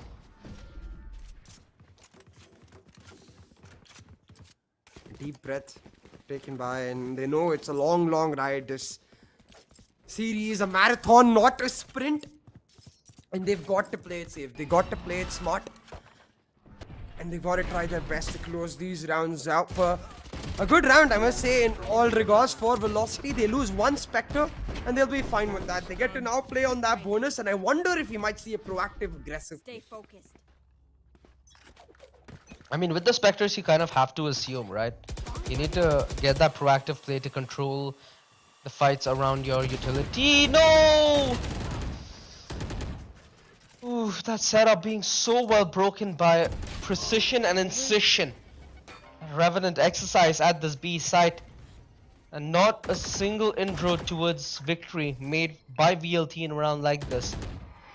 Alfighter is known for individual brilliance and scary plays. But even this is far beyond him. Okay. Oh, but he still picks a couple out. Okay. Crucial for Hellfighter. Now lurking in the smoke with MW1, but gets chunked out and his teammate taken off. In a 1v3 now with just 13 HP. Can't really do much damage, so needs to hold on to his utility and make sure that he can save as much of his kit as possible. Playing for the exit frags, most likely so. Yeah. What would be great is if he's able to deny guns on Revenant. So if he keeps them interested towards the side, if he gets them down courtesy of the spike or his own kills, it'll add all the more value. Considering Revenant's full investment in this round. I'm quick on the punish, Revenant. Come away with this round dead even in terms of investment. So, Velocity Gaming, do you think that it's now time for that operator already? I think they should just have enough for glass cannon. No, I think they should have a full operator because they didn't invest in this bonus. But I'm just confused in that hookah setup where I think Amit Risu was waiting for contact on the boom bot. But that's kind of weird because usually you send the boom bot and you walk with it. So I think the read basically was that it was going to be a Revenant default where they boom bot, but they don't actually try to take hookahs. So a fail in the read in that sense, at least, I think.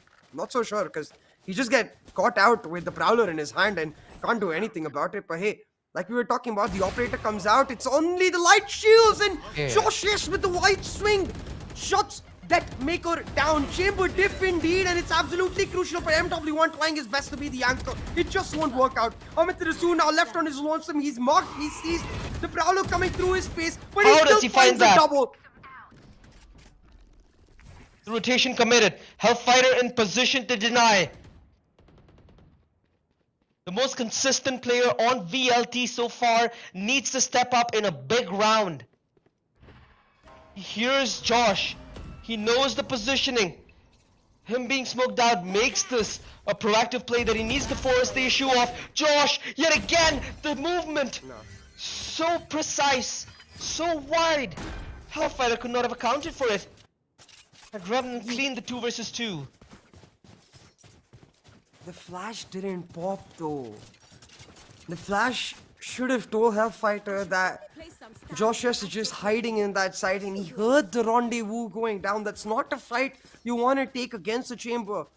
Best case scenario, you're able to miraculously hit him once and then he TPs out. Worst case scenario, he pops you in the head and TPs out nevertheless. And it's a lose-lose either way.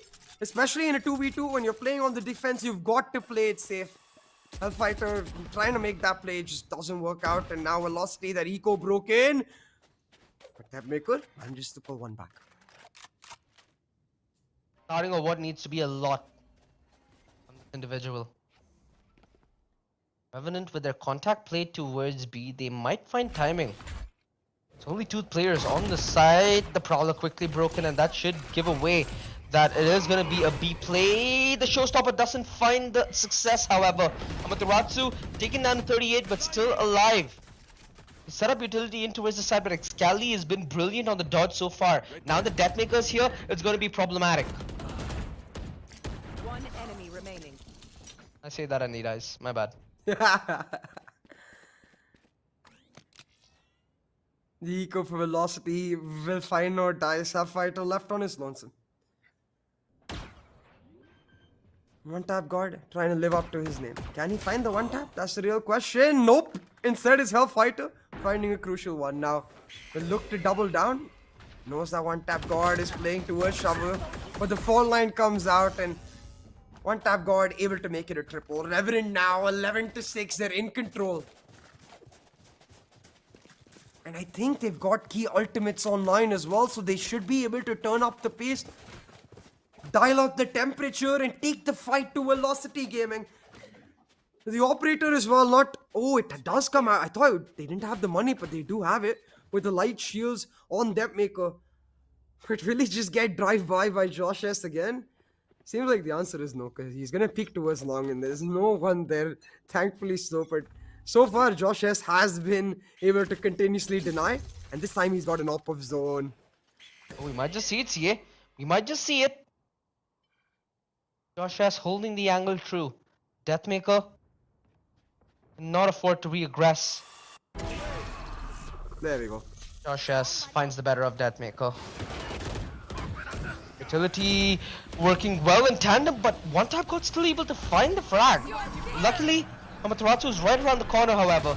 Still, the numbers, they do favor Revenant, but only momentarily.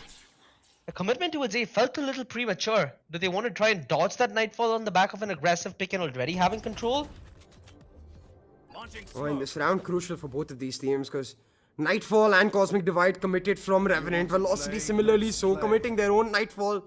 A lot of resources used, and they're trying to catch it out. Now Revenant, having cut noise, they're going to hit this site again. In fact, they commit the Tour de Force as well. They're really putting all of their coins in this round. The gamble to make this happen. Will it 30 pay off? seconds left. Amaterasu's position revealed off of the jump peak. And they're expecting he was- the Lamb's peak, but they're just not able to catch him out. Instead, the bait set up for MW1, but Blackhawk still clears him off. Still waiting. 2v3 now. Salt on Amaterasu has the horn. Try and spot him out. The planter denied. Amaterasu gets instantly traded out, and that's a worthwhile one for 10 Revenant. seconds left. But Hellfighter Oh, managed timing to sneak though. all the way through. Should be able to catch both Ching Spike planted. as well as Josh's out. Can see the trails for where it's leading, knows exactly where both of them are, but he's playing the patience game. He's trying to catch it out. Finds the first. No flash available for the offer though. The dog. It is the dog to catch him, and the concuss denied. Hellfighter trying to rain down hell. The Hadouken. Peak coming out. The TP back, but he still doesn't play on the diffuse. So smart. Finally, he's got a guiding light, and will try to set that up to finally Ching still find a peak. denied. He does exactly that. Hellfighter to keep Velocity Gaming alive. How many rounds do you expect from this individual? Hellfighter has been an absolute gem for VLT on bind. Blinded. He continues to be the playmaker. Enemy remaining. Pull back. Beautifully reads the situation. No hesitation. Confident in his decisions. Love it. Who wouldn't? Guilty now with 3 ults, man. They have the Todefos themselves, but it's gonna be Deathmaker on that operator yet again. Cali with the Showstopper and Hellfighter with the Seekers. The VLT is still very much in the fight. Again though, is that operator v operator fight, and so far Josh S has been reading MW1 like a book, but this time they're on separate sites, and finally Deathmaker might get a shot. All that punishment though has made sure that Deathmaker will not regress. And finally, hear it. of all of that utility, they push him back, but it's all a bait. Much heavier presence on this B side for Velocity OG. And it's all gonna be on the lurk of Josh S. A lurking operator. Now I think Josh S is warming up to the fact that he's down in South Asia. If you can't beat them, join them, I guess. Look at this With the judge. crucial play MW1 is gonna make now. In prime position with the judge. Oh goodness Christ, he's evaded all of them. He's found the first, but in so he's given away his position. Eaten up by the Prowler, close range, the peak. It's chaos, and MW1 not able to swipe the operator from Josh. Well removed. Hellfighter finding a little bit of form.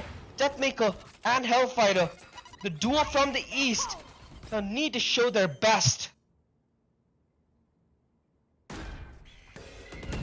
Last player standing. A fighter. He's only able to pick off one though. The immediate trade, and with the operator, a 1v2 retake. So damn difficult, especially when he's been spotted out. One tap god happy to play off the contact as Revenant played safe. They know how crucial this round can be to get them the match point, to help them pull back in the series. Revenant choosing to play it slow. Deathmaker does get the option to change out the weapons though. But one tap guard hears him out, turns around, and a bullet in the back Match to point. put the nail at least primed in the coffin, ready to shut it down. 12-7 now, OG. Match point for Revenant. Revenant's truly surpassing all expectations and showing that their ability to mentally reset from a hard game There. is truly present. Not only in the upper bracket, but here in the finals of this playoff. It's gonna be so much. Oh, What? I assume that Amaterasu will have like Kali in tandem. Not the case though. Blackhawk. What the hell? Blackhawk! Oh! I think I Want was to stunned. find it. Last player Yeah, the standing. Rolling Thunder. Like this. Last player Not like standing. this. Oh! Oh, Hellfighter still manages to pull one back. Upgrades himself up to a Vandal. The guiding light though will not tell him the position of Ching. He knows that the plant is somewhere nearby. And Hellfighter clutches yet another one out. In touch with the nature, this guy is a beast, and in Cloud9 now, Hellfighter pulling every single thing one. Often keeping VLT alive, but jeez Louise, what was this from Blackhawk? What? Hey. Trinity, you're welcome. You want to find it. Right there. And again, Revenant, they're being very disciplined with their approach. They get the frags, they use their ultimates. Everything is supposed to lead to a Revenant victory. Surprising that VLT still have the ability to fight back so hard. Jesus Christ. Slap in Oh. the face. Thanks, Cali. Just playing the raised diff that we all wanted to see. And Spike Wimp. down A. I think that's more like a Suffering. judge diff. Yeah, suffering the same ruthlessness that his comrade just did. Yeah, it is the eco for Revenant. Blackhawk, the one with the hero Vandal though. Maybe he can make something happen. Just been patient as ever throughout this round. Not gonna get a peek though, as Excali finally the jump judge to shut him down. And I think with that round especially, Excali is likely to just stick to this judge all the way around. That double judge setup better than an operator so far from Velocity Gaming in this half.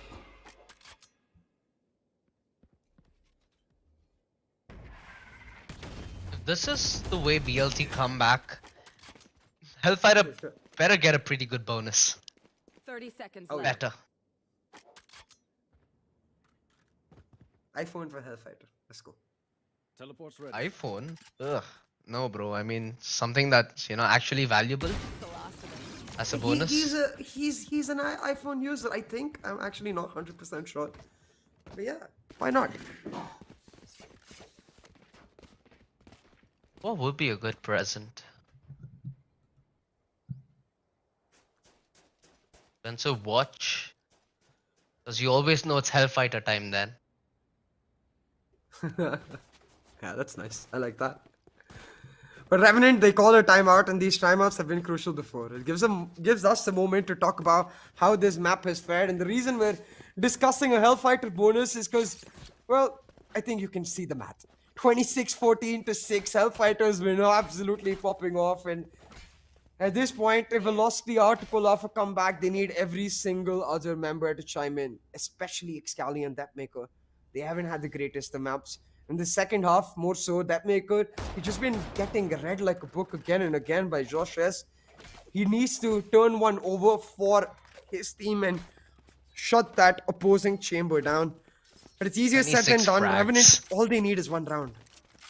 Dude, look at Hellfighter solo carrying his team. Wow. Man has been a standout player so far in the best of 5. And he's still trying his very best to pull his team into overtime and keep the dreams of 3-0 alive.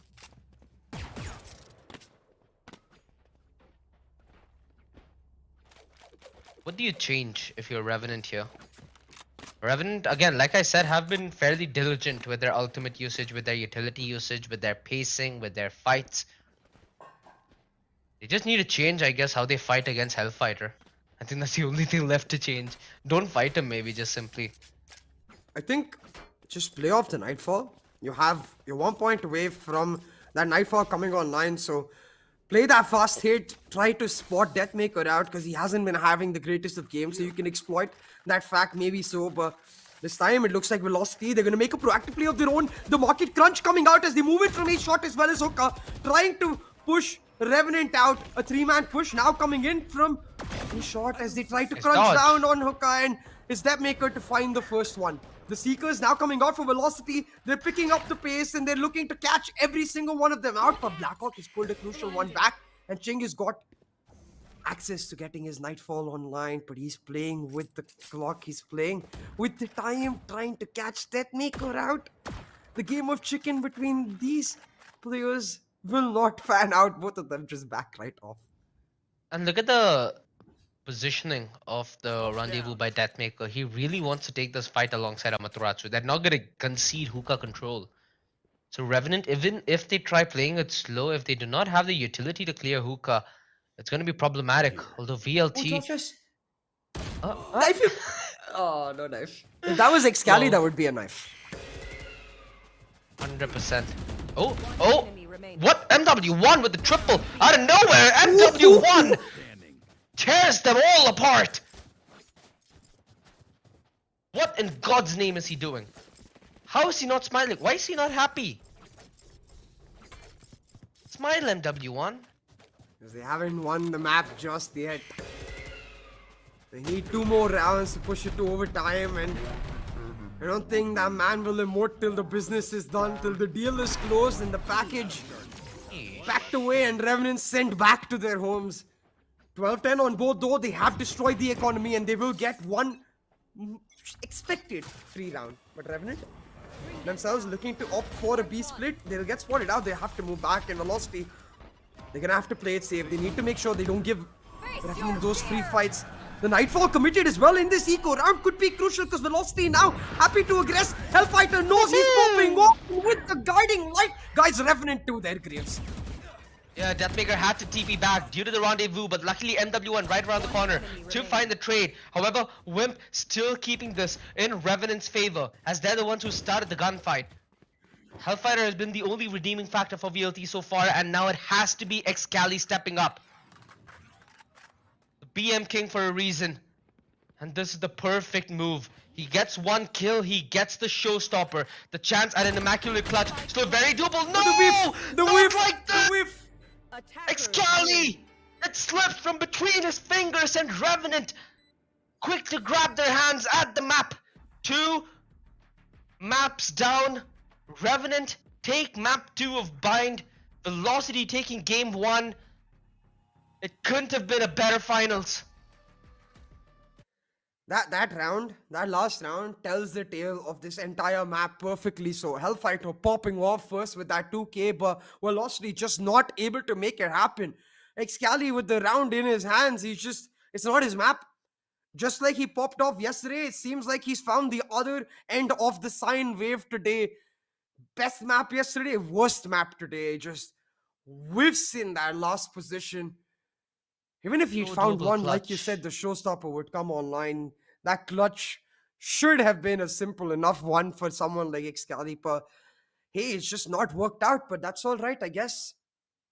It's not actually all right, but thankfully for them, they have one map already in the bag, and at least it's 1-1. At least it's 1-1, right?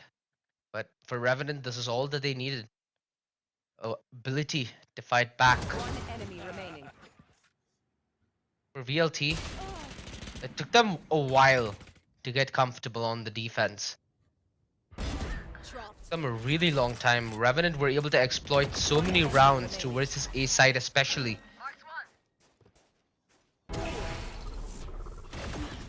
The individuals, man, from Revenant, you really had to give it to Josh S, right? He came with superb form. Entering this match, entering the first half to deny Deathmaker any kind of freebies. Past that in the second half when he had his operator, always managed to find impact.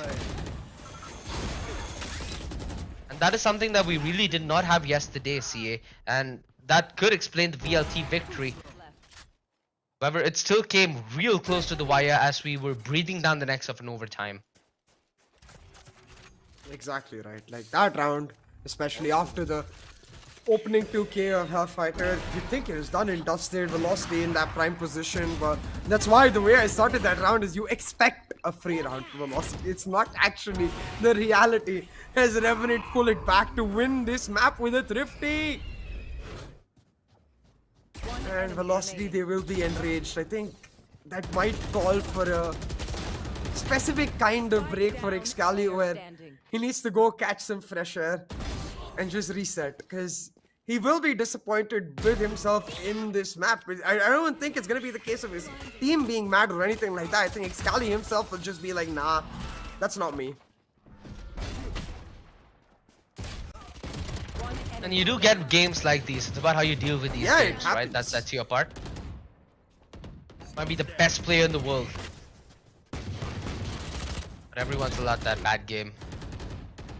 Who didn't have a bad game whatsoever has been Hellfighter. For Velocity, he's found crucial rounds, he's found crucial openings. And for a lot of these rounds that did come close to the wire, it was on the back of Hellfighter individually stepping up. Making it this close. That was a pop and swing. Yeah. The I think that was our first entirety. pop and swing. I mean, the entirety of Hellfighter's play kind of ended up working against Deathmaker, right? The kind of peaks that Hellfighter was hitting them up with is exactly what Deathmaker had to deal with. And Deathmaker had such a difficult game. I don't think so. I think it's a rare moment where, you know, Deathmaker wasn't able to deliver, Excali wasn't able to deliver, Amaterasu occasionally was able to try and stand up to this Revenant onslaught, but how much could he do on the solo fade? It's not even an agent that he can, you know, so reliably self-set up on. Look, at the end of the day, though, I think this is why I wanted Josh S on the chamber. So I hope, what have we got? Chamber, Ascent, and then Pearl. Yeah, just let him play it. Did I just say chamber sentence? Well, I meant I Yeah. See, that's how much I want that chamber for Josh S. Just for the entirety of his BO5, let him insta-lock that chamber. He is a beast unleashed. But on the other side, I do want to give kudos to one particular player. While Cali had an absolute terrible game for himself, not one up to his standards, and of course, that's allowed. Don't get me wrong. One Tap God, we talked about how this specific player needs to step up, how he had a roller coaster of a game, had a couple of good rounds in Haven, but also committed some grave mistakes. But in this particular match, 24-16, really able to step up his standards and step up for his team to take this map. And MW1 as well hasn't dropped the consistency that he has on the controller, right?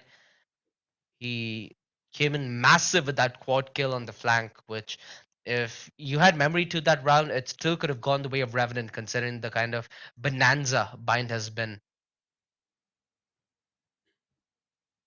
Like you said, Deathmaker finally meeting a worthy challenge. Josh S on the other day, sure, it might have been a slight off day. He put a test to Deathmaker, but really didn't throw him off. Yeah, this result, this dominance that he displayed, certainly threw him off.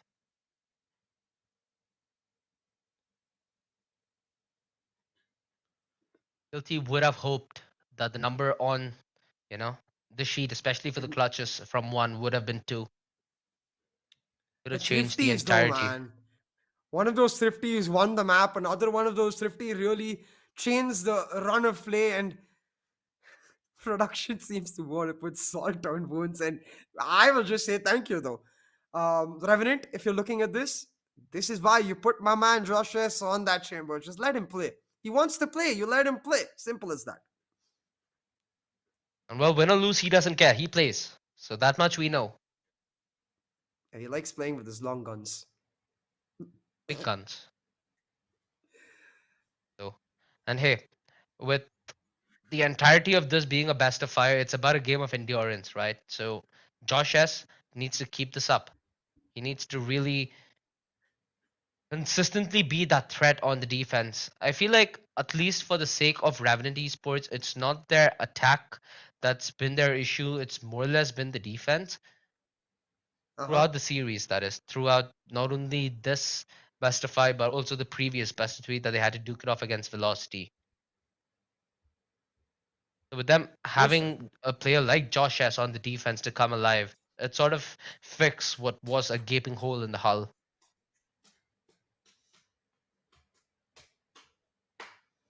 I think it's all about the bonus, though, honestly. It gives such a boost of confidence to the team that is able to translate. Yesterday, Kali was able to pull off the 4K to get Velocity the bonus, and you could see just after that bonus, it felt like he came alive. Today, Revenant picked up the bonus, and they were able to close out that first half with a crucial edge over Velocity that they then carried over and closed out this map. So those bonuses are crucial, man. Going into the rest of the 3 maps, I'd like to see teams being a little more cautious or a little more gambly in that bonus. I like gambles in the bonus because it's a round where you don't necessarily have a lot to be punished for.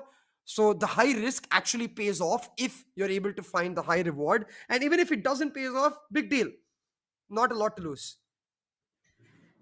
Not a lot to lose. And hey, we were making a small joke about Hellfighter and watches, right? Seems like he has one. Oh, yeah. I mean, it was Hellfighter time in Bind. Sadly, it was not winning time for VLT, as that will have to wait. This best of 5, it might play out the distance, ladies and gentlemen. So do make sure that you make your Sunday evening completely free.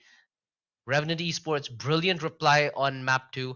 This could have, rippling effects throughout the rest of the best of 5. How do you assume that map 3 is going to transpire now, CA? Considering that Revenant, they've got to feel elated after such a dominant victory. Dominant in the sense, not purely on scoreline. Again, if there's no Hellfighter here,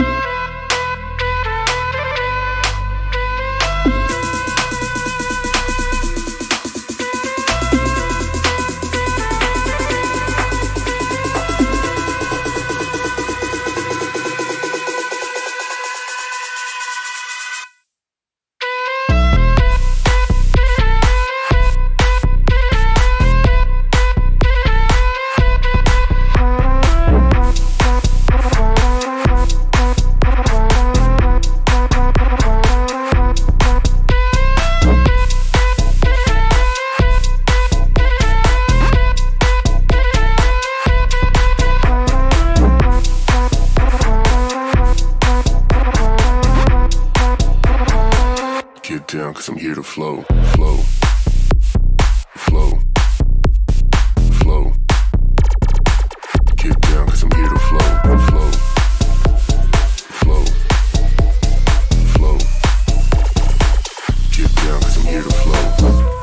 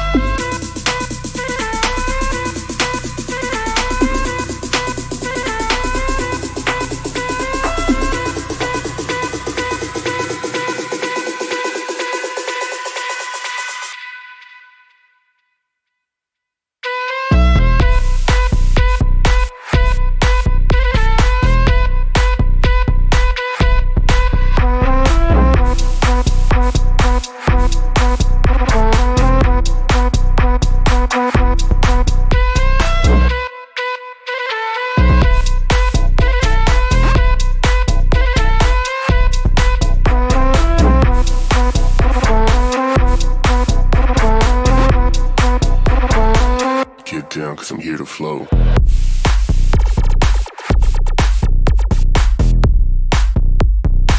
Get down cause I'm here to flow.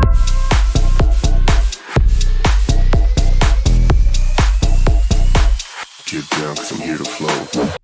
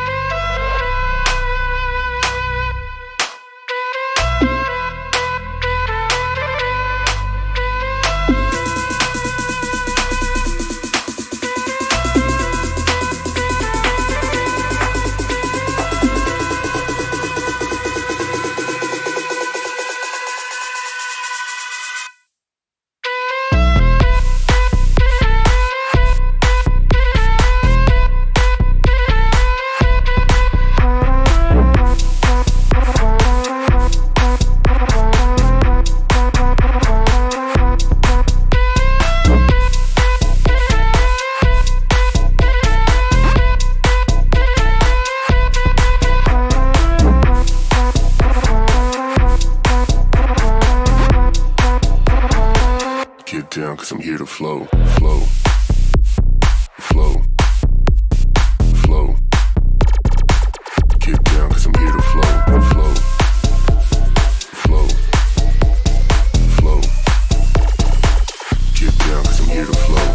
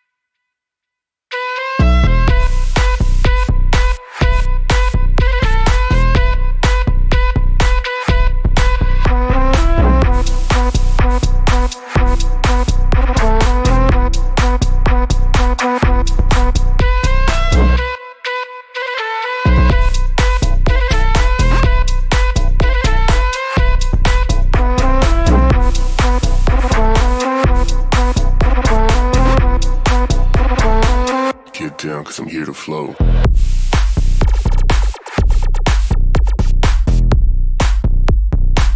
Get down, cause I'm here to flow.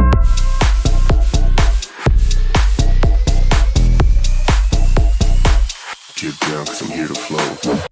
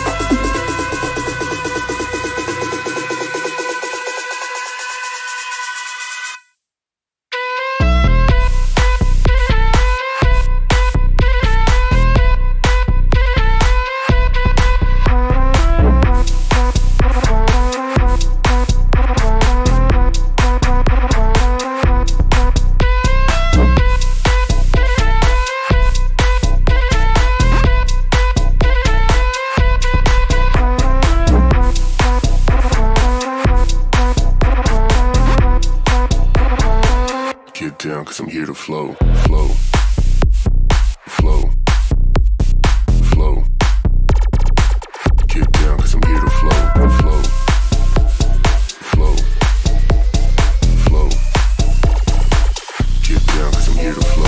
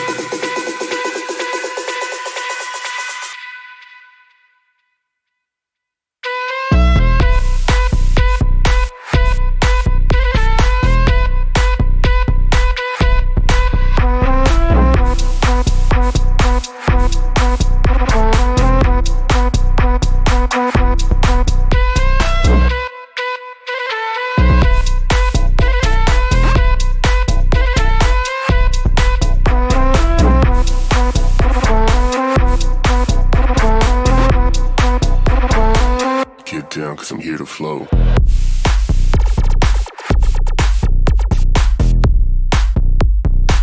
Get down, cause I'm here to flow.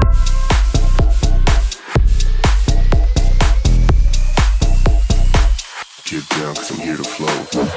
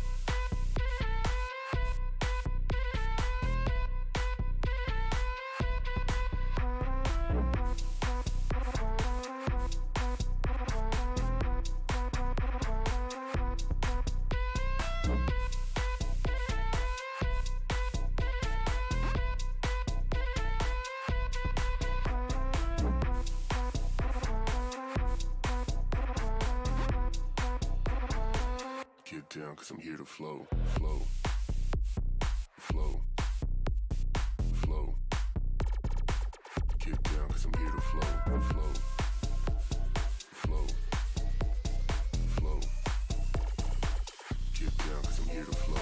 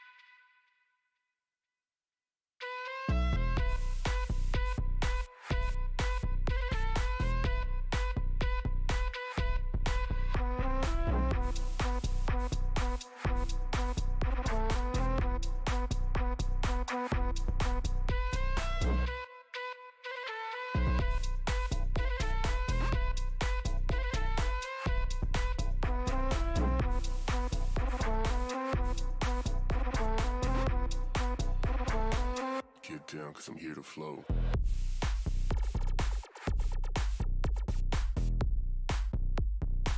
Get down, cause I'm here to flow.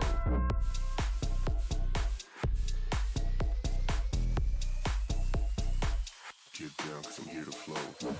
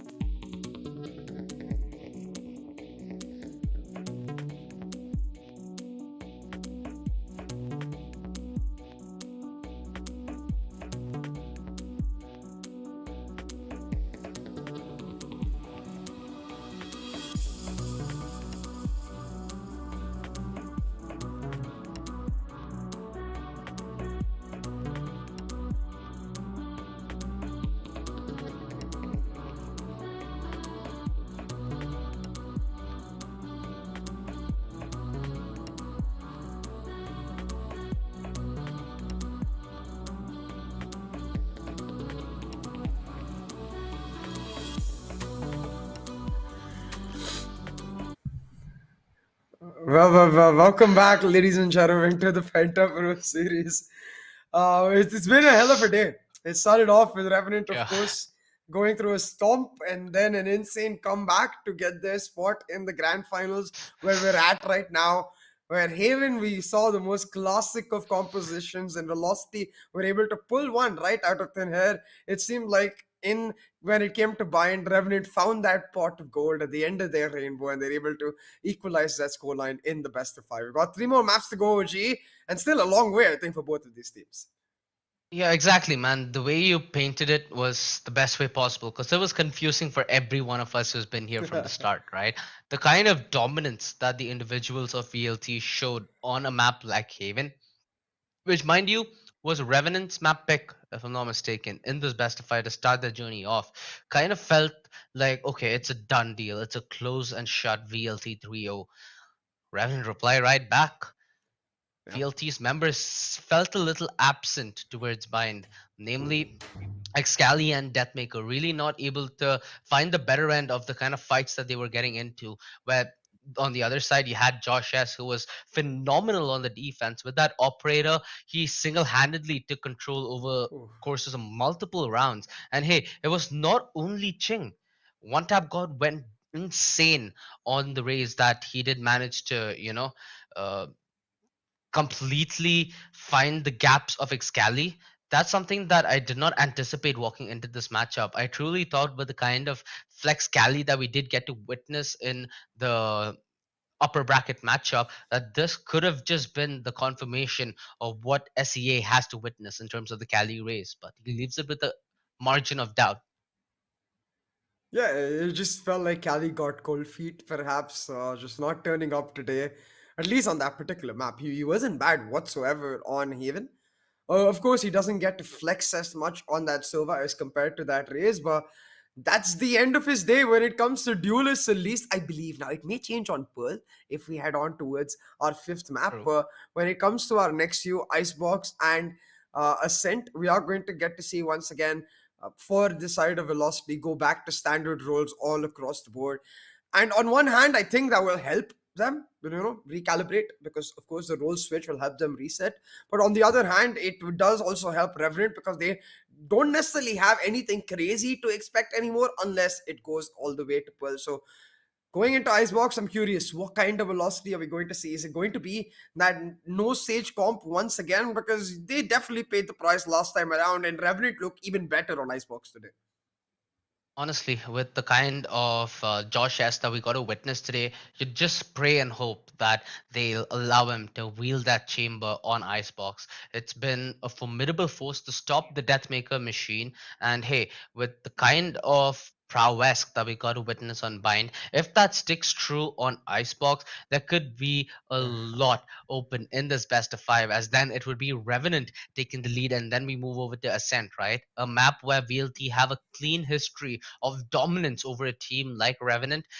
You just got to hope that the homework does really pay its weight in gold and they're able to shut down the individuals of VLT yet again this time. At least for Revenant, it again boils down to that magnificent underdog victory that we've been taunting about in the Penta Pro Series for quite a while, but are yet to see it, of course.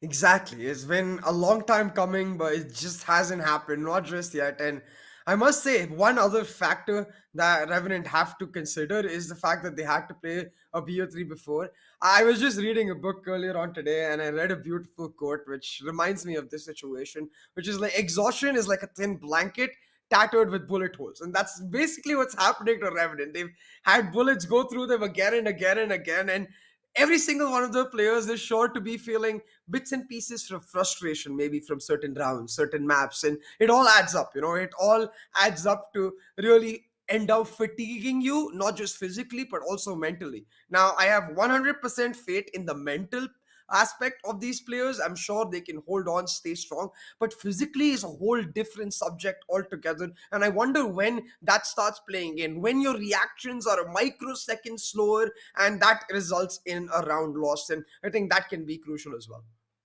I think the last round of Bind was a very clear example of that, CA, with Excali being Nah, set up Excali for doesn't that have the. clutch. I Yeah, mean, they Excali lined can't up say almost for exhaustion, him. though. Maybe Yeah, not I mean, it exhaustion, makes but hey, sense. it was a tricky game, right? It wasn't a game where he was getting Yeah. his way. Again, as a duelist, especially a race, right? There is some kind of innate performance buff when you are at your most lethal. Again, it's all about finding that zone of comfort, right? With a lot of play in Valorant in general. You look at Hellfighter on that sky, especially. If he's in his comfort zone, he's able to frag out of his mind. And the only way you get to that comfort zone is on the back of results. Because you can gas yourself up as much as you want. You can call yourself the best, and you can truly believe so as well. Unless you see that on paper and you see that in action, it really doesn't translate into you finding yourself into their groove when it truly matters, when it's 10 to 10, that time when you need to try and go for the aggressive play. That's why we saw people like Josh Hess come up phenomenally in those last few Yeah. rounds. That's why we saw people like One Tap God absolutely blow through the roof with their innate and fast aggression to at least make a little bit of space for their team. And that's where Josh Hess then comes into the picture. So it's again setting up your own teammates for success in that sense. And it's been a long day, ladies and gentlemen. We not only had the first best of three to start our day off with, but we also have the best of five right now. Where two maps in, VLT, they yet again end up trading maps to Revenant. And we head over to Icebox, where both these teams have a clean history against each other. VLT certainly want to change the future, and the only way they can do so is by being their best in the present, being their best in Icebox. MW1, he's gonna get that Sage back up on the board, and it seems to be similar on the side of Revenant. So VLT, like you've mentioned, CA, have modulated themselves to that Sage. They don't feel the comfort in playing that no Sage lineup anymore. Added to that, Amaterasu on the Killjoy and Excali on the Sova. These are, again, standard picks for VLT. DM on the Jet, Hellfighter on the uh, Viper. These are all things that we expected. But we are going to get Josh S back on the chamber. And boy, oh boy, with him alongside one tap god in the arena, I am excited to see if VLT have given room to the underdog that they should have bested in map 2. And look, this is the perfect position for one tap god to transition into that arena. He's just picked up the MVP Exactly. off a bind. He's really feeling himself. He's in his groove and he's in that right mood to pick up the arena and just continue his run of form. Now, earlier on today against Sai, whenever that op came through one tap god, it seemed like he was an absolute menace. Of course, it was just one round where he tapped him up. But in the other rounds where that Lear would really piss Sai off, where that operator just did not get to operate to a large extent, that is again going to be an issue for Velocity coming into this particular map. Now, what is crucial, I think, coming into this map is for Velocity to ensure that not only are they able to somehow find a way to deny one tap god, but more importantly, deny the momentum that Revenant is sure to have going into Icebox. After a 13-2 victory, this team is bound to be brimming with confidence, teeming with the hope that they will be able to pull this one out. We're ready for the game, Moji. And this is by far, at least for me, the most exciting agent composition that we will get to see. I wonder if Velocity drop the Reyna, or maybe they drop the Jet and we get to see that Sage come out. Yeah. We're getting to see everything we requested, CA. We feel like almost, I mean, we sound like spoiled brats almost, and I wouldn't blame you guys if you do think that way. But hey, Hey! Revenant, Clap, hey, clap, let's clap, go. clap. This time I have a different one. It's clap, clap, clap, clap, clap. Revenant about to clap. Let's go. All right, let's see how I'm VLT sorry feel. for the They cringe, look, guys. they look cold here, VLT, and I like it. They've not, they've not given themselves. Oh, there we go. The Reyna dropped. Wait, what? MW1 on the Sage instead of the Reyna, so Velocity do switch up their composition. Yeah. And they stand a better chance at this attack. Mind you, this is the place where VLT struggle the most against Revenant. So if they're able to make inroads in this first half, it would be a whole lot for them. A lot of utility on this guy, and already a double backstab. VLT, if they don't find entry quick, this could be them just cooking themselves in an oven. Especially now that the Viper is taken out. Wimp finds MW1 as well. In Velocity, they don't have the smokes. Well, Netmaker does pull one back. It's still looking difficult for Velocity with the flank coming through. Josh just makes quick work of them because for him, it's like shooting fish in the barrel, and he picks up an kill. easy 3k. And Oh, a triple? with Josh My bad. finding that 3k, I must say, like, Reyna taking away, Sage coming through great for the attack in the sense that they now have an ability, a way, an approach really to plant. But Josh has been popping off with the operator, and I don't see a single flash. No Lear to deny, no KO flash to push that operator off. Just that drone, just that recon. And Josh will not give a damn. That operator is going to be an absolute menace. Yeah, and mind you, this is the old patch chamber, so unless you have a KO, Yeah. there's nothing that can punish this agent. And Revenant At off the least bat, Arena off the Lear, pistol, right? Just to deny him. to the some extent, to position. just push you off the angle. Yeah. Of course, if you're a smart chamber, you just get back behind cover and try committing to that re-peek at the nick of time. But hey, it's all circumstantial. And as the circumstances are right now, Revenant, they've displayed patience towards that B main position. After walling it off, they have not really re-engaged. And VLT able to make chinks within the wall. Wimp puts himself in the middle ground of a lot of raging VLT members. The Dink! And Deathmaker on 22 HP survives. Excali allowed the plant? No! Blackhawk Swift with the deny. Down B. And it's all on Deathmaker now. So goes down the barrel of Revenant Esports' guns. 2-0. And Revenant keep this close to clinical. It's only Wimp who is the casualty. No plant, that means Velocity Gaming are gonna be a little crappy in terms of their buy. They might have to just have that teeny bit of compromise, and his Deathmaker on his half shields. Yeah, the Sheriff bought in the eco, meaning he has to commit to the half shields. No shock And darts as normally, well. There. yeah. Oh, yeah, actually. Excali knows shock touch, so a lot of utility. not available, but for Velocity, considerably better weapons. And remember, these bonus so damn crucial already. Blackhawk Are you gets off to a great serious? start. The aggressive approach from Revenant, it pays off. MW1 with the double though, while he does pull it back, Blackhawk maintains that man advantage. And suddenly Revenant, they know Velocity's plan. Deleted. Josh is threading the Sheesh. needle, finds the controller, and I remember what we spoke about these bonuses, man. They're so damn crucial. They're so important. A team winning it just sets off the right mood, the right tempo, and Revenant off to And the this man right a start. tissue. Josh S. Clearly excited by the couple of frags that he did get. And hey, who wouldn't have been? Considering that Revenant keep the clean sheet, deny big guns on the side of VLT, and get to keep their momentum going on this defensive half. It truly does show that Revenant outclass VLT on Icebox, right? Because VLT, they tried a different composition, didn't work. They tried to adapt to the meta. They tried to force MW1 on the Sage. Still, no success whatsoever. Of course, that is in the moment. And there are still moments for VLT to fight back and fight back hard. Josh S, a Rem S. Did they know? Did they know Matarasu snuck by? Well, Ching has been in this position too many a times. His game sense on point. He always expects those lurks, those flanks, and shuts them down. Trying to get the plant down on the eco, and they will be able to make it happen too. With just one snake bite available, Velocity, they're gonna have to play it aggressive. The flank coming through as well from Blackhawk, meaning they can't necessarily play on the liners for Blackhawk. He has to play it safe. Timing. Here's Hellfighter, jump it off, and Blackhawk now inching through. The Viper denied, the Jet caught in the slow orbs, and Blackhawk able to make quick work and chop them right up. The Sheriff shots missed as well, and it seems like Revenant, they're picking up on this map right where they left off. Shut down God's Reign, and with just as much ferocity, they're able to deny Velocity and really push the pain. Wow, man. despite Icebox for VL Revenant today was not something I expected to be this damn strong. Exactly. Despite Velocity getting the plant, Revenant keep it flawless.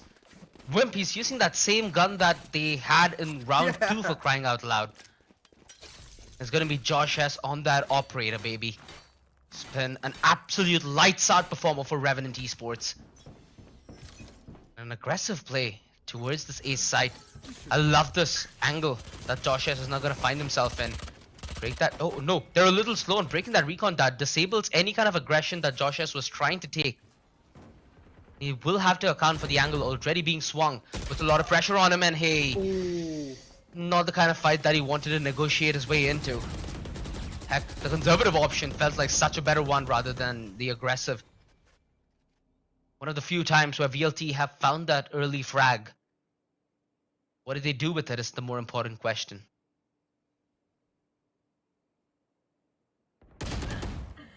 Microseconds can change it all around, but Blackhawk has been flawless across this map. He hasn't died a single time, by the way. That's exactly what you want from your Viper.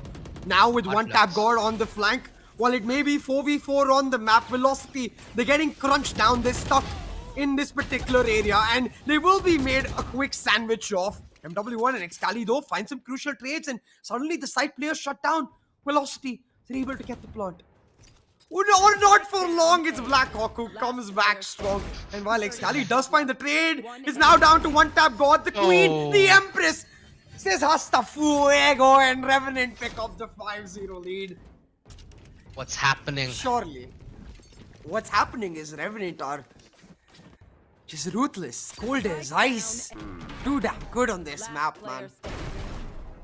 30 seconds left. Strongest of starts for Revenant. Everything they dreamed about on Icebox, they receive. Hellfighter still yet to get a frag alongside Amaterasu. And the main reason that may be is due to the fact that Revenant, they're pretty smart about their gunfights. They're forcing such awkward gunfights from time to time. After they win that awkward gunfight and get the man advantage, they didn't just chill. Play on the back of each other. Sometimes they even deny trades. So that makes it all the harder for VLT. And look, it's such an awkward situation for VLT, right? Because on one hand, if they try to pick up the Reyna to give them the flashes to get into sight, then they don't have the Sage to plant. On the other hand, as soon as they pick up the Sage, oh, Josh is like, oh guys, thank you. Free game. No flashes, nothing to stop me. He's really vibing now. He's feeling himself 5-1 on board.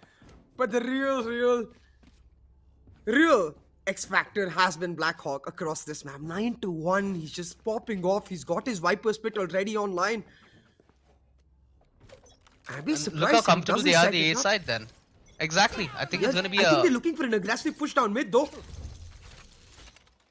Oh, the on the recon. back of this operator, the recon to spot LF out.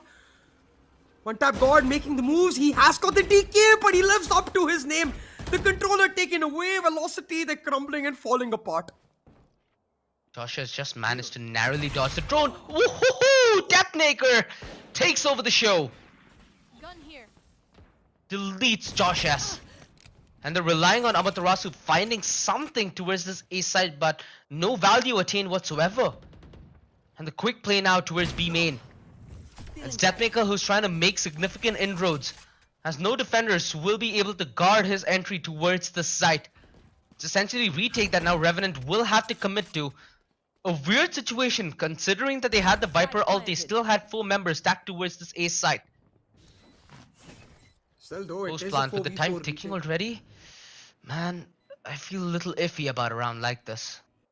They're going for the flank once again, but Excali expecting it, but all he's got is a Sheriff. He's not able to find anything. Blackhawk shuts him down, but on site, Deathmaker taking out Excali. Is trying to Brilliant ensure the man flash. advantage with the trade, and one tap now coming through. We talked about this player, the form he's on, with Deathmaker trying to make his mark. That dash just didn't work out, and the retake goes out successfully for Revenant. 6-0 for Revenant. Velocity left wondering what is going wrong. They have no say in this map, and it's just like we expected, man. This is why Velocity needed bind. Because Icebox, after the match today, before yesterday, or I would totally say Icebox maybe a week one for Revenant. After today, I'm like, no, that is like a very strong map for Revenant. Jeez Louise, they look so damn good. Do you believe in the dream of a 16-0 CA? You mean 13-0? Yeah, 13-0, my bad. Oh, goodness. But yeah, do you think... Okay, I do now. I mean, there's always the bonus in the second half, you know, but the way it's going, it seems like Revenant will just not let go. They're turning up the temperature, tuning the dials on the pressure. They've already found a couple picks. The Hunter's Fury panning out, and it seems like this is the problem. Recon, drone, throw what you want at Josh S. He will not move. He's like a mountain with that off. Stands strong and shuts them down, picks them apart. Ching chiming in for yet another. For Hellfighter, oh, and he does find one, but he doesn't have the spike. It's Blackhawk to shut them down. 7-0, the lead for Revenant, and they're Look at currently Ching. lighting. Oh, delightful. Ching is like a marshmallow, you know. He's all like soft and sweet. Like I see him do his TikTok dances on the Revenant social media page and all that. But when he gets heated up, he becomes like gooey and delicious. Spike down. Or rather, he makes the opponents gooey and delicious as he eats them up. Makes a meal out of it. Well, look at the call. Look at the call from Revenant. 4 members stacked towards this ace site, where VLT It's on the back of that planned lockdown. a significantly fast hit. Empress enabled. Empress, I mean, possible for sure. Oh, goodness. No. At least they have that revive. Still have the opportunity. Oh, Chingdu. This is his life. Oh, and that Viper Spit poorly timed just as they set it up. The lockdown comes down and the Empress not able to find them the light at the end of the tunnel. They have to give up the Viper split. He should be able to make it back in time to keep the smoke integrity online. And with the sneak bite, might just find a ton of damage. But they're able to get the spike planted in nest. And now no, Velocity not like with a great this. position to finally pull back around. Your dream denied, OG. A 13-0 looks unlikely. Last player standing. Wimp, there was a chance that he'd get the kill, maybe pull off that bait res, it would have been a possibility. But it's all left on a Josh S. 1 versus 4. An ace clutch. If he truly is feeling it, this would be a moment to I think he has make to save. quite the impactful statement. Tactics fail. And W1 expecting the re-aggression. Velocity finally find a break, finally find a round. It's not the end of the road just yet, ladies and gentlemen. But VLT really need to pull more out of the bag. It's funny, right? Like, the cameras tell you the moods of the players. Where in Haven, Velocity, Excali's camera was on, Hellfighter's camera was on. You come to Icebox, most of those cameras are off, and Wim's camera is back on. Players happy to show off their positive emotions, but in that anger, in that rage, they will hide themselves, but they can't hide from Revenant. Velocity, they got 1 round off the back, but can they truly build this up? Can they find some momentum? Oh no, Not with their Hellfighter, Viper not like continuously this. getting picked off. The recon, the drone, giving a lot of information away to Revenant. And the options now limited for VLT. They need something a little more explosive that doesn't rely on cover. And again, when you do not have cover, you do not have a hope against Josh S if he's set up, which currently he isn't. So that's a silver lining for VLT. They found timing to sneak in towards 410. And Revenant defenses, they're not going to be heads up, which they now are, could be caught off. So that wall breaking, they expect this fully and wholly. VLT might just be walking into a trap. Blocking sight. Without the man advantage, they can't afford any losses. Wimp, this crossfire broken. MW1 finds one, but the Not like operator to this. hold it down. Is that maker to deny though? The spike recovered and suddenly it's a 3v3. It's all down to Josh S to bring back the man advantage. Spots the Jets out and ensures that Revenant have a better say in this retake. One tap God coming through on the flank, now leaving the big brain IGL, the big brain KJ all on her lonesome, finds the one. Knows exactly where Josh is and one tap God are as well. So can try to isolate them and take one by one off. Quad but kill. it's easier said than done. And whoa, Josh S, man, he's enjoying this. 100%, man. He's feeling it. A strong start. And VLT, after a moment of success, yet again go down the same road of failure. And Hellfighter has that Viper spit, so they've not had as much problems getting the spike down towards the B side. This time, if they're able to do so and get that Viper spit up, it really does nullify the amount of freedom that Josh S has on this retake. So, I mean, it's still very doable for VLT. We know this team has a lot of endurance. Yeah, but they need to find at least a few more rounds in this first half. Because Josh S, he's just popping off. It's a 1-for-1 trade though. One tap got taken down. And Velocity trying to react by taking up the site. MW1, the battle stage, leading the stand. He's able to open it up, but Excali left stranded. Not able to move through with the spike. It's all down to Blackhawk. Here's Hellfighter moving above. But Hellfighter denies. And look, after the astounding start, if VLT are able to push back to an 8-4, then a comeback definitely plausible. Spike But they've got to stand strong. I like the position that Hellfighter has. He almost guarantees this. No, but the recon, he allows it to tick. The aggression from on top. Cheng, no way he can face that. Josh S punished. VLT, restabilize. And again, 8 to I must 2. repeat. OJ, after a 7-0 start, if it ends at 8-4, surely the comeback is nigh. I like the way you put that. I don't think they're gonna let that happen though. Look at the economy from Revenant. They're They should have gambling on the this round.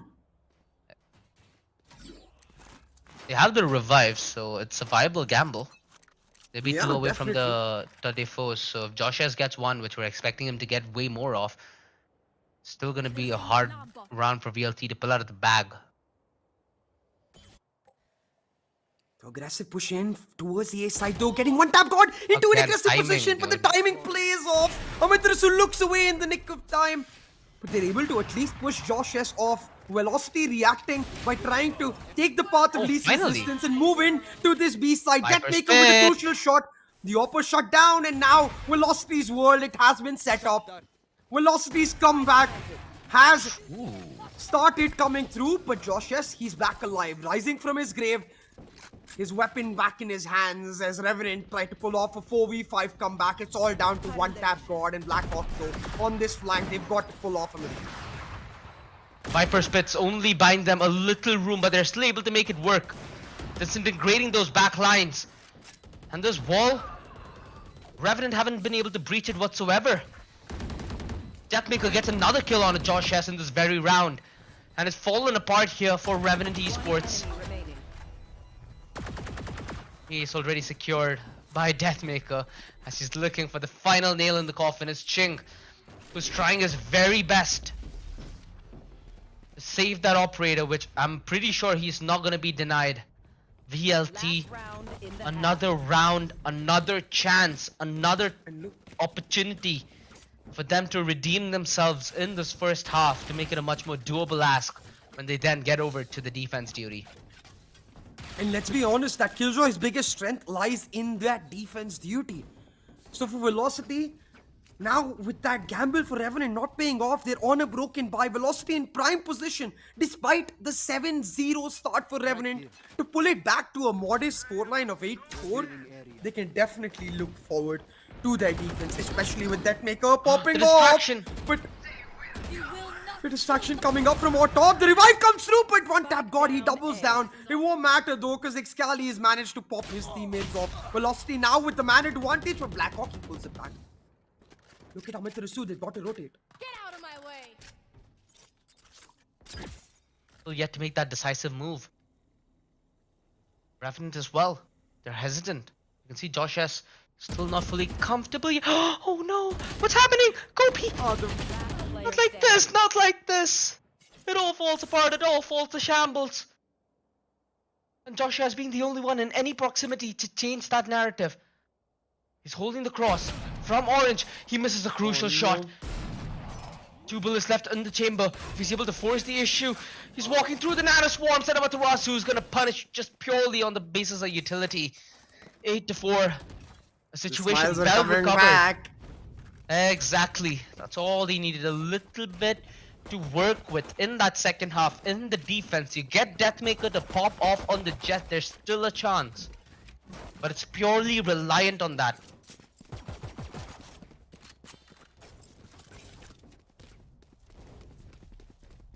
I have to say it again. 8-4. I feel like the comeback is nigh, man.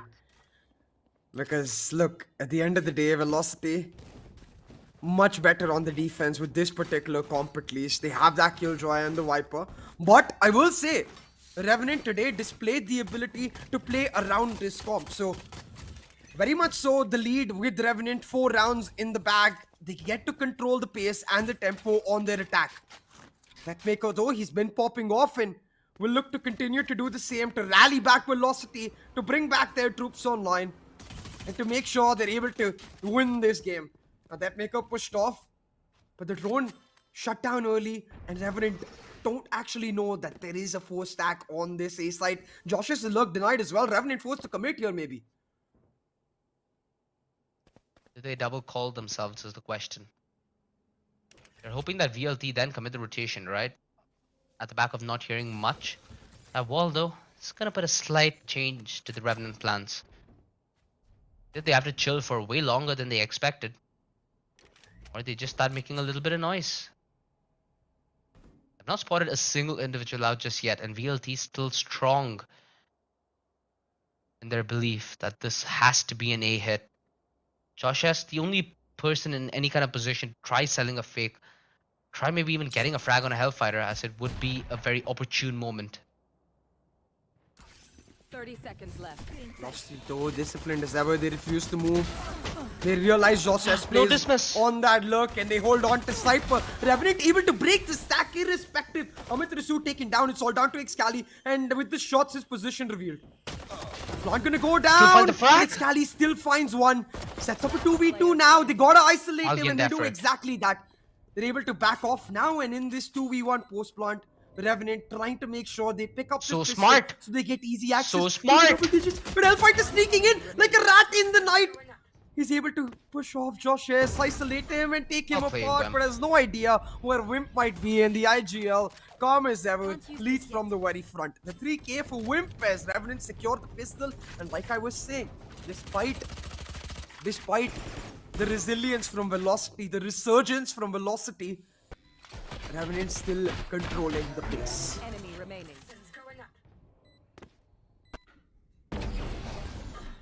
9 on the board. BLT. Are they gonna come in with that force? Because they... Okay, nope. Conventional eco. I like it. BLT are in it for the long haul. They're in it for the long game. And it shows in their investment.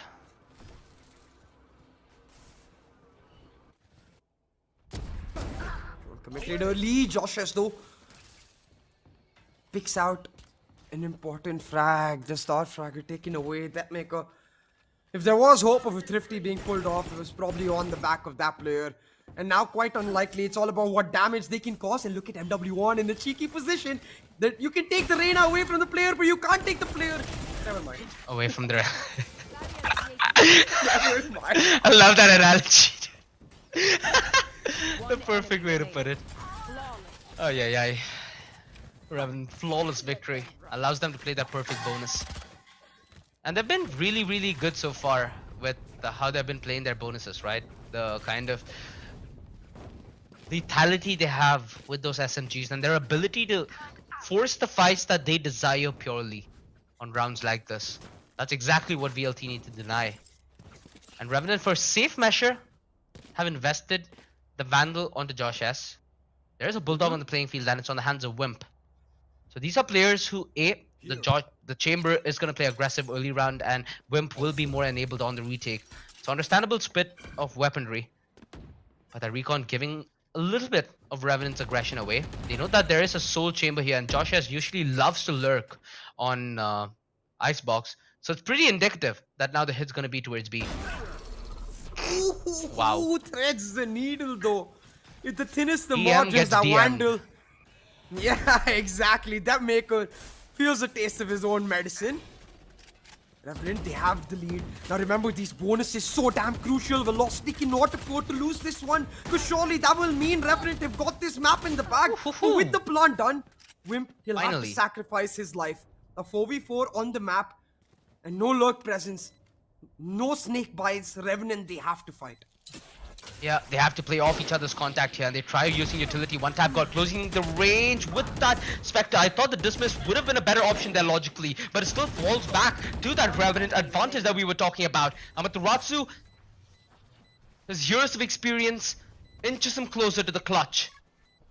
But our Revenant gonna give it away the double peak. The double jump peak, if you've ever seen anything that comical. that's the It's bonus almost pick up. like they did a ballerina to his main.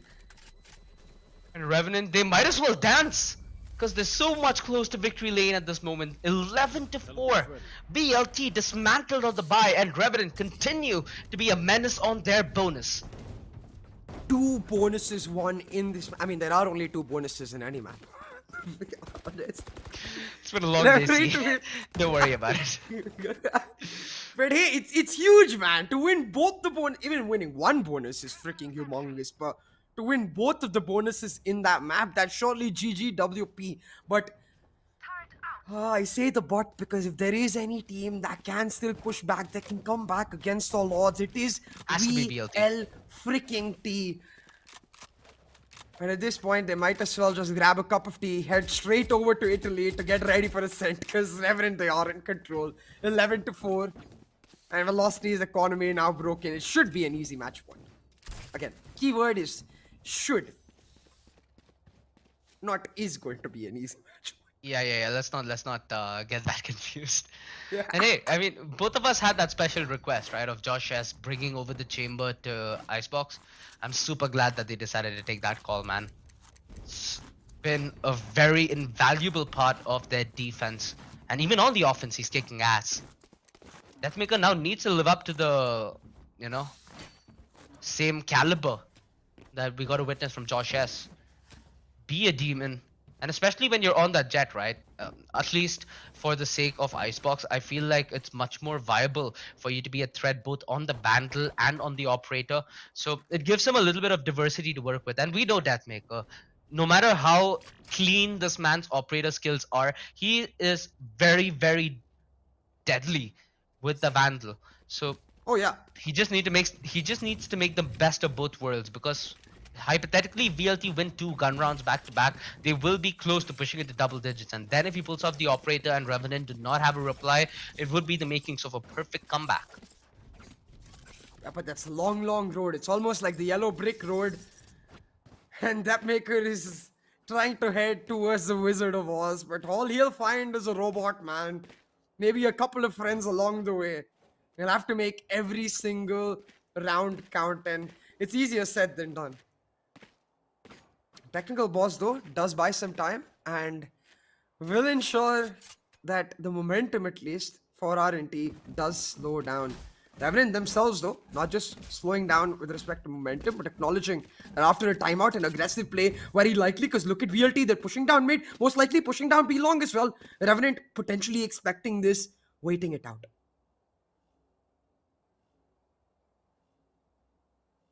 They've been very heads up with the way they approach rats. Like, for example, how they crunched Hellfighter towards that very short position. Are they gonna fall witness? I mean, are they gonna fall prey to their own medicine? One tap got quick and firm on the deny. And Hellfighter, after the kind of gruesome death he got to witness, really did not want to force the issue. Blackhawk as well, given free area to reign his part of the map with terror. The terror surely striking VLT in their spine and in their head, as it doesn't feel like there's any fight that they're walking into which have them in the odds of winning. One tap god. The essence of being Arena. He pulls it off right in front of VLT, and hey, at least the trades do come on through. VLT stand a chance of doing damage, if not the victory. It's just at this point, is the damage even enough? Because Revenant, they won't give a damn. They've got money for days. 5,000 credits on Josh S, no less. And with the Tour de Force not too far away, Velocity, what they truly need is this round. And Excali, he brings the hope back. Finds a crucial one, but he has been chunked out. Now trying to play off his utility, set Deathmaker up, and he's got to live up to his name. And he certainly does that. The tailwind back online, and Velocity can feel the wind in their faces. They pull off a thrifty, pull off an absolutely crucial run. Or wait, do they know? Please show us, was the time enough? There we go. Okay. Yeah, they do it. Production, don't do my BP like that.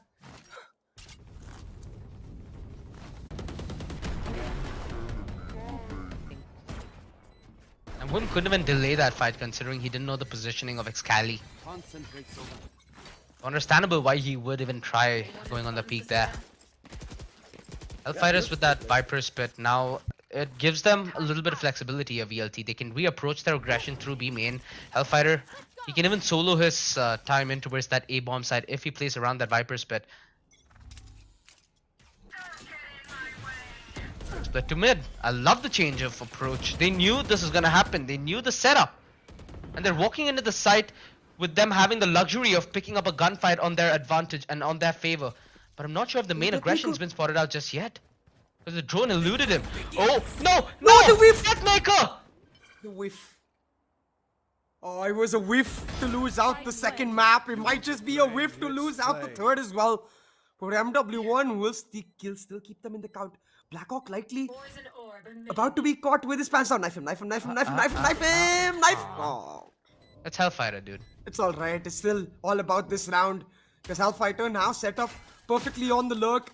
While Revenant, they're completely split apart. No utility to play with except the shock darts on the 5 HP He thing finds as well. Wimp? Yeah, Hellfighter Oh, takes no. out the player on site and now sitting himself on the diffuse. MW1 and Excali pull it back and they make sure that Maker will not feel bad. Because after that whiff, if they'd lost that round, I think DM might have broken the keyboard or two here. Is production gonna do? Okay, no. I thought they're gonna show the DM clip first. I'm Well- just saying, this is two situations now where Hellfighter slash Inbind MW1 didn't go for the knife, and my guy Excali 110%. You don't even need to think twice, bro. Excali money knife. That's all.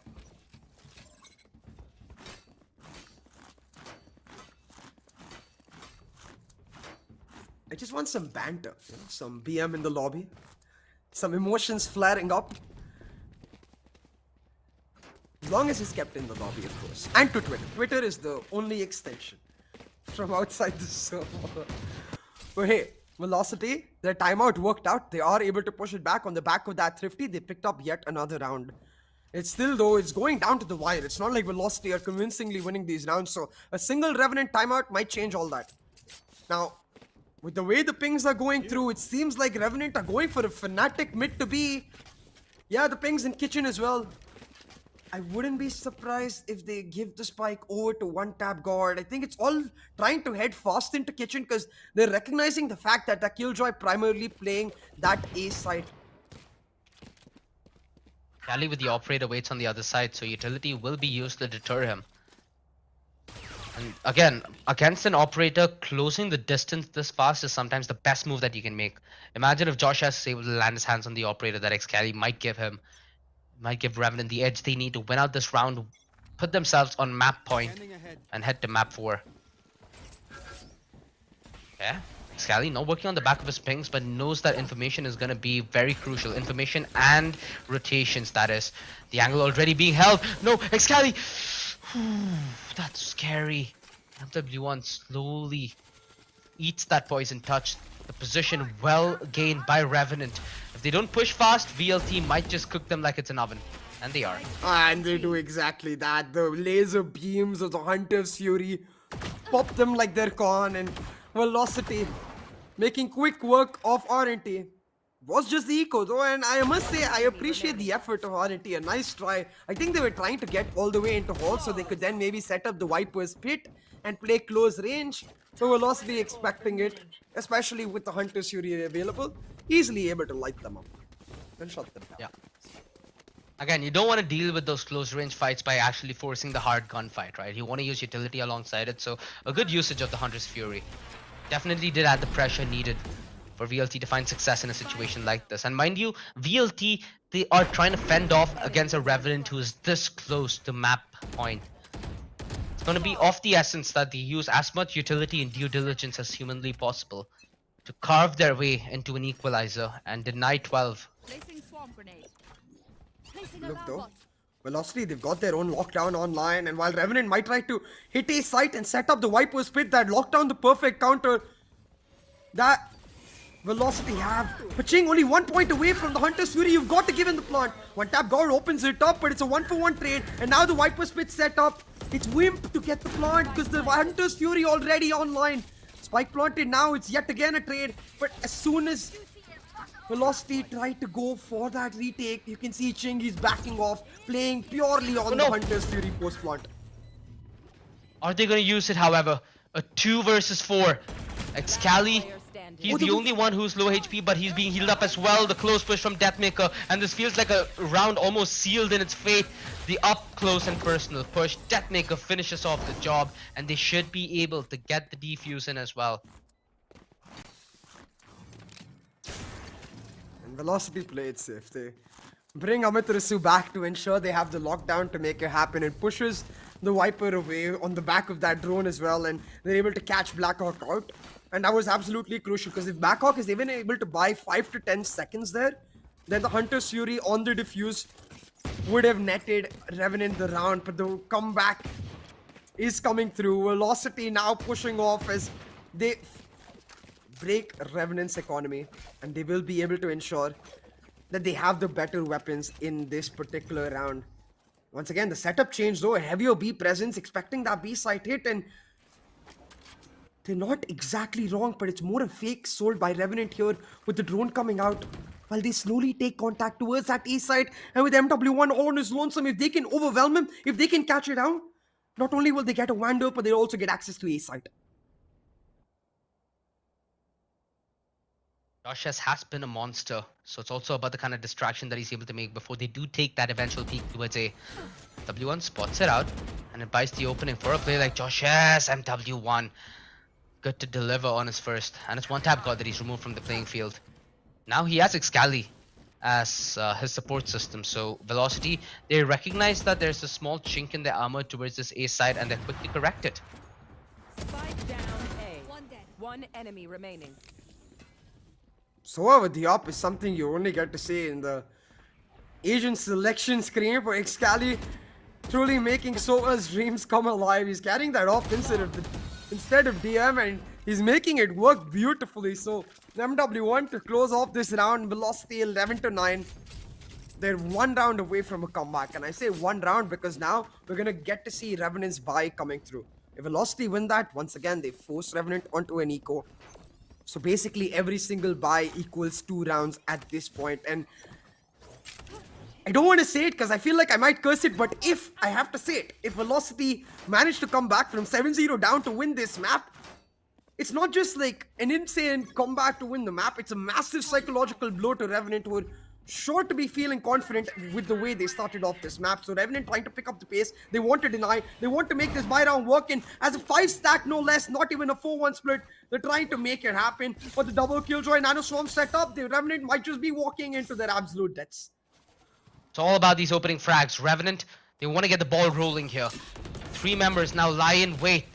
The operator pushed out of position, and Josh has given a little bit of room to maneuver.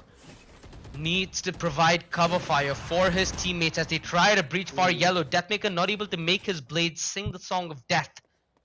But Excali is eager at Revenant's recommitment as now he holds the angle true. 4 members of Revenant stuck towards that yellow position, and a Viper's Pit defends A for VLT. So oh my goodness. Where are they hiding? Well, now you certainly know. But one tap god says, I'm happy to come out of hiding. Picks out a beautiful one tap maker though. Able to sing the song of death with his Vandal. Finds a crucial 3k. Still 2v2 on the map. It's actually a 2v1 on the site with Excali stuck on his op. Hellfighter trying to come through on the flank, but he's been spotted out. His Josh S and Ching, the new acquisitions, the transfers, trying to make this happen. Fine match point. But Excali, he takes Josh S out. Ching though, returning the favor to his fellow hunter to make sure it's a 1v1. And no recon, no utility. Ching's just gotta play this smart, play it slow, and play it out. Hellfighter now spotted out, and Ching, clean as ever, pops his head and secures match point. And look at that cheeky Look at that smile. Look at that. He knows what he did. Finally. It feels like Revenant gets a break. This almost ended up working out. Almost felt like a lineup there for a second. Scally cannot afford to give that individual fight. Even if he gets 1 kill, look at how much Hellfighter now has to account for in that 1 versus 1. He had no clue Here. where Ching was set up. Scally really letting that one through the cracks. Oh, he's still on the aggressive stance, yet to fall back. At least he doesn't need a bullet. But the aggression that he had a full pie off, Revenant push him way back. And it's been this early aggressive B main control that Revenant have consistently been able to deny. That now MW1, he's set up in a position where it's one and done. Josh has been a demon so far, and if he gets this frag, it's the A side wide open, and so the game. Like Scally, he's gonna wait for his team.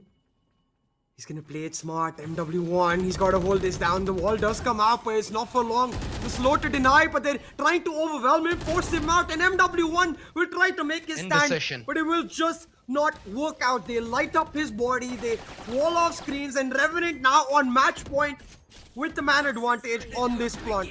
They've got the utility as well to back it up, but it's just important about these fights because the Empress is online. 1 tap god ready to pop off. They do end up marking Ching. They're trying to take the aggression on the back of it, but the double crossfire set up towards Green is a thing of nightmares. Hellfighter on his approach from the rafters is able to dismantle one tap God, but Josh S very much now needs to stand to the task. Excali doing brilliantly, and this just falling apart for Revenant. It's all on Wimp. He needs to make the highest impact play in his career so far, and he's on the verge of doing it. The 1v1, Hellfighter holding the angle, but it's Wimp destroying VLT.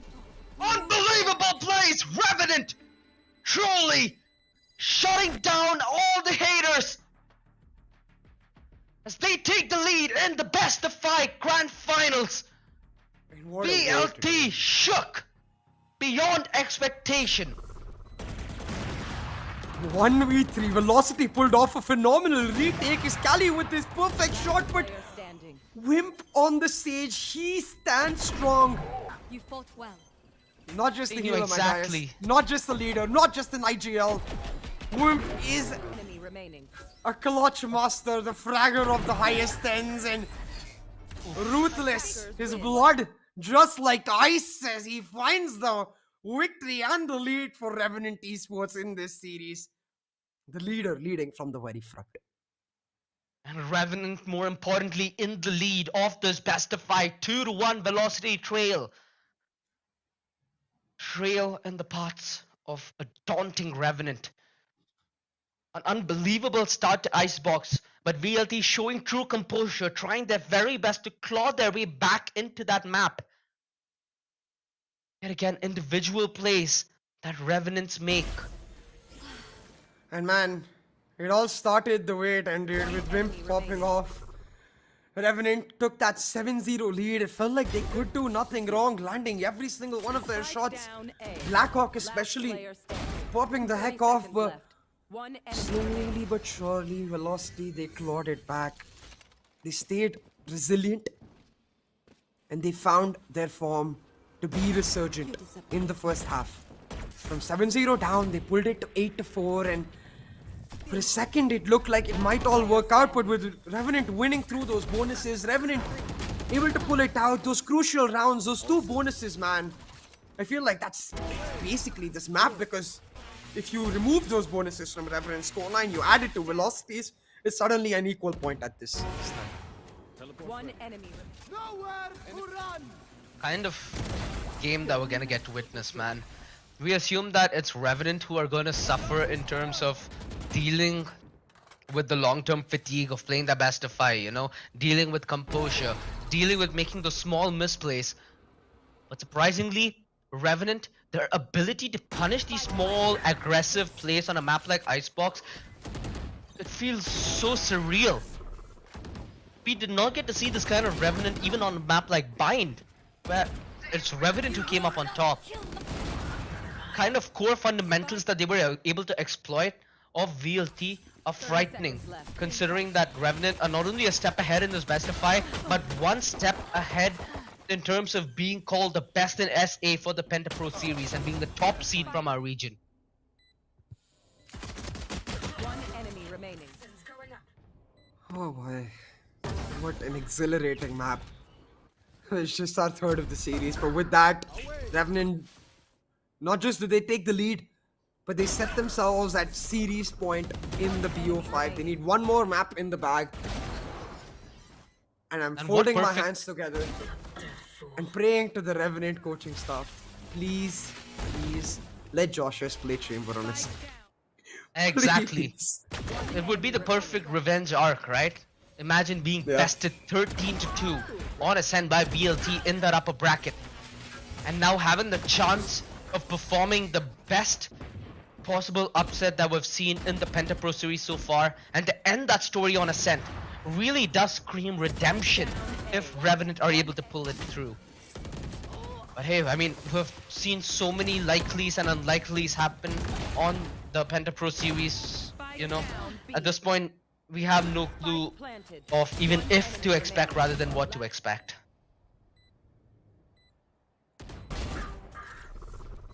What you can expect is the rage right now brewing in Velocity's boot camp. They're not going to be happy. Player standing.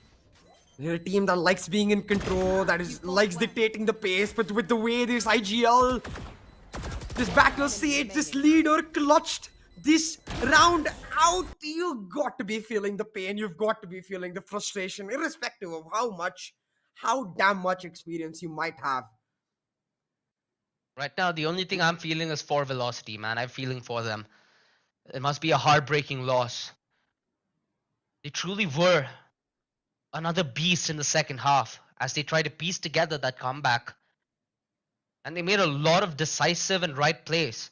Like Scally manning that operator, that ultimate towards kitchen, the revive on Amaterasu to get that lockdown and to get Yeah. that deal confirmed. Hellfighter with a crucial couple of backstabs in a lot of important rounds in the second half. And again, Deathmaker, he played his heart out on the server.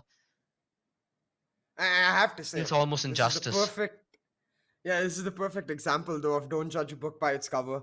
Maybe bottom of that scorecard, but make no mistake, he's the reason Revenant won this map. Whereas 100%, imagine man. Velocity win that round, Revenant's economy broken, the comeback coming through. Wimp is, Yeah. he deserves the actual MVP. Like, I'm sure the ACS tells a different story, but that was the most valuable play of that map. Honestly, man, it was at a moment felt like VLT had it all figured out, right? Like it was fleeting away from Revenant. Like that comeback was inevitable and we are going to go to overtime. And Wimp pulls off the highest impact play in this grand final so far. VLT, what do you think the discussion in that camp's going to be Ooh. like right now? Because you've seen VLT at their best and you've also been with them and been through the worst as you did try your own stint at VLT. How do you think that the conversation is going to be like in their bootcamp, CA?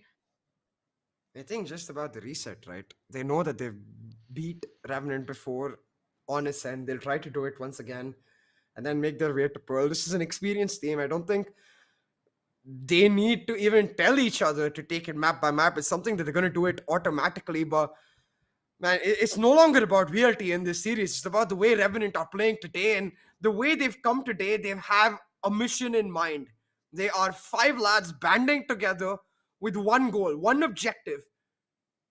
Well, two objectives, to be frank. First was to qualify for the main event, and they did that astoundingly so. And the second, to get revenge on Velocity. It's not even about the $3,000. It's not even about the money. It's about the fact that they can take this Titan down, and they're doing so phenomenally. Well, Revenant right now, they are the team to beat. And let's be frank, OJ. Given the way Revenant pushed back on Icebox, the preparation we saw, I think the first map that they would have reviewed and got better on would be Ascent. I don't think the coaching staff would be happy about the 13-3 stomping. So that's the first map they would have worked on. And now we head towards Ascent to decide this BO5 series. And I am beyond excited to see what Revenant have in the back. Exactly, man. The amount of emotions on the Revenant bootcamp cannot be explained at the moment. I'm Yeah. sure that this matchup, especially, was one that they were looking forward to, especially with the kind of performance on Icebox.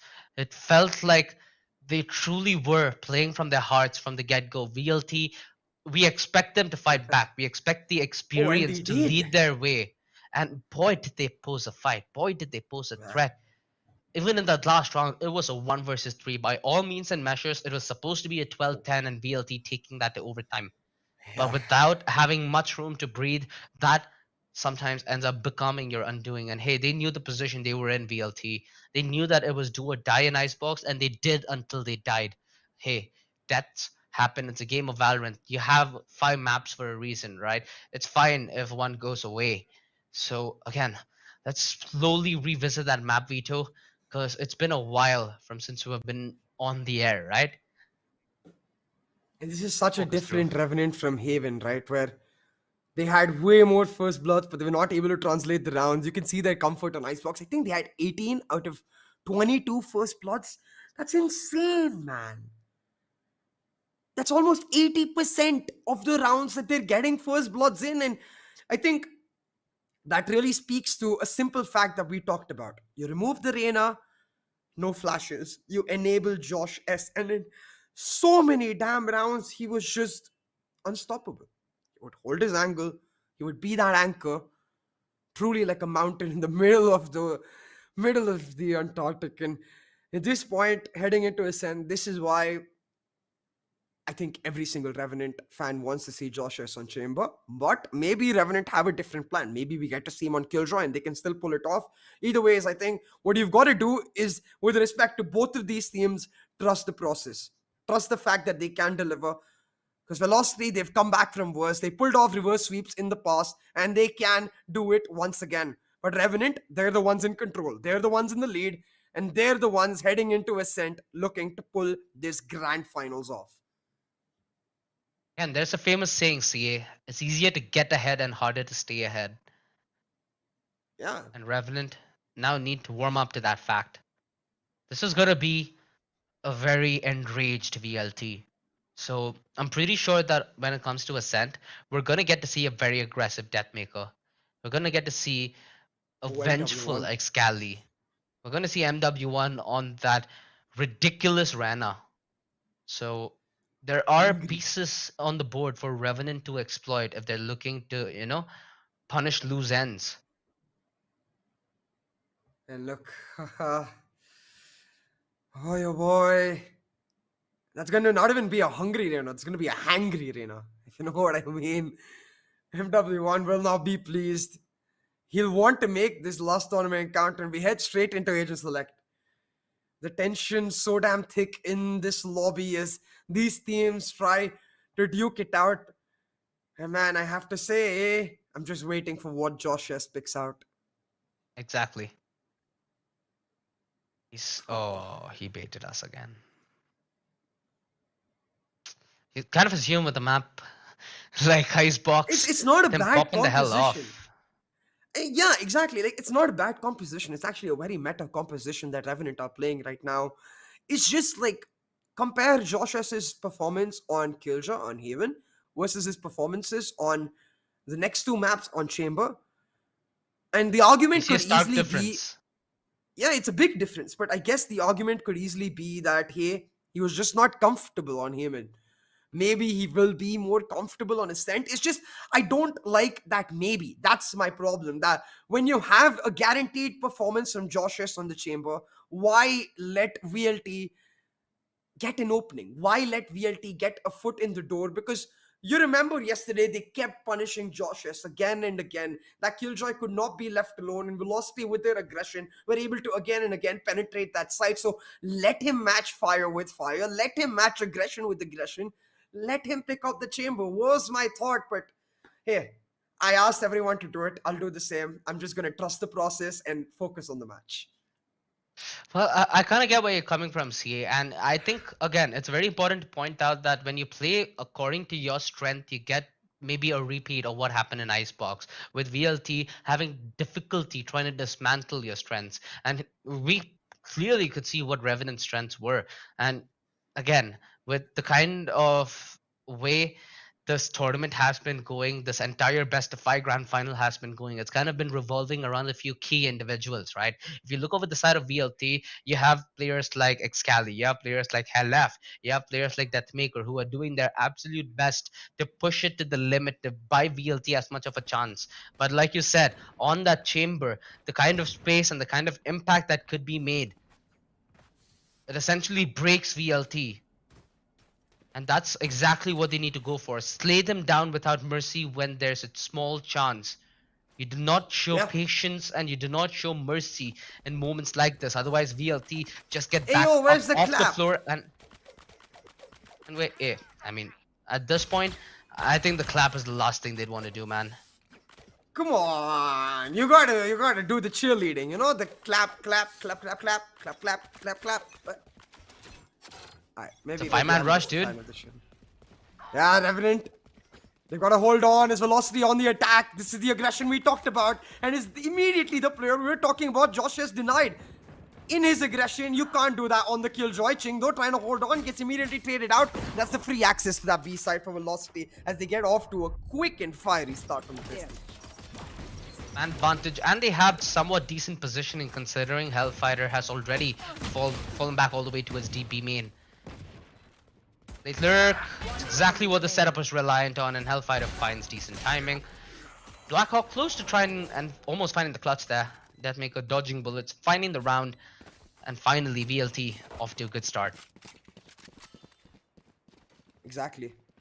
Make no mistake. This is what we meant. Velocity is not the kind of team to be perturbed by what happened in the last map. Velocity is not the kind of team to worry and let emotions fester. No, they will let bygones be bygones and focus in on ascent.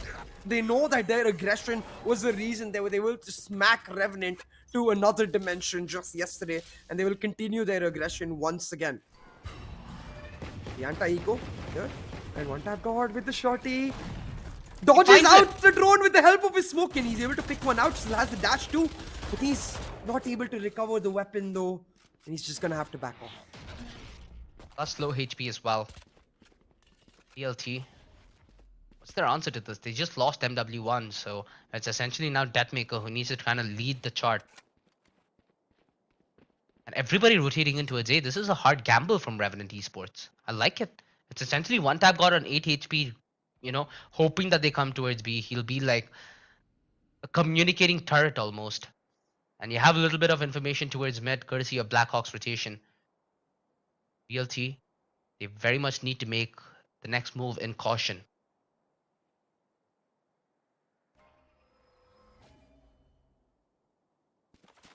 Revealing area. That's solid all about the information now. damage in this round. And yeah, you can see Revenant just trying to make sure that they can bait something out. They found one gun, but that might be all she wrote, but still Velocity quite spread apart. Does open the room for those isolated duels. It's again one tap god left on his lonesome towards his B side. Has that shorty. Oh. Could be devastating, but it's actually instead Excali caught out. Joshes finds a crucial one, and they will upgrade to a Spectre. And while one tap god does get taken out, 4v3 on the retake, that Spectre might do a lot of damage. And it's Josh S who's coming up on the back lines with that Spectre. The B main won't be a point of border for Revenant. Market, sure, they might not play as aggressive, but they can essentially box in VLT towards the side and force favorable gun duels from their end. Mind you, Wimp has that 0 point, so he should get solid information that there should be a large presence towards site. I think Amaterasu is the only one who ended up getting detained. Not detained, suppressed. But yeah. Oh. Amaterasu alongside comrades are trying to fight back. George says, though, completely cleans the back of site. That Spectre ends up haunting VLT. Exactly, that lone Spectre picked up from Excali comes back to haunt VLT.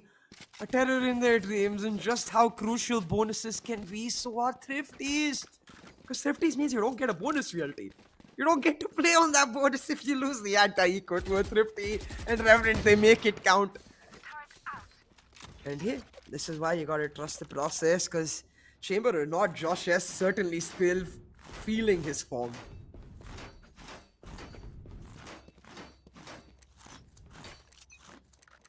Velocity on the eco this time, OG. It's Deathmaker picking up the Vandal. Can he be the hero they need? Can he be that lone member to pull something absolutely incredible out? Because Deathmaker, he's leading the charge. Setting himself in market. He wants something to shop. He's looking for a lone killjoy. He's looking for a lone member. Wants that first blood. But Josh is making sure to hug the close angles. Not give him what he wants. It's Blackhawk instead to push through a shot. Finds a crucial one. Shoves that Reyna down. And now MW1 with his death. Velocity will have to back off. Spike down mid. Ooh.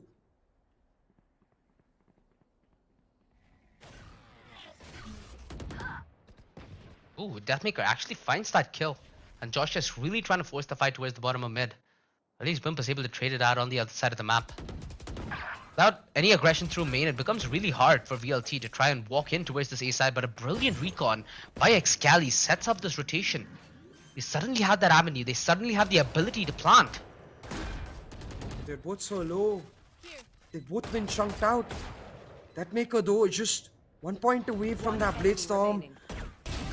And his point will be delivered in terms of his death. But Excali pulls out the trade. Now Blackhawk low as well. All it takes is one Sheriff shot to pull his life out. But Blackhawk denies. And while their bonus not so great, Revenant will not care. They're able to pick up the lead.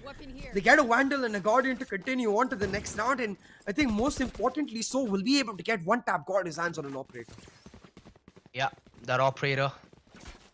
We recognize the kind of importance it is to the reckoning, to the Revenant show, right? It should be to the reckoning of VLT to try and deny it as efficiently as they can. They have Excali on that Sova, but apart from that, they lack any other initiator presence. And again, that's sort of the small handicap of the double duelist, right? It's easier for you to get your inroads into its side, but getting map control becomes relatively hard.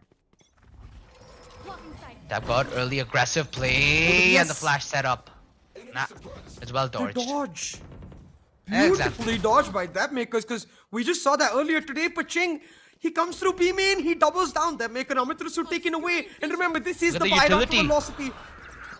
All of the Killjoy utility set up to deny this particular site, and Revenant pushes is his own burning swarm. out. Joshes comes in from the shadows with the backup of his Omen to strike fear into their hearts, and velocity once again on their buy. They crumble, they fall apart. Three members going to be holding the other side if Excali decides to push the smoke. Hey, fun Not that fact. recon. Yeah? With this round, Revenant has won as many rounds as they did yesterday. Already improved. You always take the positives, don't you see it? PMA coach.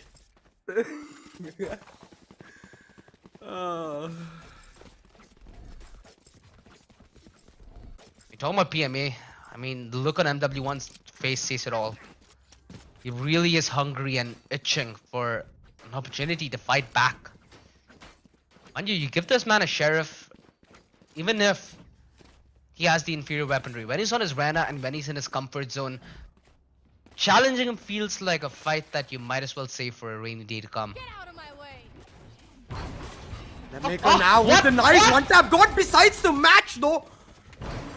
Unbelievable! One tap god smacks him in the face, pranks him and sends him back to the nether realms to sit himself down. The kid has come to play, my guys. Like, what in the hell are we seeing? One tap god again. It feels like a very expensive scrim, doesn't it? I'm curious if okay, actually I'll say this after the round because Velocity still have a chance. MW1 trying to make something happen through B main, but just as I say that, it all falls apart. Excali, remembering his bind round, potentially with the wave, still manages to pull that one out. 1v4 now. Excali should be able to recover a weapon, but no, his Ching is actually marking him out. He will get shot down. Now 4-1 in the lead. Velocity will progress to the buy. But what I was gonna say is I wonder if Revenant has any messy fans. Because I'm sure they're dying to finish this map off just so they can go watch the FIFA World Cup finals. I mean, with the way one tap god's playing, certainly does feel like it, doesn't it? He's probably a Messi fan, right? Yeah. I mean, considering VLT, this is their prime opportunity to fight back. Look at the ultimates that they have in Sing. They have the Hunter's Fury, they have the Astral Divide. It allows them to come close to getting a plant, and after that VLT, they will be deadly. But one tap god's really forcing the issue here, isn't he? So eager to find that fight. Yeah, but he's well denied. And look at the quick but the play mid to now be from expected. Market. But the mid to be expected here. The Nano Swarm to delay and the lockdown coming down to deny now. While the Cosmic Divide does come out. Here. You can see Hellfighter left on the lurk. Might just get caught out. Wim sneaking in. It's all about the timing with the knife in his hand. Hellfighter able to shut it down. It's a crucial one. Because now the rotate coming through. All the way Velocity towards should the get A free site. access towards his B site. Yeah, it's because of Hellfighter's lurk, I think. They're expecting a Do you mid know- to way. No, they know that there's only presence towards mid. They have no clue about B main whatsoever. Blackhawk needs to do immensely well, but he's given away information about his rotation. And VLT will slowly be able to piece this one together. What the hell, Ching? It almost feels unfair. If he finds timing here, oh no, Ching! Oh my lord. The triple! 30 And seconds Revenant left. clawing their way back into this round. One tap God, not able to turn around to find Hellfighter. player standing. Leaves this all out of the Oh, hands of Josh Josh S. Down The B. hero of the map prior with the killjoy. He truly does kill any sense of joy and excitement for VLT. Not only on the server but also the fans. Undoubtedly stealing away any sense of pleasure and happiness. Placing alarm bot. As both the imports yet again bring and true I'm value and goal for Revenant. I'm getting deja vu, OG, from down, behind. B. Hellfighter doing so damn well to try and try and try. But it all feels in vain. It just will not work out. Revenant, they're walking away with it, and Revenant, they might just pick up this map. Still, a long way to go. Let's not count either team's chickens before they run out. Don't want to repeat a Icebox? Yeah, I mean, technically, Revenant didn't win Icebox, so. Yeah, but it did come close though. So Yeah, VLT exactly. still having that ability to fight back. That's something that they gotta respect. And we've said this before. This team has a wealth of experience. This team is not the kind to give up. This team is not the kind to be mentally pressured. And in case there are itchings, in case there are inklings of those feelings, that's what the timeout is for. The leader that is Amitarasu will motivate his troops, rally them back and rally them strong. Velocity, they need this round off in the back of this timeout. They need to push back. They need to fight strong.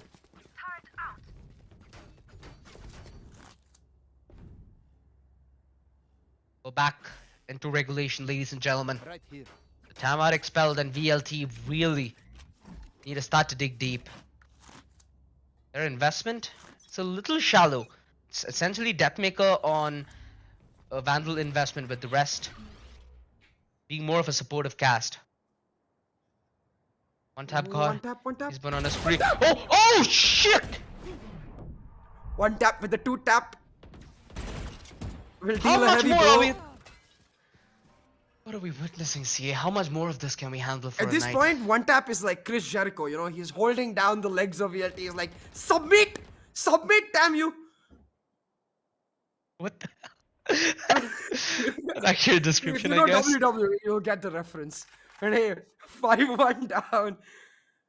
Velocity's timeout, it simply didn't work out. One tap is feeling himself ever since bind.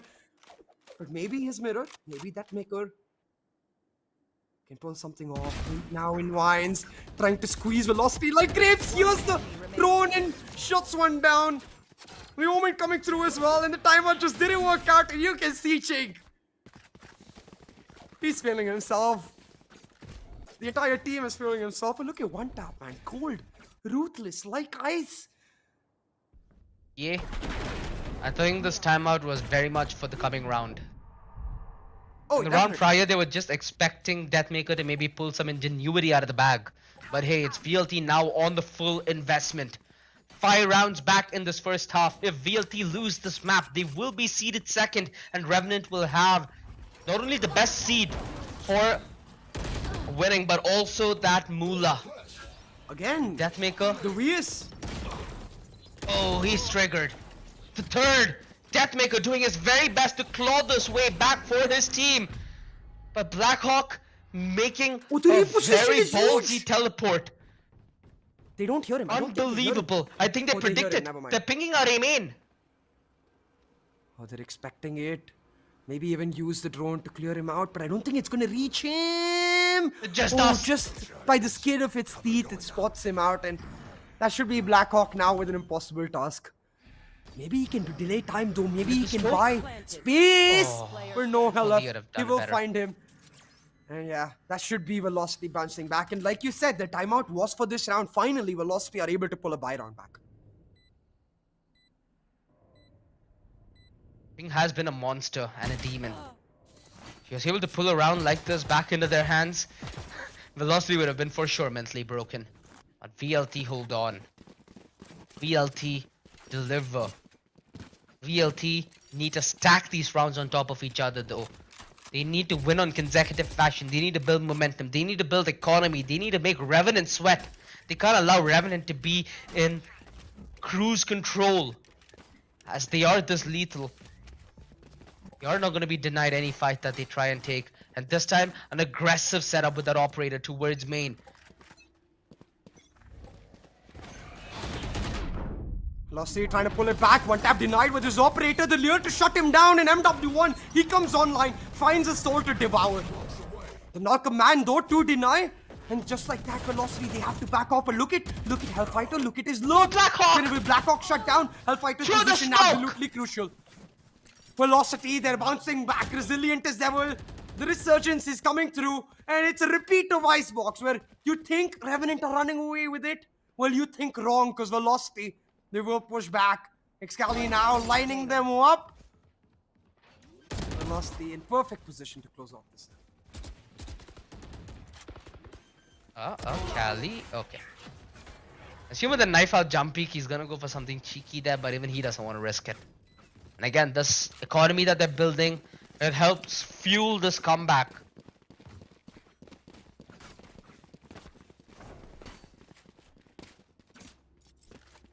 Revenant call the timeout at this point. They can't allow VLT to, So, right? you know, forge so much momentum, considering the fact that VLT have 5 ultimates. Truly do have all the curveballs up in their alley if they want to fuel this comeback all the way to an equalizer. I must say, I love the fact that they've just left Hellfighter on the lurk to find the presence. It's when he's at his very best now.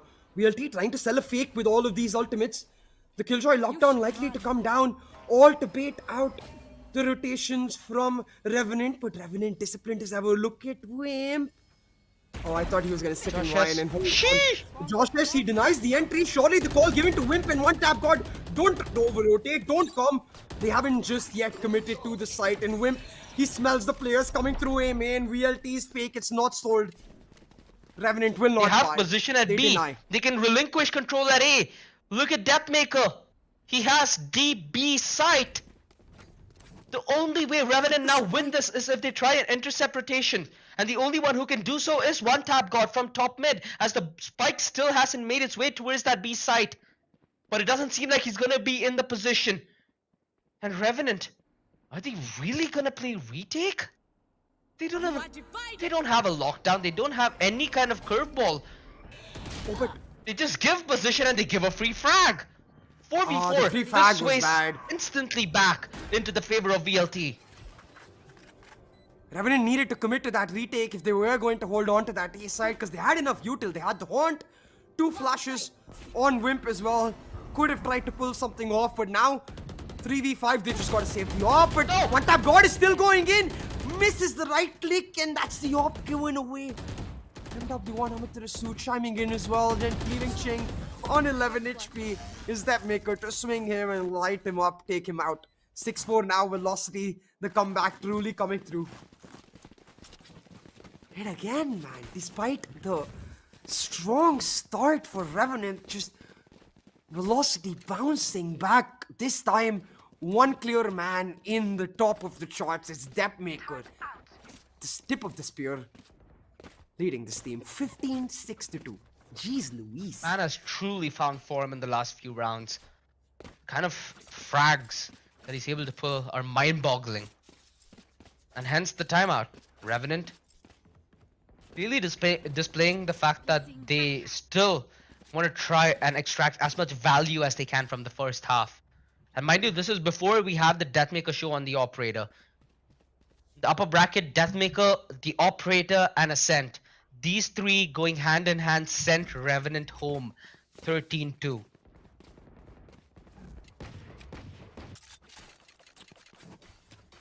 Sent incredibly close this time around though, and the call for Revenant doesn't seem to switch the setups much around. They're still leaving Wimp towards that A site, but I think they have the lockdown. No, they have the Nightfall and 1 point away from the lockdown, so in the next round they might just play a retake. This round though, the eco with one tap gods hero up. They're once again gonna try to go for the mid link VS. Twice they've tried this in this map. Twice Deathmaker has slapped them back in the face. Maybe 3rd time's the charm. Considering the buy that Revenant have, not gonna be surprised even if he does. It's only one tap god and Wimp will have any kind of weaponry to fight back, but then one tap immediately removed from the equation. Deathmaker at least has MW1 close on support. With Wimp finding that trade through short, his gun far from a position where it's safe to retrieve. Well, good news is they didn't try the VS. Bad news is Deathmaker still slapped them in the face. F. And Revenant is still interested to try and contest towards mid. I think he's gonna hold close market. Blackhawk is trying to get close towards short. If he finds timing on Excali, this round is very much doable. He just shouldn't over-aggress. Beautiful use of the paranoia, and he finds yet another! Blackhawk! Unbelievable stuff with the Sheriff. One man and his mission to claw this round back for his team. It sadly was a dream that was alive only for so long. The flank from Ching is gonna be crucial. He finds himself a vandal, but with that door being closed, he can't afford to try and play mind games now with that Nightfall. I'll find you. They have no idea where he's rotating. They have no audio on Ching in this Exactly. round. But Ching doesn't know where Hellfighter is as well. Ching got to play it smart, got to play it slow. The turret finally spots him out. They're playing the crossfire from A main to under heaven, playing on contact here. From Amitir Su, just playing it slow, but that gives Ching the opportunity he beats it! to isolate them, shut them out, but they play it smart. The crossfire wins it out, and that's the Nightfall baited out. Velocity with a Last crucial round down. before the switch. And finally, you see Pelef break a smile. Revenant. Their brief display of dominance put to an abrupt end. BLT's decisive timeout. And the half still has the possibility to be broken dead even. Josh S this time has himself that lockdown. But with Excali still having the Hunter's Fury, it's going to be a complicated round for Revenant to pull out without a doubt. Oh, the top mid smoke this time. I think they're trying to bait out. That's what they usually do when they go for the aggressive play down mid link with one tap's dash, but none of VLT concerned. They're heading their way towards A main. They've got the Empress for MW1 and the Hunter's Fury to play the post plant. Velocity forcing down this site. And Josh is trying his best to hold it down. We don't know where he is though, Josh is looking behind the smoke. They haven't checked him. Excali's Not open just plant. yet. Spike planted. Excali pays the price! Deathmaker not able to make amends! Josh S! The quad kill! This monster just cannot be put in chains! Who needs the lockdown when Josh S can lock it down?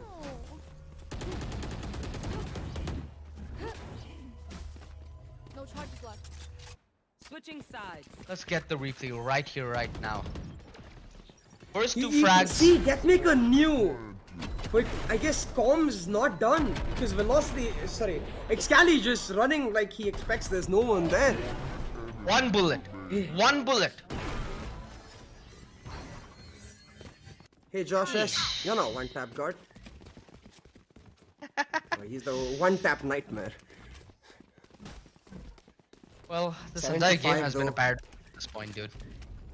Yeah, but the Revenant still, I think they'll be happy with the fact that they're able to maintain the lead because if you remember, they struggled mostly in their defensive side, not just in their last time, but across this entire series. Is the attack where they can control the pace, where Revenant have been much better. Is the attack where they can set up 4-1 splits like they are doing now to enable Josh S's look, where Revenant look much more comfortable. Once again, trying to make it happen, but playing it slow. It's all about Josh S, man. His position so forward, he can make miracles happen.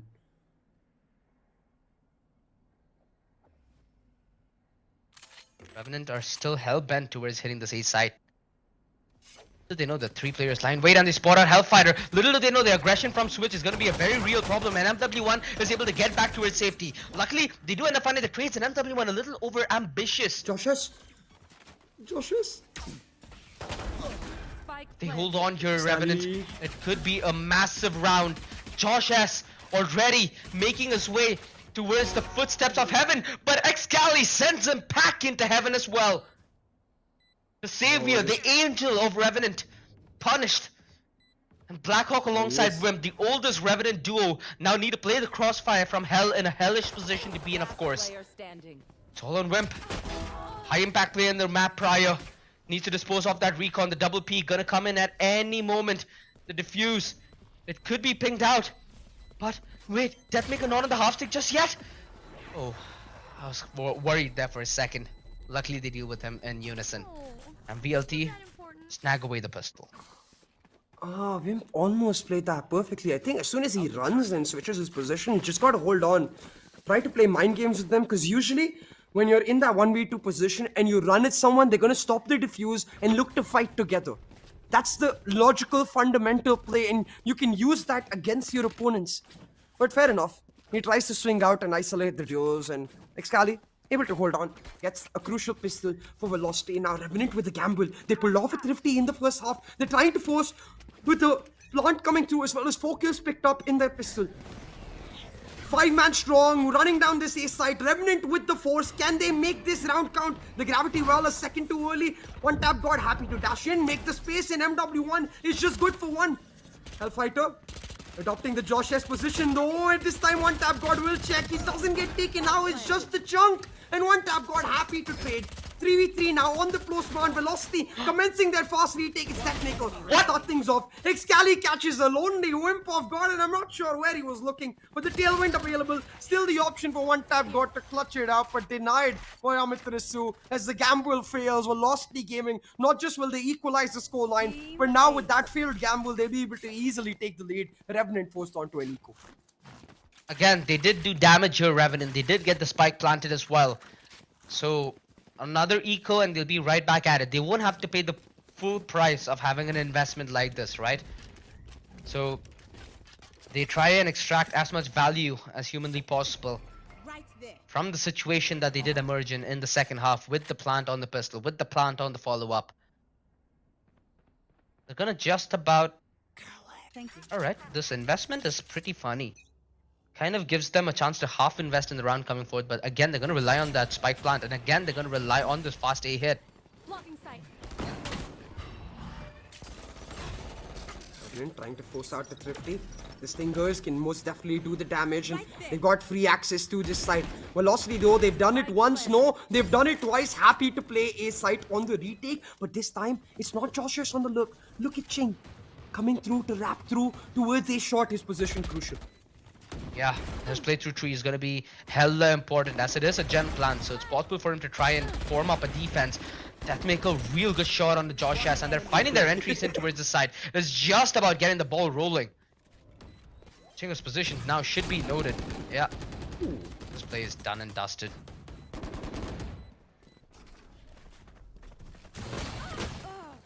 Oof, brutal. This is very, very interesting, because while Revenant get free access to that A site, they're just not able to hold on in the post plant. Velocity happy to play on the retake, and if I'm Revenant, I think the only change I would make, nice timeout, is okay, take that free A site, but they've got to play more aggressive on the post plant. Turn A heaven and A shot into choke points so they can stop the retake before it even begins. You don't want to play those under heaven crossfires, because it gives Velocity with all of their utility to set up the retake. The drone able to easily come through to spot them out, the shock darts to display them in their positions.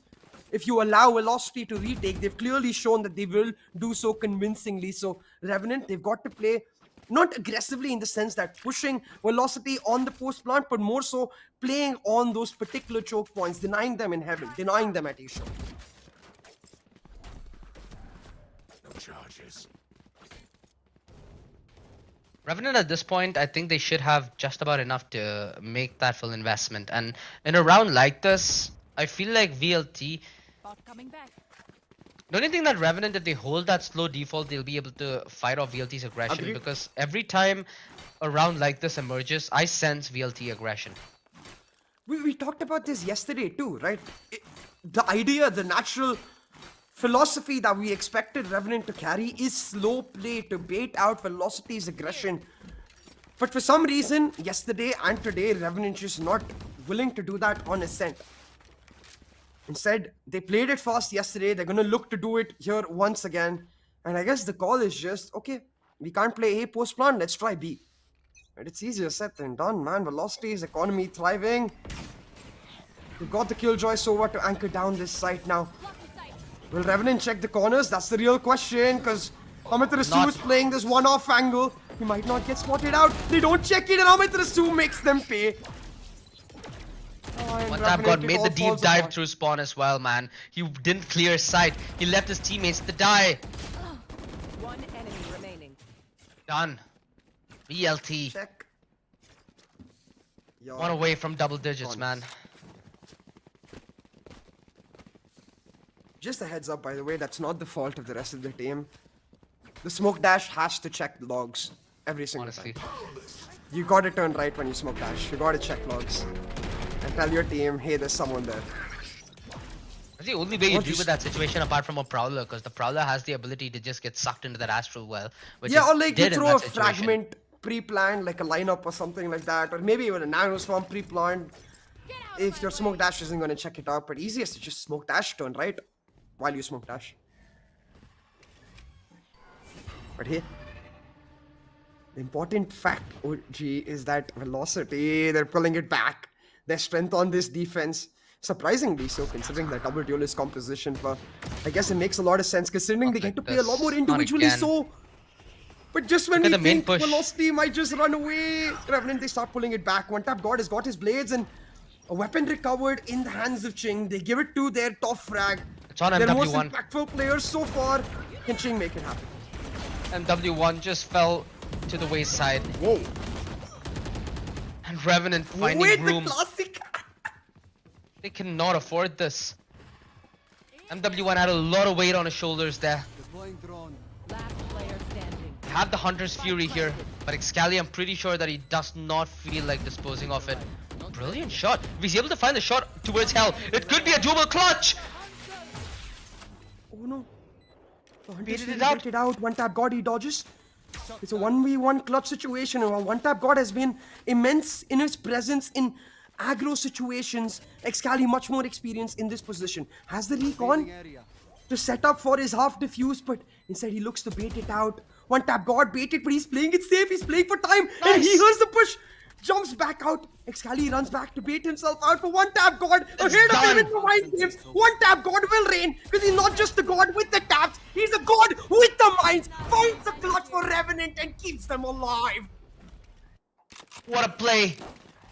Ching and Josh, they've been stepping it up individually with finesse. And one tap got it at the moment of asking. In the 1 versus 1. Was able to make such an impact. Remaining.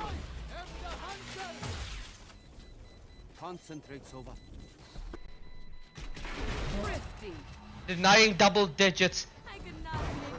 Denying from VLT running away with the lead. As Revenant are just one step behind. Bring them down. Face your Gun fear. spots a couple out, but the Nightfall immediately, because they know the aggression coming out. The Prowler's coming through as well, but Velocity happy to deny. They're holding on to this crossfire. But look at Blackhawk, look at Wimp. Revenant setting up their rotate, OG. MW1 in this position has been quite the menace. The last round he didn't deliver. This round he's being well set up. They buy into the bait. MW1 quick on the punish, the dismiss to elongate the fight. And again, that bait and switch that VLT are known for finally comes into play. But that was quite the bait. I'm so happy that MW1 was able to claim that. At least helps him build it up as an individual, right? And one tap God's the only one that Revenant can now look at to equalize the situation yet again, as he's the one with the Hero Vandal. There. For you, Herman. The Thrifty is just not enough. Velocity, they stand strong, resilient as ever. They push back in double digits now attained. A chance to now persevere as they look to close off this map. And 8 on board is once again the man who was able to clutch it out in the Thrifty on the Hero Vandal. The protagonist of this map, one tap God leading the charge. Jet's blown up Ascent once before. Hint cinematics. Can one tap dot do it again? Oh! That's a slap in the face if I've ever seen one. Unbelievable, man. What are these fights that are being won out at this point? The quick play through mid, close range, and one tap God with the Vandal. Has a little bit of support, but not quite bit. Ching, if I'm not mistaken, was taken aback by utility. As he tries to reposition himself, will get cut off by Excali. ELT finally in a position where they are the dominant ones. They are the ones in control. They're the ones have this map under the bag and under the wraps potentially.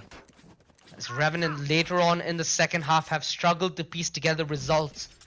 One of their last hopes is the combination of Josh and Wimp using that null command alongside the lockdown in unison.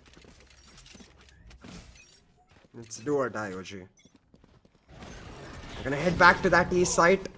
But look at all that Killjoy utility already set up for success. The null command now as Wimp decides to lead the charge. The gravity well most certainly slows them down for velocity save. Yeah, alright. We don't care. We'll play on the retake. We've done it twice. But time will definitely be the charm. Or is it so for Revenant instead? There we go. Now That's the what I'm lockdown looking coming for. out. They need to buy a little bit of space and time with that lockdown. The spike being planted. Valuable seconds being ticked off the clock here for VLT. But they should be forced to concede. As without a Hunter's Fury, there's no possibility of them fighting back. One tap god really needs to be the linchpin in an attack like this. And he dodges the drone but not with the Ratsu. Josh is trying to be the very best that he can, tries to take the fight through heaven, but again, these are all uncoordinated 1 versus 1s. It's all on a chain, Whoa! the double, and Revenant have been good with the clutch so far! No way. Chang on the verge of a monstrous play, and a monstrous clutch, he almost pulls it off! Excali denies! And VLT themselves know that they mitigated disaster! The shot's so clean, Ching just tappity tap. Match point. I know he does TikTok dances, I didn't know he knows how to tap dance. But Velocity, once again, they deny, hero or not, they don't care. Right now, Velocity, they want to take it to Pearl. They down for the fight, and despite these clean shots, it's actually Excali. Lost out one clutch, he's not gonna do it again. Concentrate, Sova.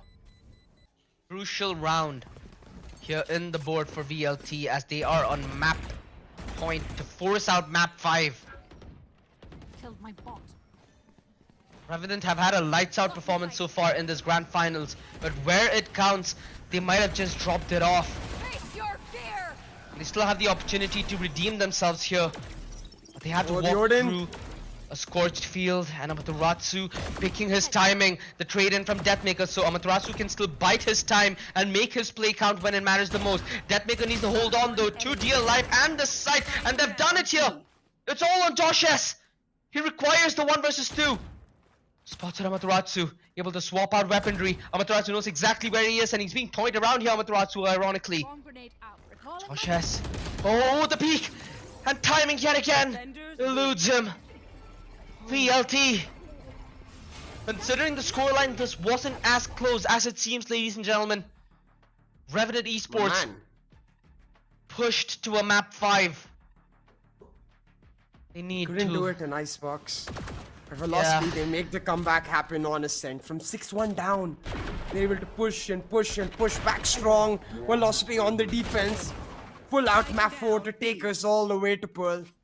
All the way to neutral territory for both of these teams to try and find the victory. I don't think we Wow. could have asked for a more exciting last day for this playoff stage, man. It's been like, what do we even say? What an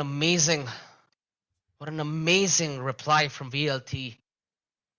Things truly did look dreadful in that first half. But that second half, VLT somehow find composure, and it did look bleak, ladies and gentlemen. If Deathmaker wasn't in position in that first half to deal that crippling blow, this very well would have been Revenant taking this grand final 3-1. You mentioned that there might have been a Messi fan on Revenant, right? Well, they have a map 5 to play now, so Down B. it's gonna go the distance.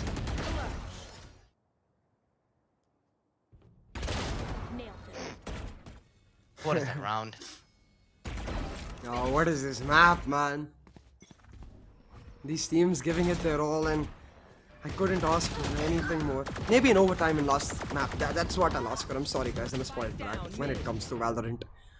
I want everything from this series, and so far it's almost come through. The comebacks, the win streaks, the ability of these players to pull out impossible rounds. Josh is like in this round with the 4K, the hold, Wimp with the clutch in the last map. Ugh. One tap guard almost pulled the momentum back for his team, but it was just not enough. Velocity too damn strong on Ascent. Spike planted. They secure this map in the bag now. It's funny because first few maps these teams exchanged each other's picks, where Velocity were able to take out Revenant on Haven, which was Revenant's pick. Revenant were able to pick Arbind, which was Velocity's pick. But Icebox and Ascent, their respective picks, they close it out. Now we head on to Pearl, and no idea what to expect from Velocity. While Velocity do have some data, Velocity have an idea of what they can expect from Revenant. So I wonder if Revenant just switched all out. Concentrate, Sova. Thrifty. Guilty. Even I'm surprised with this kind of comebacks here. Like you said, if there's one team in this event, if there's one freaking team in SA, it has to be VLT. They do not let the pressure break them down. A lot of these rounds came close. A lot of these rounds came to clutches. One enemy remaining. Just can't help but imagine how would it have been if it was the other way around. And hey, that discussion can be made for both Revenant and VLT. We did talk, right, about the fact that it's easier to get the lead than to maintain it and to come up on top with the lead. Well, Revenant get a brief experience as to how that feels, and it certainly doesn't feel good. It's all on the back of that lone jet. That maker popping off 5 first bloods to his name, 23 to 12. But I think the unsung hero in this map definitely Excali. Gave it his very best, and while he didn't win that 1v1 against one tap guard, able to ensure that Ching doesn't walk away with that clutch. Because if that happened, I don't think we're looking at least this fast the closeout. I think that would result in overtime. No, I think honestly the shout out here has to go to Deathmaker, especially in that first half. He had an abysmal start to the series. He had an abysmal start to Ascent as well. The kind of fashion that he clawed his team back into that first half was brilliant because it was just on the back of raw gunfights that Deathmaker forced towards mid for the majority of it. You know, you're getting the frags through the smokes, despite not having the odds, despite having every single member of his team being shut down. He truly did awaken and give VLT that fleeting hope that they so desperately needed. Otherwise, this would have been a Revenant 3-1.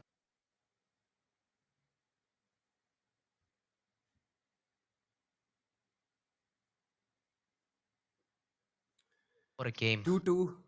Yeah, what a game. 2-2 in this series. Revenant tried their very best through two thrifties. A huge clutch for one tap guard. But it's those retakes, man, that you can see in terms of Revenant's post-plant stats. 1 out of 5. And I believe out of 5, 3 of those rounds on A site, 1 on B. And Velocity just too damn clean with the retakes.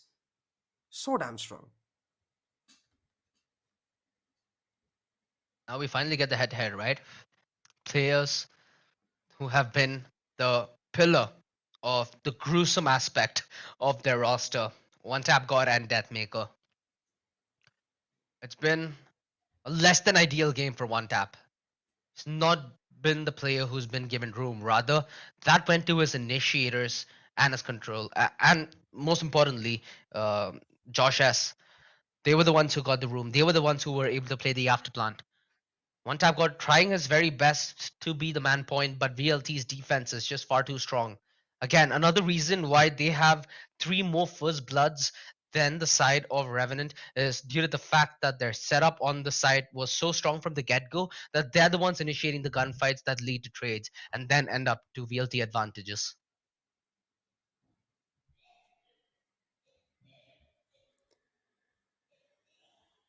Boy, oh boy, 2-2 in this best of 5 series, and it could honestly go either way in the final map. Both of these teams deserve the victory. Both of these teams deserve the $3,000 in the bag. But it's only one team that'll be able to walk away. Despite all the clutches, all the moments, it's only one team that gets the final say. That team will have to take that final map as it all boils down to Pearl. Like we mentioned, there is a little bit of prep game that VLT can walk into this match knowing.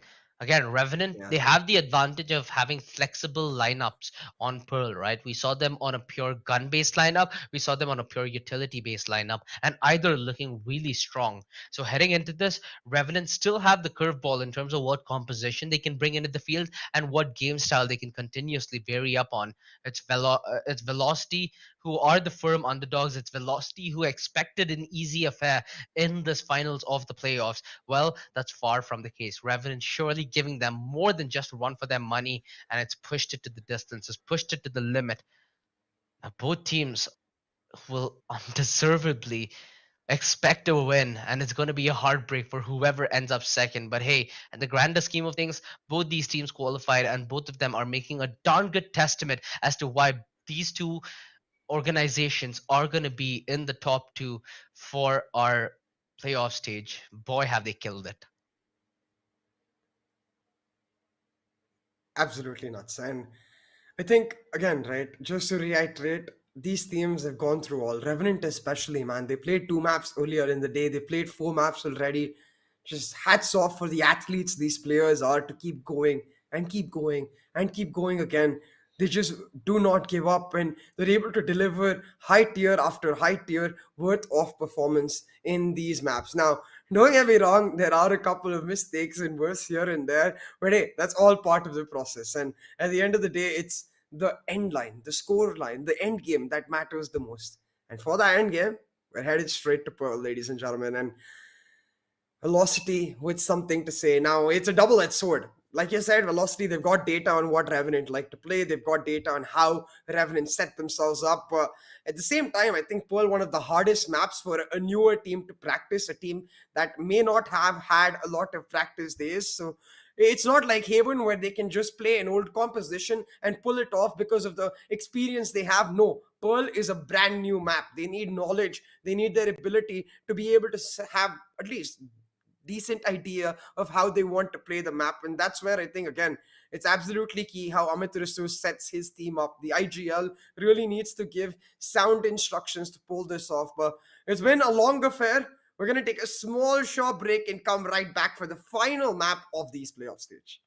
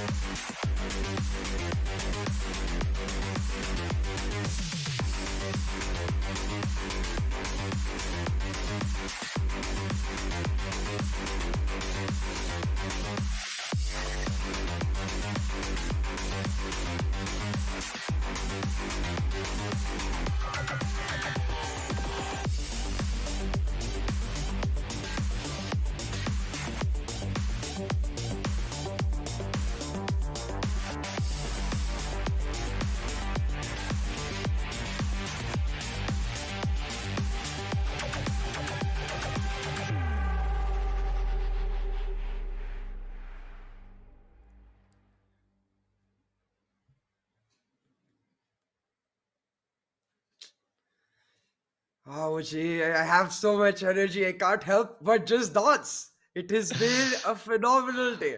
I'm ecstatic with the matches, the way they've delivered. It's been an exhilarating ride, all so far, all leading up to this, all leading up to this one map, this one moment. One chance for both of these teams to make it count. As we head to Pearl, 2-2, we're equalized in terms of the map score line. Velocity and Revenant fighting for $3,000 on the line. But more importantly, to mean something after all of these trials and tribulations, you don't want to walk away with a loss.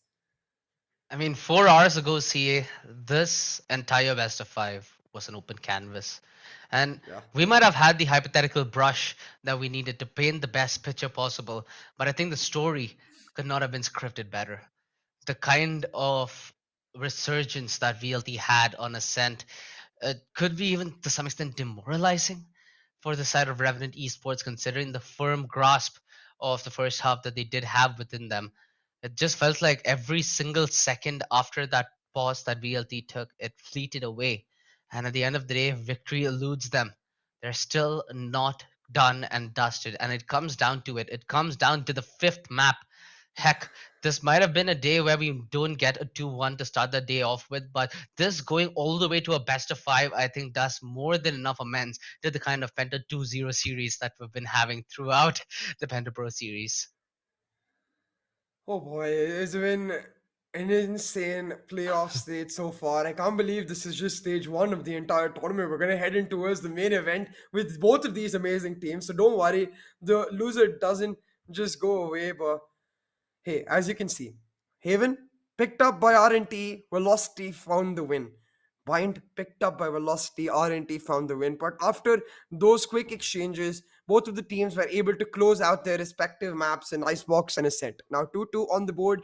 We head on towards the decider with VLT starting off on the defense. Now, we have an idea of what Revenant likely to play. The question is, will they stick to their guns or will they change? Exactly. Revenant already displaying their agent flex on Pearl now are the ones who are left to throw the curveball. VLT, each one of their player stepping up throughout this best of five affair. Haven, you could almost call it a very, very funny matchup with the way VLT came in with the composition that nobody expected, and everybody from VLT pulling off plays. Despite Bind going the way of Revenant, it was Hellfighter who stepped up immaculately for VLT to bring it that close, but at the end of the day, it still was a VLT defeat. Like you said, on the second rotation, right? We saw Revenant truly show class on Icebox, as we saw Josh S just unleashed on his chamber. And mind you, Josh S wasn't any slouch on Ascent as well, clawing back that impossible round at that A side in a 1 versus 4 that seemed so poetically fit in that matchup. And we saw a lot of individuals from Revenant step up on Ascent, but it simply wasn't enough. VLT, ever since they did call that timeout, looked to be a standard elevated from their de facto. And off that elevation, they had a hawk's eye as to everything Revenant laid in plan and motion. I'm But just both Revenant curious. and VLT have reasons to feel that high, but VLT undoubtedly in much more of a commanding position. Yeah, 100%. I'm just saying, like, I'm just curious what kind of VLT we are going to see. Are we going to see Hellfighter on a Cypher, maybe? Works really well on Pearl, to be honest, and maybe even a Killjoy to be. Or are we going to see Deathmaker pick up that chamber? Cannot afford to play this map without a Sentinel, so one of Deathmaker or MW1 likely will have to give up that duelist role.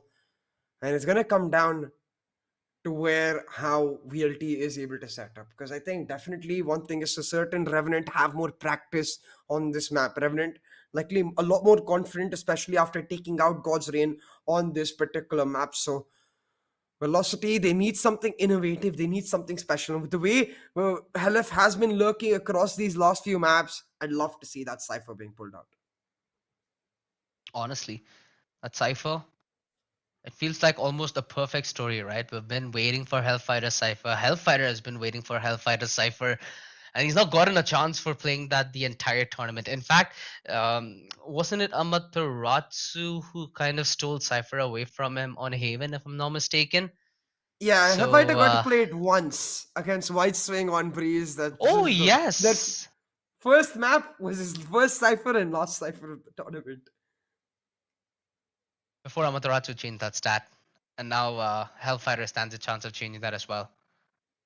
Like you said, that Hellfighter Cypher, we could be breathing down the necks of a double Sentinel composition where we have that Cypher on Hellfighter, we have the Chamber on Deathmaker.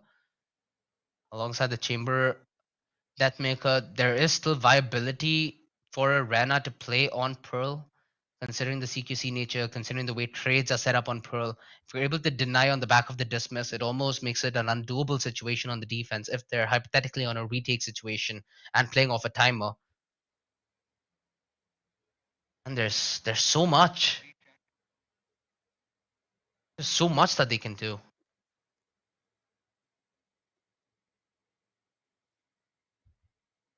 So much, so many possibilities. I know Excali plays a Euro here and there too. It's unlikely, but maybe, just maybe. Hey, why not? I I know. mean, a Euro is something that the old Revenant roster really did display on full effect. And mind you, they did display Yeah, this against VLT on LAN in Bengaluru. So yeah. imagine doing them that dirty without having So Paradox around to save Revenant. I'll give you three dream picks of mine, right? One would be the Euro, of course, like we've already talked about. The second would be Amaterasu on the Phoenix to match out Josh.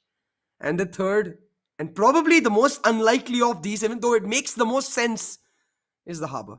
No one's gonna pick the Harbor. No one's gonna freaking pick the Harbor, even though he's so damn good. Yeah, I mean, a Harbor to decide map 5, that would be a curveball if I've ever seen one. My inner nerd will just, I don't know. I think I will not be able to sit the entire map. I'll just be standing. I mean, I won't blame you there, CA. We've been sitting for a grand total of what, about 7.5, 8 hours at this point. So, Oh no, man. yeah. Every map, right? I start while sitting. I think our producer will notice this probably more so. But the first few rounds I'm sitting, and then as soon as something insane pops up, I can't sit anymore. I just stand up. I just pace myself. I walk around and I cast. I can't help it. There's too much energy. It's too I think you should intense. take a It's lesson too from much Revenant and adrenaline. VLT then on how to be more composed. They'd give a masterclass. Both of them had good display of it in the grand final so far. And they've shown true endurance and wit, especially Revenant, considering that they had to not only play this best of 5 grand finals, but also the lower bracket finals at 1 p.m. earlier on today against God's Rain, like you mentioned. I'd And rather mind you, just share my God's Rain, energy with. one thing Yeah. that I want to bring out on this play here is the fact that Pearl was a ban that we got to see from Revenant when they did veto against God's Rain. So maybe they saved the best for the last. No, that was God's Reigns, man. God's Reign banned out Pearl after Really? the way Revenant defeated. Yeah, Revenant has always been just insta breeze Oh, ban. I think okay. it's just their perma ban map. Okay, okay. I mean, it has been a long day. See, I don't blame me either. Yeah, yeah, fair enough. Right. Uh, we still have the chance of seeing that. See, here's the thing though. With the way Pearl is set up, it's still viable for you to run that chamber jet, right? So hypothetically speaking, VLT still can opt for that. MW and Rena is still something that a lot of teams and every team so far has learned to fear. The Fighter Uh-huh. Astra, nothing different. Amaterasu. Oh, Okay. That make okay. well, wanted the That's Phoenix on nice. Amaterasu twice now, but I guess I'll take it on Excali instead. Excali on the duel list, that's good enough for me, man. As they seem to just match it mirror for mirror. So Velocity did their homework on Revenant, and they're like, you know what? We like your comp. We'll pick it up ourselves and take it Exactly. all the way to the finish line. A mirror matchup to close off our best of 5 series. This is going to be beautiful. They straight up ripped one of Revenant's pages in Penta Pro Series and now are gonna use it against them in Map 5 of the Grand Finals. Dude, imagine that. Imagine that. God's Reign are gonna be feeling so happy, right? Even though I'm pretty sure that most of them are in the chat right now, because mind you, Excali was really supporting Sai in the lower bracket matchup. So that brotherly duo, I think it goes the other way around, right? Sai now is gonna be in the backseat. He's gonna be like, "Let's go, Excali. Now it's time for you to do them dirty."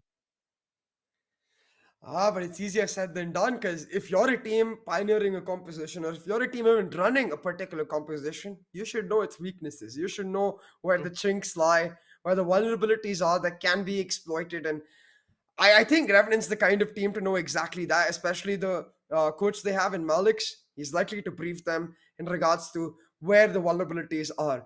But even though this is a mirror matchup, I don't think we're going to see similar styles. Revenant much more controlled with this composition. I think for Velocity, it's all about how quick and fiery they can be. It's about letting loose the inner demons within the likes of Excali and helping him truly come online. I'm going to count the number of run it backs we get in this map, and I would be surprised if the team with the more run it backs doesn't win out the map.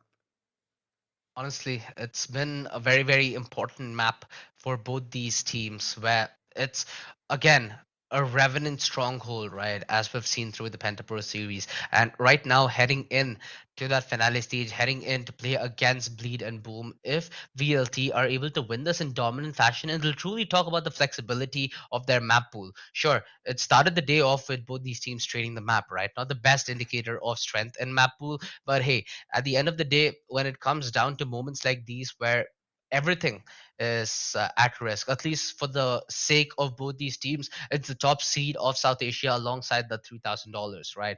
That for sure is more than enough incentive for not only Revenant but also VLT, a team who are proving that the roster change back by bringing back Excali to VLT is gonna pay its weight after his entire journey with EG. And the more important part of this being that they still are one of the best teams in South Asia because they have a storied past, but the present really hasn't been the best for them. We're ready, ladies and gentlemen, one last time today to head back into the server. We're gonna head towards Pearl as Revenant Esports and Velocity Gaming lock themselves in Right there. for this one thriller of a ride. Strap your stuff. It's gonna be a roller coaster. It's gonna go up and down. There's gonna be comebacks and clutches, thrifties, and moments where each of these teams will feel like they're just denied. But hey, one of them will persevere and against all odds pull out the victory, and we'll have to see how it comes down. Couldn't be a better moment with the mirror matchup coming through, and we'll have to see who is the better team with the exact same agents that they get to play.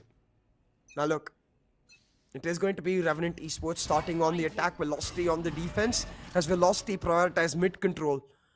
A double setup towards mid doors. It's all about denying Revenant the access towards that mid area. Once again, I think Velocity happy to play that double anchor towards each side. The Killjoy Astra split up. The duel is focused in on fighting for mid. Yet to get the fight. The Prowler return the other way. They do find information. And Deathmaker's aggression through art so well timed that as the Prowler goes in, Blackhawk goes out the body bag.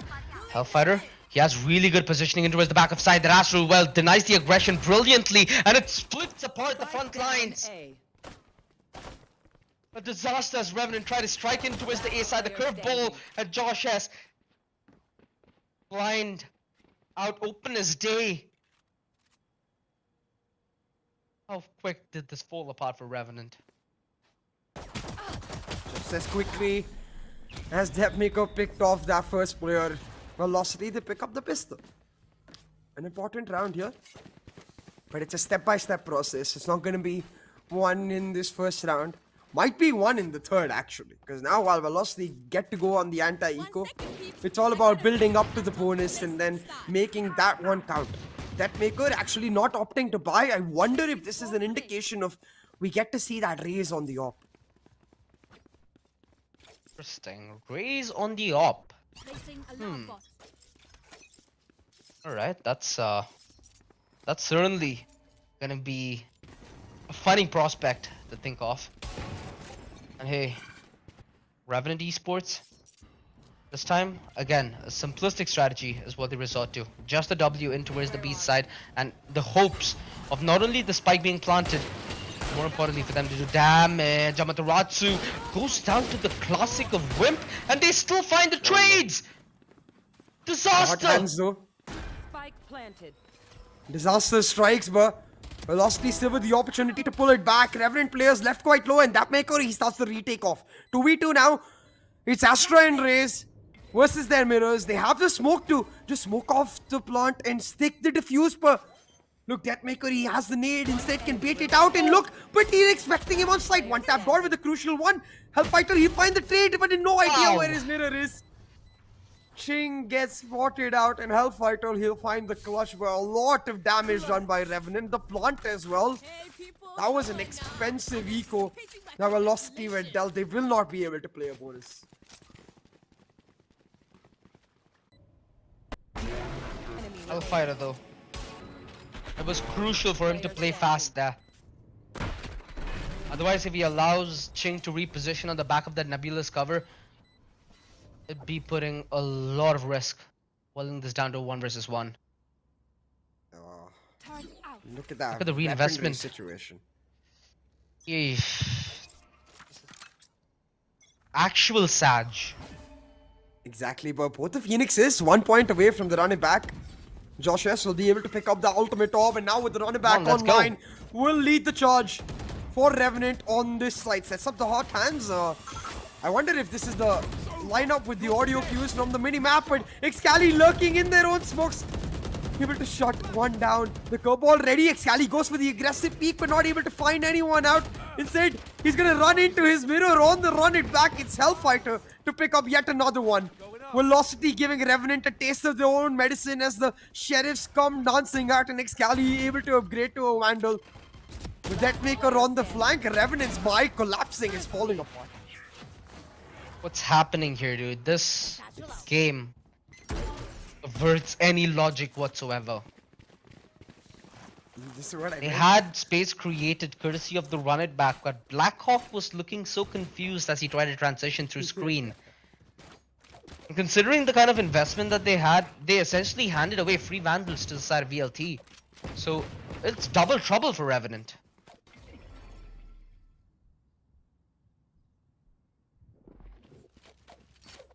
On the other hand, Excali has got his own running back online. As Velocity. Look, I know the pistol is not that important, but the pseudo bonus Follow-up. certainly is. It was not really Yeah, a bonus, it was exactly. more of an eco for Velocity though, and they pull off a thrifty.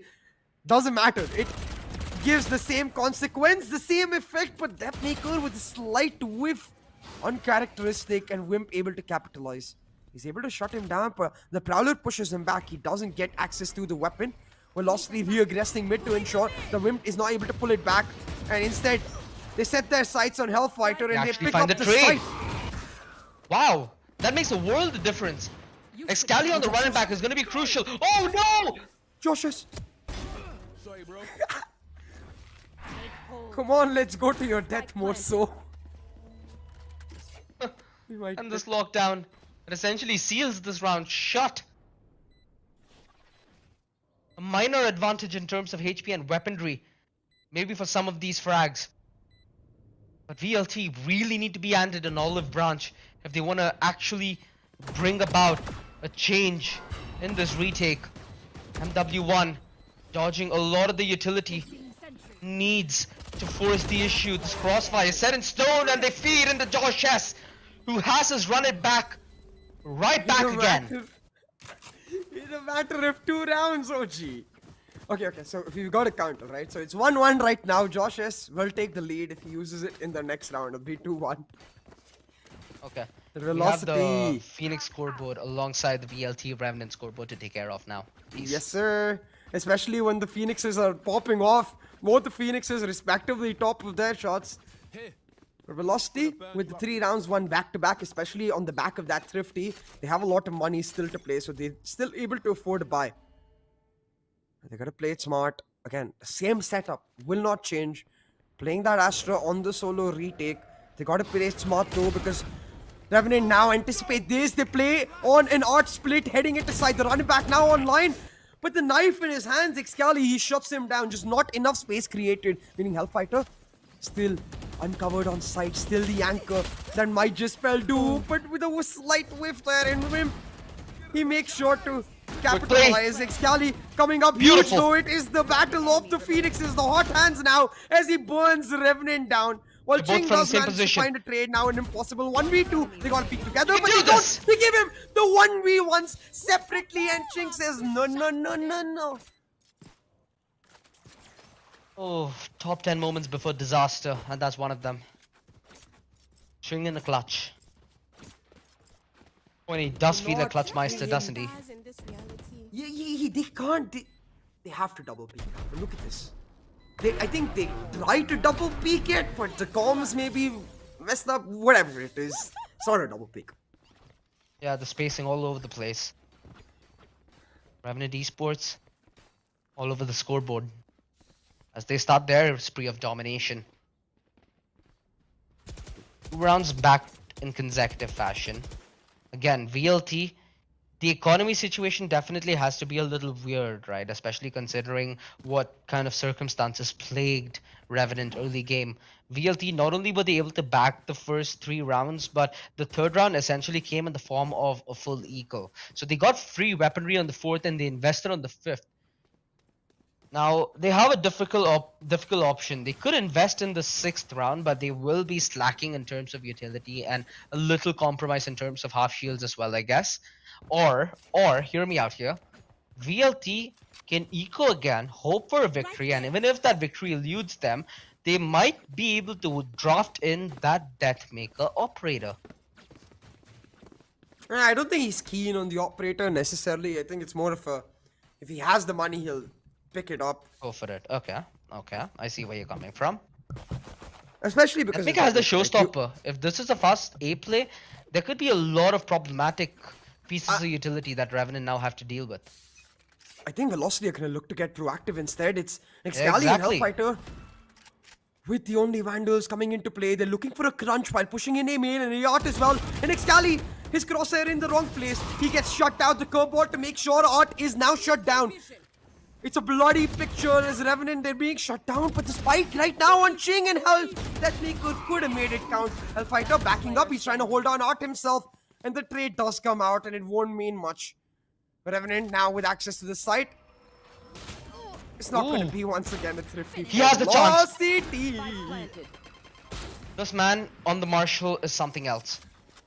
He pulled off a similar play, if I'm not mistaken, in map 1 as a Brimstone. Exactly, map 2. Now he stands close to doing it in map 5 and denying Revenant the equalizer. Gives away his position as well. However, this is a crossfire that hypothetically is easy to isolate if he plays the angles fast and properly. Oh, almost. If he got the headshot there, it was very doable at the clutch. Revenant hold on to the 2 versus 1, hold on to the round and pull close to the equalizer. Now with One Tap God having the showstopper alongside Deathmaker having the exact same on the other side, he might come to that race to race anime battle, man.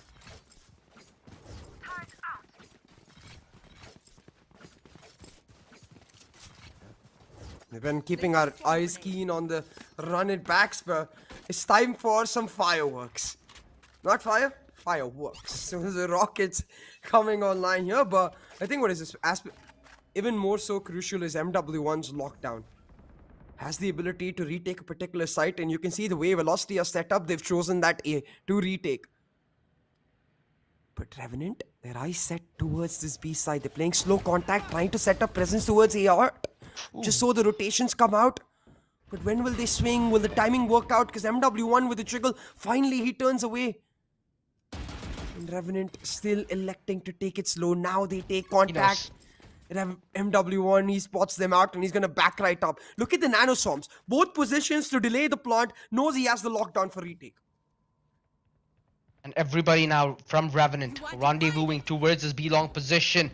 The Astral Wall is gonna make the world difference. Josh S will not be denied on the aggression. The flash! And it's Deathmaker who makes the fireworks actually work. The Prowler on the back of it, Revenant tried to re-engage, but they're simply not able to find success. player The standing. spike drop towards elbow. Ching. We know him to be a phenomenal talent, but again, that's too much of a task for one man to carry on his shoulders. Individually, VLT are able to hold in the back of sight and able to force the fights that favor them. I wonder whose Astral Divide was it? Was that Hellfighters No. or was that Blackhawks? Yeah. Blackhawks. F. It's the attacking cosmic device set up to try and get access to a site, but I must say, well, normally that's a great one. It's not the greatest of ones when you're facing off against the Phoenix, just easily able to set that one up as a wall to curveball his way through. Now Revenant, they'll try to pick up the pace once again, looking for that R split that they found success in before, but Velocity they've anticipated. The 3-man stack towards this A site where you normally expect Hellfighter alone, and in secret, Excali will pull out the run it back. Leading the charge for his team, he's found one, but the trades come out, it's one tap god to make it happen, but Excali, he doubles down, looking for that triple baby, but he's not going to find them as his team instead shuts them down. Velocity 5-3. MW1 with a sly smile. It's been a while since we've seen a smile on this man's face. Happy that Velocity are really feeling it right now. Revenant Esports, they've fallen back to that same strategy on multiple occasions. And again, in a moment like what's going to be the round coming forth in case they don't win this and give VLT their 6th, this could be very well used as conditioning. Now if they try to fake their art presence, it'll be a much more easier B side for them to walk into. And considering that mid doors is not plagued with any utility, it's hypothetically possible for Revenant to play a late mid run and make it work. Most definitely, but Velocity, they've changed their setup up. They're expecting maybe B aggression, so a 3-stack towards that site as MW1 again playing with the nano swarms just to delay and then play retake. He peeks it out though on the contact of his turret. Doesn't need a body when he's got his turret body. Shuts a couple down. Velocity now setting up a significant lead. Still, it was just an eco, and the hero Vandal's still alive. Wimp looking his way through art, trying to set up a beautiful picture for his team. Can he be the miracle? It now needs to be the individuals on Revenant to step the hell up. Blackhawk, brilliant shot on Excali. And if I'm not mistaken, that's all the way towards main. ELT. Next move is going to be a very decisive one. And Deathmaker. Oh, he still finds the frag. Wimp, close with the trade. Has to push the door. Finds that crucial trade. Mind you, Wimp's being backstabbed, so time is of the essence. Oh, no. Enemy remaining. Sad. Again, it feels like a game of timing almost, this best of 5.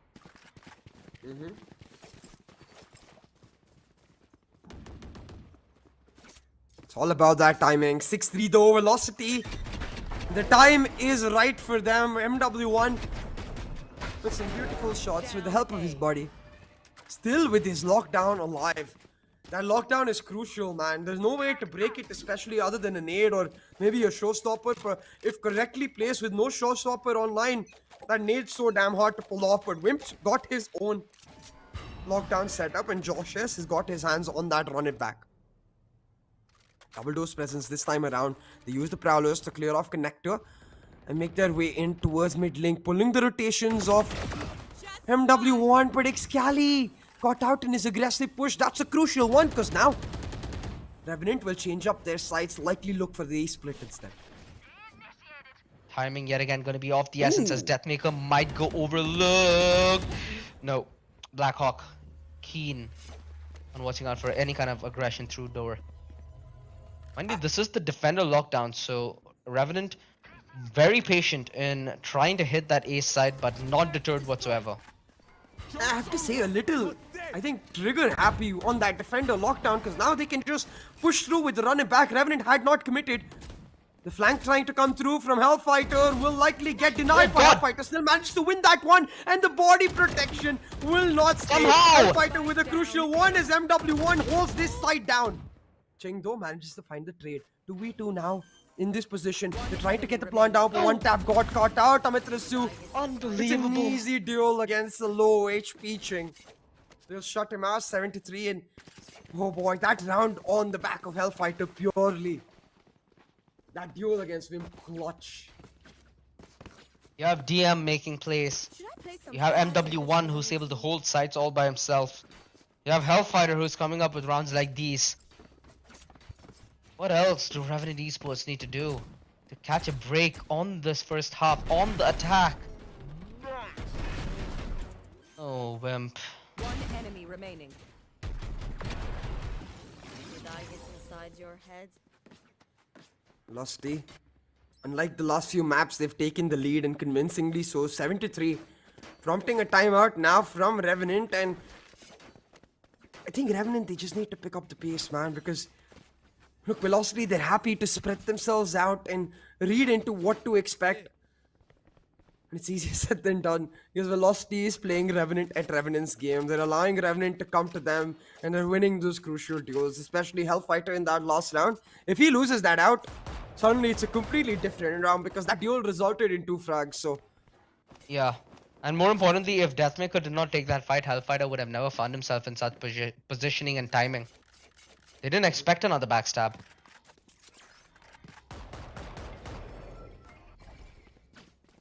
It's a very, very iffy round, which could have gone either way. But hey, right now Revenant have the opportunity to tread in safety, right? They have 2 ultimates. They have the Astral Wall yet again on Ching. They have the lockdown on Wimp.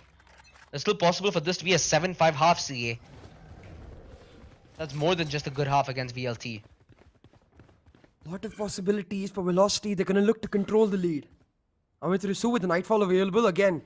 Happy to play retake on a particular site, but on this A site, they're expecting the presence, and so far they're right. But look at the spike. All of this from Revenant to clear up and force out the rotations, and so far they've been successful, but instead I think the call changing is they're heading back towards the A side. Nope. Some hesitation, second guessing their decision, and that's never so good. But hey, it might just work out because they're moving away from that A side. Needs to be Ching that Heading makes a back hero towards B. play. He's in a position where he can truly fold, and it's reliant on that aiming aggression, trying not only to buy rotations but chaos in the VLT communications. You want to fight The it? hot hands exchange, the astral wall used towards this ace side. The Oh. defense, while engaged, Ching has heard our Deathmaker's footsteps, and Deathmaker is pseudo-aware as to the possibility of Ching being in a position like this. The Nightfall could be brilliant. Oh, but he's trying to help out his teammate now, and that allows Ching access to the flank. Coming through from mid door, Ching's position absolutely crucial. Finds a Deathmaker, trying to run out of that lockdown. All the velocity now stuck. He will not get detained though. He'll be able to hold on to you all, and once again play from re-engage on the Amtarasu. fight. MW1 finds one. Amit Rasu with yet another, and they have denied. But the plant has gone down. The Nano Swarm's engaged. It's all down to Wimp to pull out this round.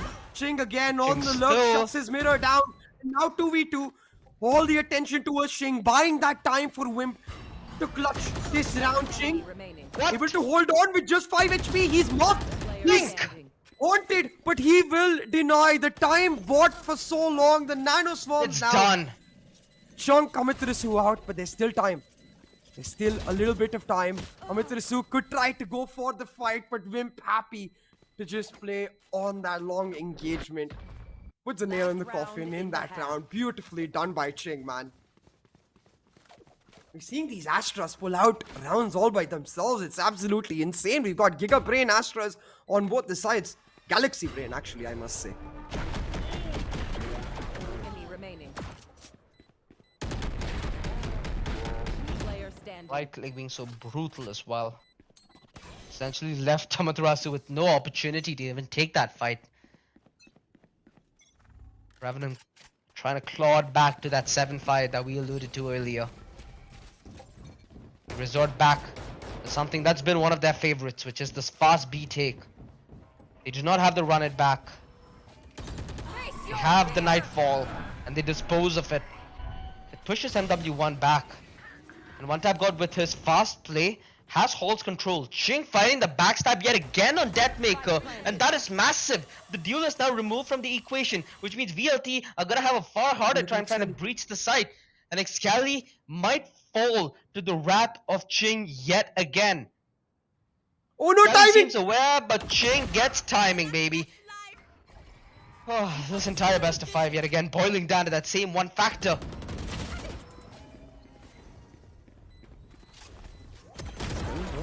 One enemy remaining. Revenant, they're trying to hold on. Velocity, they attempt the retake, but MW1 Evo gets shut down. It's Shing again, continuing his run of form with that 3K, pulls this half back to a close enough scoreline. 7-5 now on board as Revenant, they've clawed their way back.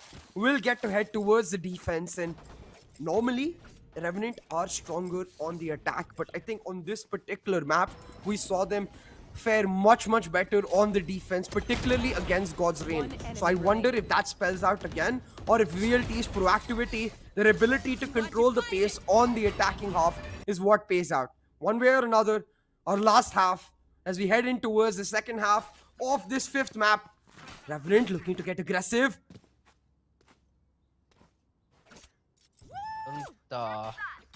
I don't feel so good about this. VLT 5-man towards B. Revenant looking to play aggressive as utility is key here. And if it's used clearly, could be a problematic affair. The nades push them back. One tap God gets that, make a virtue of the utility. Oh no!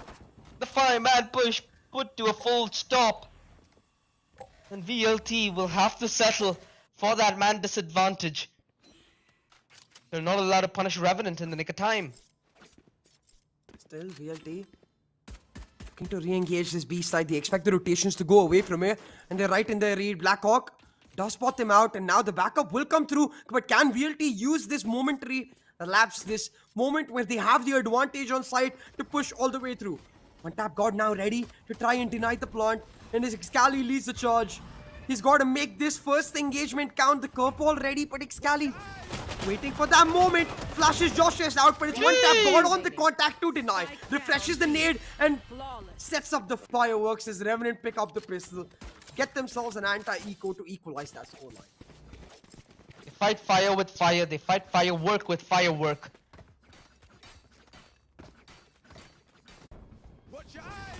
Revenant Esports putting themselves in prime vicinity to equalize the situation. And mind you, it's been Revenant who have been coming up with the thrifty victories and these pistol upsets. Velocity, the only one they've had in this best of 5, at least one of the few only ones they've had, has been in this first half of Pearl. Can Revenant deter VLT from even getting a spike plant? Beautiful tracking from Blackhawk.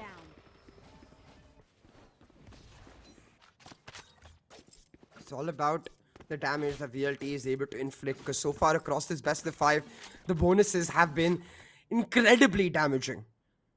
So far though, no dice for Velocity as Revenant. They're able to hold on to their weapons, and now will just hold on to their angles, refuse to give VLT that option, refuse to give VLT that extra fight. This man Ching on the Marshall has been devastating, and he's got his eyes set on these players coming out. He's able to dodge out that turret by the thinnest of the margins, but he's not able to land the shot. That makers look denied though, and now Ching trying to hold on. The backup coming in as well. Excali and MW1 were facing an impossible task. Okay, dude. Classic outfragging a Marshall. I thought my ranked games were a thing of, you know, insanity. 30 seconds left. One enemy remaining. Spike Shouldn't lose down many A. more members here, Revenant. Yeah, they've got the flank coming through. Exactly. It's all sorted. Scally trying his very best with the right click. Wimp was low, but not taken out of the fight. 4 members alive for Revenant. Yet again, allows them to play bonus. And on a map like Pearl, right, especially when you're playing the defense, as a defender, you get to choose where you want to commit to a fight, where you want to commit to deny map control. So if they're able to find genius positions here on the side of Revenant, it's still possible for them to claw this one back. It's all about denying that fight at range, and that's especially why VLT are opting for that B side in a round like this. Okay, it's all about this bonus for me. Revenant have many a times pulled it out, and they can actually look to get proactive, maybe trying to set up that trap. They go for that Season 8 combo towards shops where it doesn't find anybody. Instead, Josh is spotting all 5 of them out, calling in for the fast rotations. 4 people are on this Backup way. will come through. Soon, 3 defenders holding the site. The running back used by Excali. It needs to find value on the entry. The curveball as he set up for the aggressive angle through screens. But Blackhawk firm on the deny. Deathmaker though finds the trade on a one-tap god, and that's something that VLT will negotiate and be happy with. They have the man advantage, and they can afford to relax and maybe elect into a different option. But at least the trades keep the numbers game alive for VLT. And they're trying to push back Revenant towards that mid-link region. They're doing good so far. And the trades, Placing swarm grenade. they ended up winning the entire game on the back of Excali's run back there. At least this round per se. With blocking Come up vision. twofold. And it's only Ching on that shorty out of all weapons. Still though. Team Ace. Oof. Brutal. Velocity here able to pick up the lead, and that was just the bonus. Finally, for the first time across this entire BO5, we see bonuses going the normal way. Teams denied and Actually, Velocity yeah. they pick up the lead.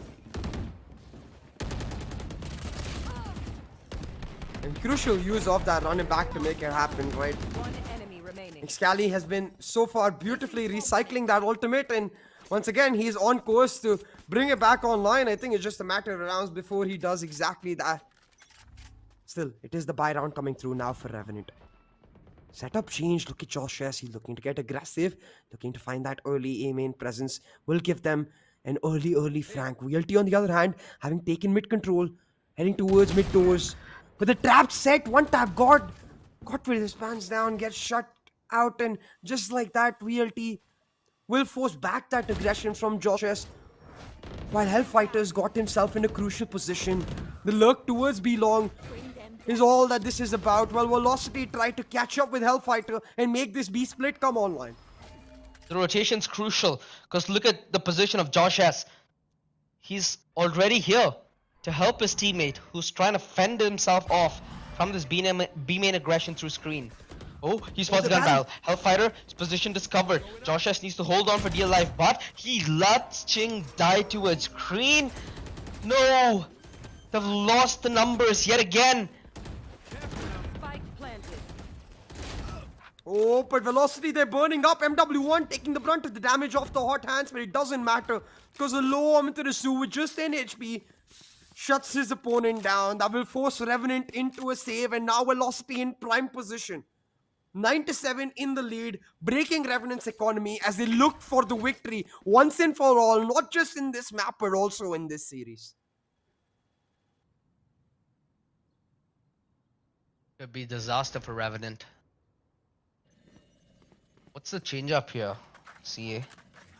I think with the way VLT are trying to exploit that mid region, it could make sense for there to be a double crunch at doors, but that significantly weakens the side thereafter. And this is why having no chamber really does prove its handicap, right? When you have that chamber, it's so much of a comfort pick for so many of these players where they're able to get that first frag to its B main, despite utility being used, fall back and at least set up for something along the lines of a retake or a hold. When you don't have that, you really need more members towards both the A and the B side. The switch up really has to be to play mid control. You have to deny Velocity's ability to access so much of the map, because the way this map is structured, as the attackers, if you get access to mid, you get access in multiple routes to the site, and it really sets up the lurk for any Astra from any potential route. He could be lurking through A main, he could potentially come out through Art, he could come out through B long the way we saw in the round before. It's just too many angles to contest. So as the defenders, when you're playing that Killjoy, you have that Killjoy to anchor down the site. You use your other agents, like especially your duelist, to contest mid altogether. And that effectively forces the attackers to either fight that Killjoy on site, which is exactly what you want, or contest with a fast flank, which becomes very hard to play against in the post plot. Exactly, so it's a tough cookie to crack, because you played either way, you're naturally even at a deficit. I mean, VLT, they've been fairly one-dimensional with how they exploit mid, right? They've not set up that late lurk. They've not sent that deep wrap towards even like, let's say, defender spawn hypothetically, where you can backside both the pit towards A and infiltrate the B side defense. So yeah, switch ups. Don't you think that it would be a much more decent idea to layer the Killjoy utility towards mid rather than the A side? Again, it's still plausible for them to play retake hypothetically if they're able to get the backlines, if they're able to keep mid control. At least they dictate the way they want to take the fights here, Revenant.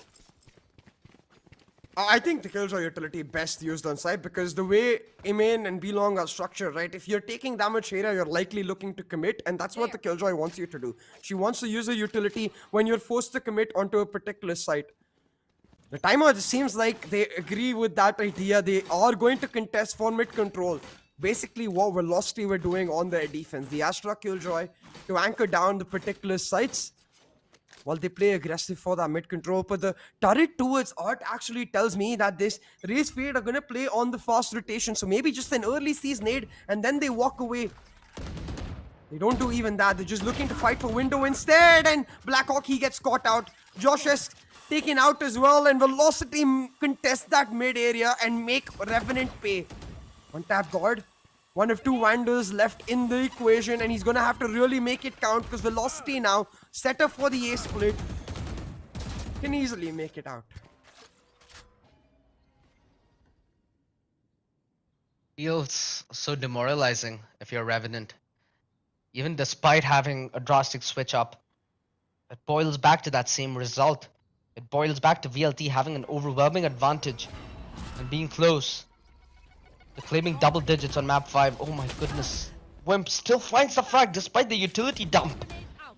Swarm grenade to deny any close aggression, but firmly denied by Deathmaker. Still know about his whereabouts. They still know exactly where the re-engagement should be. Again, Excali hypothetically should not be losing that fight. The dink! And Deathmaker edges him out in that engagement.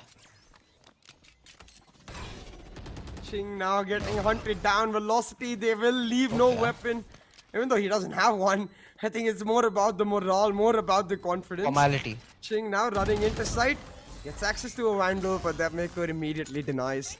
Double digits for Velocity Gaming.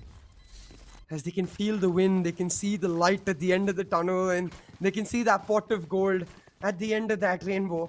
But they gotta beware, because the Leprechaun might just jump out and surprise. Revenant, they pulled it back to foot. You know, you talk about Leprechauns, you talk about surprise. Deathmaker, he's just one orb away from the showstopper. So not only do they have the showstopper CA, I mean, hypothetically will have the showstopper, but they also have the lockdown on MW1. So that ace side will start to look a lot more vulnerable. Although Deathmaker on this operator investment, this is something that you really have been waiting to see CA. We're seeing it on the attack, surprisingly, more so than the defense. Hopefully this doesn't swap sides. Oh, this is a scary one, exactly right, because if they lose this round, Josh is getting access to the op could be huge, but Deathmaker, I think probably just for that, the operator knows that they like to jump peek. Catches Blackhawk out, now the curveball's coming through and Deathmaker will double down. The operator finding massive value as Excali with his own curveball leads into sight on the run back, while Joshes has denied him the sight now all opened up. Velocity in prime position for Helef on this lurk. Wimp expects him. And he's able to bait it out. And with the backup of Ching, Hellfighter and Excali, they're shut down. Velocity, they had access to this side. They had access to maybe get the plot, but they're suddenly denied. And in this 3v3, the lockdown invested just to push them back. Mind you, MW1 still has the opportunity to use his. And Deathmaker still keeping that showstopper as an option for later on in this round. Josh's rotation. Now, the problem with this angle is, if you're Deathmaker, this is something that you kind of pre-aim. Although I do think that he's going to be holding halls for his teammate. No, Josh's caution transition! Ooh, big tap! Ching's position known, however. Showstopper sails right past, and they just go for the frags. Single engagements is what's given to them, and that's something that Velocity aren't going to decline in a position like that. 10 seconds were on the clock. Crucial round for Velocity, and that operator finds so much value. Depmaker playing it beautifully. Doesn't even matter that his showstopper misses, because all Velocity care about at this point are the rounds they can pull out of the bag. They're able to bait out even the opposition Killjoy ultimate and make sure there's no avenue, no opportunity for retake in the next few rounds for Revenant. While they will eco, they've got some key ultimates. So if they can somehow aggress, find a weapon of their own, the showstopper, the run it back, the nightfall, all available to try and pull off a thrifty in this round. And they need it also desperately, because Velocity, just 2 rounds away from pulling it all back, from 2-1 down, to finding the victory in this map.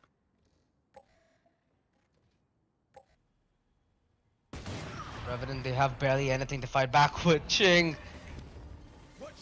yet again, bites the dust. No cover now for Revenant to try and fight back on the retake. Excali knows about the Killjoy on the other side, but ends up flashing himself. Not Saj. He'll try to find Zoshes, however. And MW1 Enemy remaining. on his late lurk. It's been the lurks for VLT that's been making and breaking some of these rounds. Luckily, in this sense, it's making. And Death making nothing. But match, series, and this entire finals point on the board for VLT. It's been a long fight for Revenant. It's been a hard fight for Revenant. They've played 7 maps of Valorant throughout the day. But at this last moment, it seems like they flounder.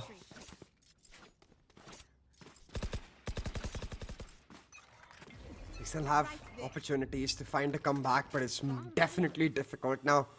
12-7 on board. Velocity 1 point away from the nightfall. The Cosmic Divide available. Is Excali leading the charges? They open now on double doors. The Prowler to reveal. One tap. God, he connected it. Excali, he lines them up. Just what they needed in their match point round.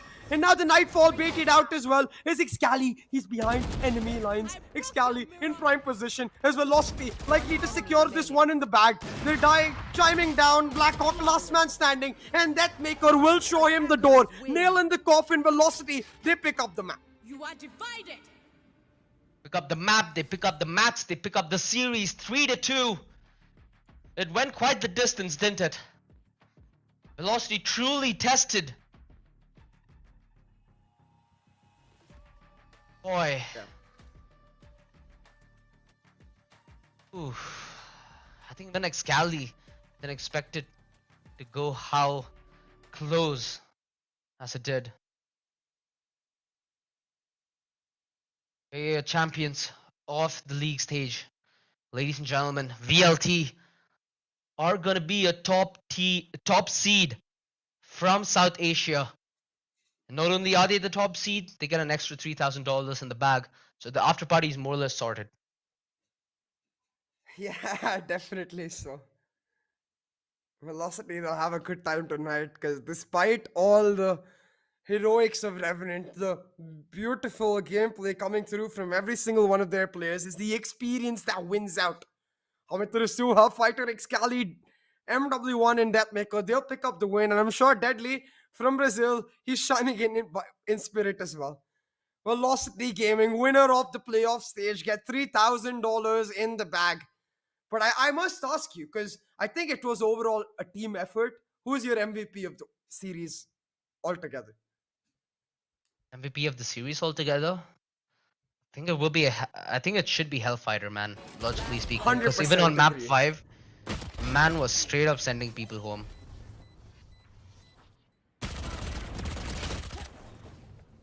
Let's relive this last map, boys and girls.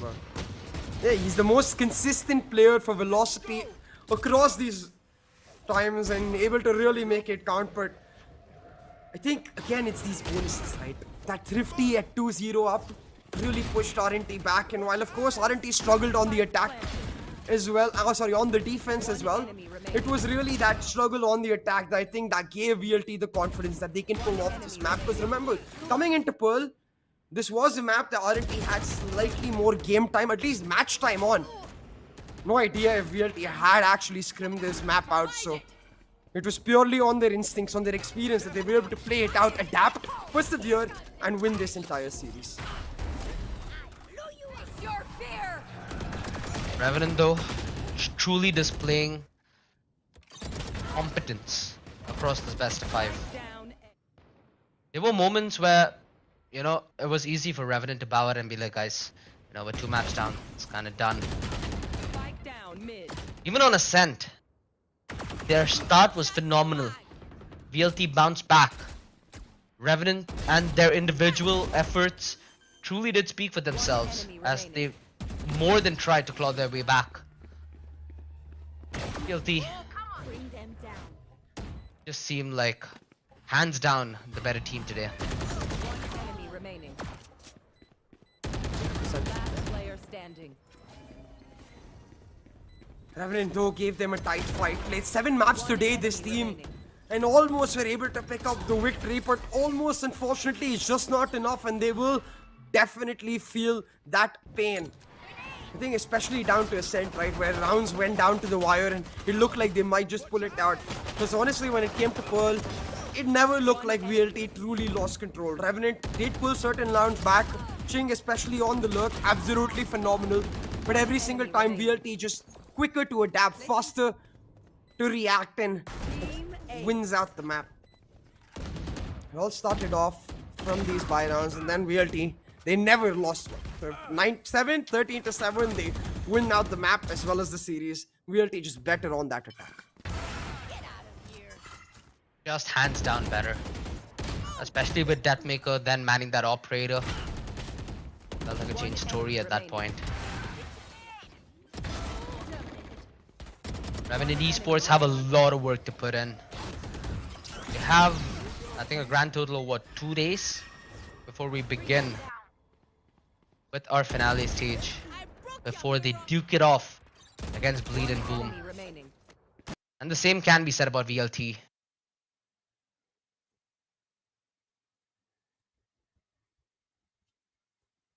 MW1, man, 21 to 9. The anchor on the defense, absolutely crucial. Every time they tried to hit him, even that one round where he used the lockdown a little too early, he was able to hold down the side, playing in the deep portions of the side, playing secret, playing default right behind those boxes every single time, getting at least 2 for his troubles, and making it impossible for Revenant to push in on the attack. And really, you could see that difference in the anchor setups between Revenant and Velocity on their defense, respectively, where Revenant truly struggled on their defense, just not able to find any dice, just not able to find any place to make something happen. That second half felt so dry, right? For Revenant Esports. Tried a lot of things, but to no avail. I particularly feel bad about that one round where they were trying to hit that B site and Ching's wall essentially was used against his own team. Rounds like those are rounds that really do make you, want to kick yourself in your back when you're looking back at it. And both teams having really good ability to play post plants, but it wasn't anything to do with plants. It was everything to do but that. Map control, rotation, the way you deal with early aggression, things like that. And in that department, VLT comes out with flying colors.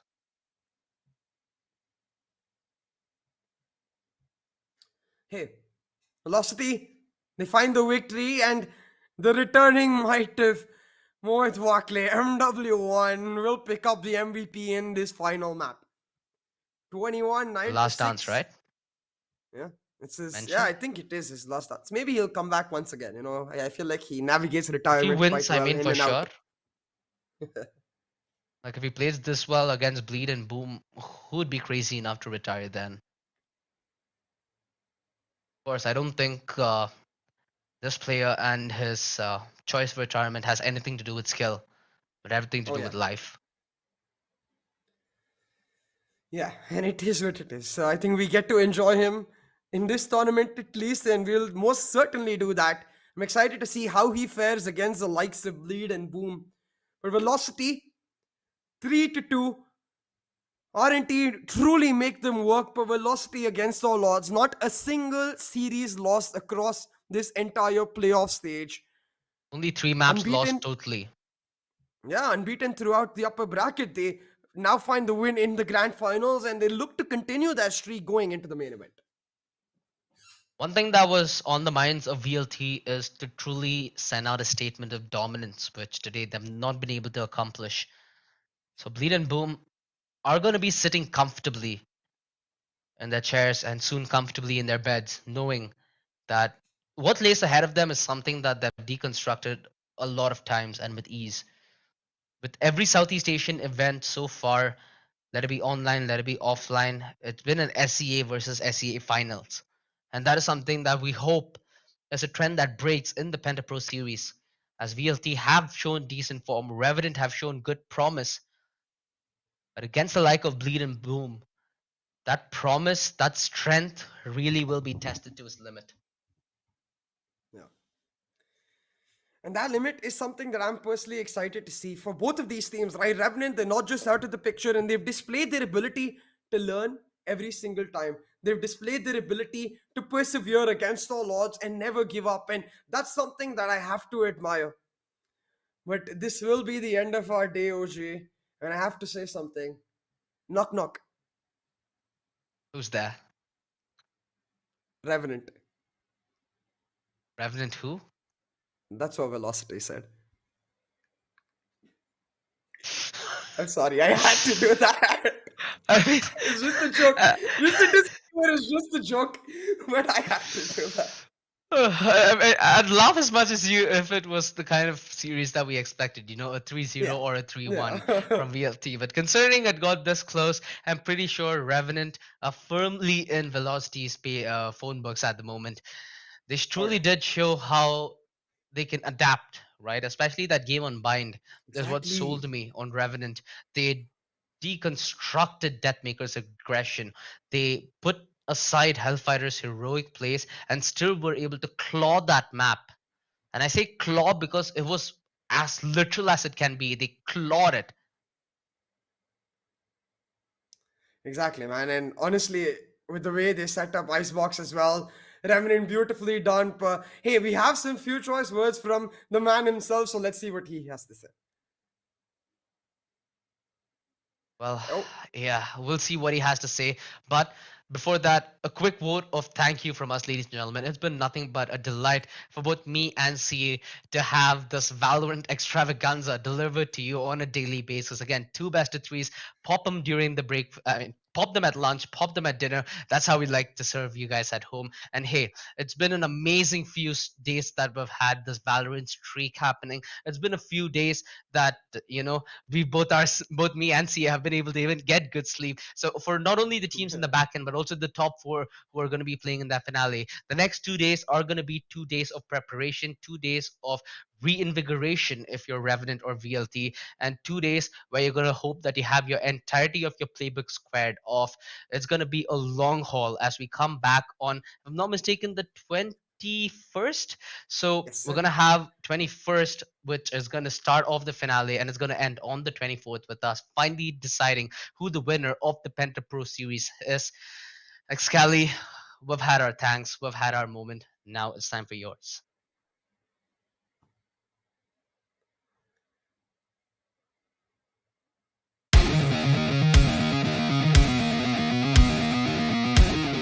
Hey guys, I know you guys have been waiting for this interview segment, and I know you guys have been waiting for this player.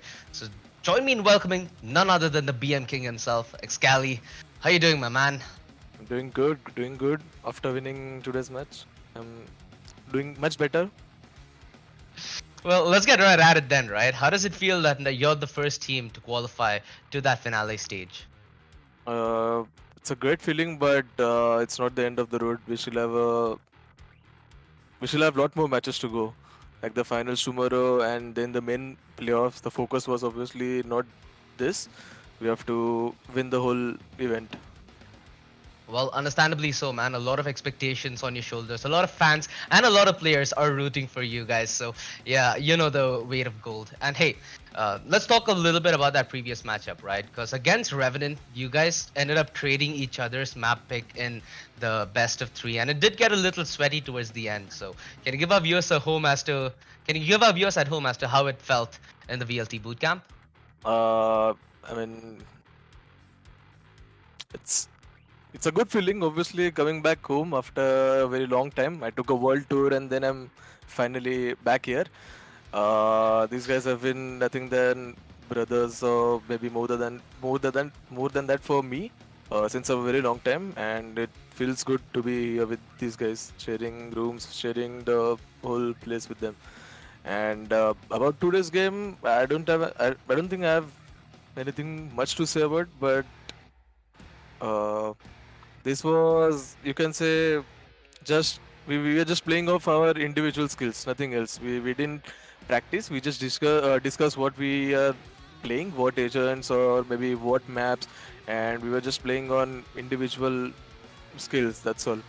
But for the main event, I think we might do something special, and let's see what happens there. Well, that's something that we're waiting to see on the stream as well. You know, alongside you, there's gonna be another team that makes it to the finale stage, right? Right now, it's gonna be between Revenant and God's Reign. What's Who are that? you gonna be cheering for? I mean, obviously, God's Run, because Simmer is playing for Godsden, and I've never faced Simmer since a very long time, not even in my previous org. And if I get a chance to play against Simmer, it will be a pretty good matchup for me. Well, that's lovely to hear. You know, considering that you're one of the two teams who are favored to qualify through the playoffs to the finale, who have maintained that South Asian roster, right? We also have Revenant and Reckoning Esports who have inculcated new and imported talent. How do you feel about that Reckoning and Revenant roster now? Do you like it more? Do you have any preference? I think for Revenant, I like the roster pretty much. It's pretty solid. The Revenant's roster is pretty solid, but for Reckoning, I think the previous roster which they had, that was more strong in my opinion, before the players coming. And I mean, nothing against the players, but I feel like Reckoning used to be the underdog team who just kept on performing at a very good level, but still couldn't get the results.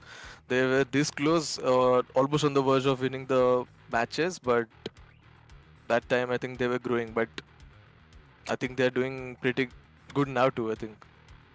Okay. Well, I mean, before we end off this interview, a special question for you, because you have a lot of fans who are not only there for your gameplay, but also mainly for your personality, right? Because both of them go hand in hand. So, with a lot of fans on your side, any tips for them as to how, they can one day maybe reach your heights and compete at the top of South Asian Valorant? Nothing so special, but just the basic things. Keep on playing. There's no limit. Matlab, you just have to get better day by day. And if we are at this level, it comes out from many losses we have faced. It's not like I started playing on 1st of November and then I started winning on the second day itself. It took years True. and experience. We kept on losing, and then we came on a winning ways. So it's definitely not the end if someone is losing an event or maybe matches or something. It's a very long road, but it's not the hard road. It's matlab, you can just keep on climbing the ladder, and some other day you will be here instead of me giving interview in any event. Well, that sounds enticing, Excali.